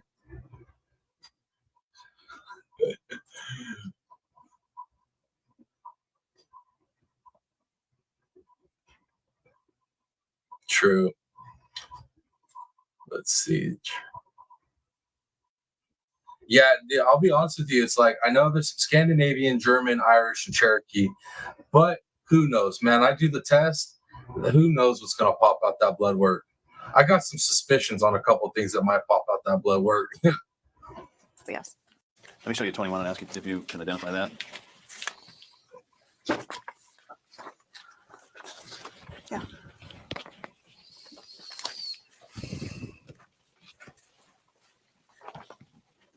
Yes. All right. So you drafted this letter that's of November 29th, 2016? I typed this letter up from Dr. Amin. Okay. Did you participate with Dr. Amin in putting together these recommendations? Actually, this would have come from the medical team. And who was this sent to? I think that we sent this to the case manager. Case manager. Ooh, let me stop this real quick. Let me see. Let me see. Corvette Girl says, one of my daughters is a social worker. I sent this to her to watch so I can get her opinion on this. Corvette Girl, yo, I would love to hear what she has to say. If you could write me an email about that, or maybe next live pop up and remind me, I would love to hear your daughter's opinion on this situation. I really would. Because we have medical people, right? I got medical people in chat that are giving me their opinions on it. I would really love to hear her opinion on that. I love hearing from professionals with their opinions. Let's see, Criminal Mess says Italian, Polish, German, French, and Chinese was me. Oh, I forgot French too. My bad. I forgot French. There's some French in there too. Like I said, man, you pretty much could throw a dart at Europe and it'll hit something, and I'm probably at. Thank you, Corvette Girl. I appreciate that. I'm extremely interested to hear what she has to say about that. Okay. All right, Mr. Michigan. I appreciate you being here, brother. I really do. I know we kept you sidetracked. You're supposed to be getting ready to do stuff. I know. Appreciate you, brother. I hope you have a good weekend. And hopefully we'll hear from you on Sunday. Maybe if you can. No big deal if you can't, though, brother. Send me some pictures, dude. All right, let me see what Rogerland's saying. I'm half German, half Swedish. Viking stock. Hell yeah. In 2019, me and my daughter went to the villages in Germany and Sweden where our ancestors are from. Man, Rogerland, dude, you're definitely one of the more interesting people that I've met. You know, out of all the guys that I've met on here, I haven't met a lot of guys, but you, sir, have talked about some very interesting trips you've taken. I bet you we'd have some really deep conversations. Some stuff I can learn from you, I bet. Oh, Julie Delp, he has to. He's got priorities. Whom? For Maya, for the Department of Children and Family Services. It could have gone to Charlotte LaPorte. Okay. So this is the letter to the state. Yes. Okay. And in this, there's recommendations, including visits with fathers suspended at this time, unless supervised by DCF. That was the hospital's recommendations, right? Yes. Phone contact with mother limited to one time weekly supervised, and mother instructed she can't record phone calls. So Jeannie Ange, you a mutt like me, huh? I feel like that's so American now, right? Like, come on, man. If you ain't Native American, a bunch of mixed white people or mixed, Hispanic or whatever the hell it is, like that shit is so American. And mother is given the same instructions as father. Do not discuss court case. Do not talk with Maya about her pain and what pain medication she is or isn't getting. Do not talk with Maya about food here at the hospital. Do not discuss the supervised visits when they are or aren't taking place. That's in there, right? Yes. Okay. Aren't those exactly the things that DCF turned around and instructed the Oh, Roger Lynn, don't threaten us with a good time, buddy. How about this? As soon as we get the memberships open and I start doing our members only lives, maybe I can get some of y'all with, because Roger Lynn, I know that you aren't the only one. I have a lot of subscribers and a lot of people that come kick it with us that have some really interesting stories, life stories. And I think that'd be a really dope thing to do. We get some members only lives rolling and I can get y'all up, panel and telling stories, get to know each other better. Wouldn't be boring. I think that's what we got to do. So what can this poor girl do? I don't know. This poor girl can pray to God that things go right in the court, but that's it, man. At this point, heck yeah, Mr. Michigan, be safe, brother. Be safe. Yep. See, Roger, I'm telling you, when it's time, we want to hear them stories, bro. I want to hear some of your surf stories too. You've been to some dope places. Let's proceed. Parents about. I think that prior to this, there had already been an email. I think that came on around the 17th of November.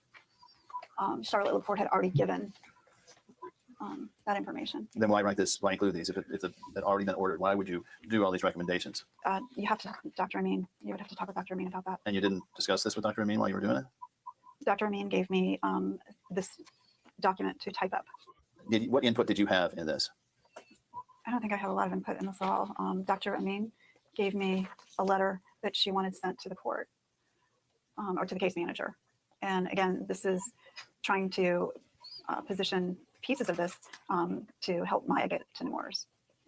You also recommend Maya's phone be removed. Mm-hmm. Is that right? Yes. Okay. Members of the jury, that concludes the playing of the deposition. All right, guys, that concludes the playing of the deposition. You heard the man. You heard the man. So that's not even all of it, guys. That's not even all of it. This trial has been crazy. There's so much more testimony. But like I said, if you watch a trial, prepare yourself, though, because if you're showing up and you're hearing the motions before the trial starts every morning, it's irritating as hell. But either way, guys, what we're going to do is the very last day, I'm going to come back. We're going to go over the closing, all the closings, and we'll throw around our ideas on what we think the verdict's going to be. So that's going to be the plan on that. But up to this point, those are some of the best things that I could have showed you on the updates on this trial. But that's all I got for us tonight, guys. That is it. That's a wrap on that. We will be back with more of the Maya Kowalski case, and the same with this new trial with this Logan Mountain Dew murderer man. We'll be back with that too. I want to go over some more of those testimonies. I want to see this lady, this defense attorney, really get down with these questions. I want to see if she's really that bad all the way through the trial. It's going to be record breaking or something. But let me pull my face up a little bit more. There we go. All right, guys, let me go ahead and wrap it up. Let me do some housekeeping. Much love to everybody that's been rocking with me with the watch hours. Let me let you know where that's at. Okay, guys, as of right now, it's saying our watch hours are at 2,480 watch hours. We're almost there. We're right there, guys. So I appreciate everybody that's been rocking with those, cranking out the watch hours. Let me play on multiple devices. It's helping huge, guys. We're almost there. And then much love to all the beautiful people that have donated already this month. Huge. We got Miss Dawn, we got Criminal Med, we got Sassy Seven, we got Jeannie Ange, and we got Darzilla. Y'all, I appreciate you so much, and your names will be posted on the donation wall. That is like it pops up on every live now and every video drop. I make sure that wall gets playtime so everybody can see who contributes to this channel. So you ladies will be on next month's wall. I appreciate you so much. Also, guys, if you do donate, leave your name so I can put you up on the wall. Every month, like I said, I'm going to be doing this. I'm going to be making sure everybody gets some love and everybody knows who's contributing to this channel. So let me know the name. It's a big thing for me. It's really big. I want to make sure that everybody gets love for supporting the channel. I feel like there's a lot of content creators that don't really do that. They take in all this stuff, but they don't give a whole lot back. And I don't want to be like that. So let me know every time you guys donate, let me know. And if you guys look at the wall too, on the next live, you'll see how one of the donators, BM, there's an X2. That means because BM donated twice in 1 month. So I literally keep track of it all, and I want to give love back. So let me know the names. Other than that, guys, links for my socials and links for the donations are in the video description and also the channel description.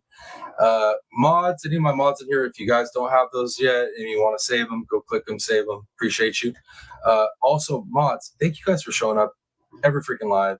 Thank you for being here, for repping, helping your boy grow this channel. I couldn't do it without you. You guys make a huge difference. But for the whole family, the whole Piscine gang, I love you guys. I appreciate you being here. Thank you for always having awesome comments. Replay gang, I appreciate y'all too. Y'all always in there with comments as well. Yeah, that's it. That's all I got for you guys. I could sit up here and be sappy for another half hour, but I ain't going to do that to y'all. It's your boy, the real Piscine Predator, a.k.a. TPP, baby. Until next video or until the next live, I'm out, y'all. Much love. Peace.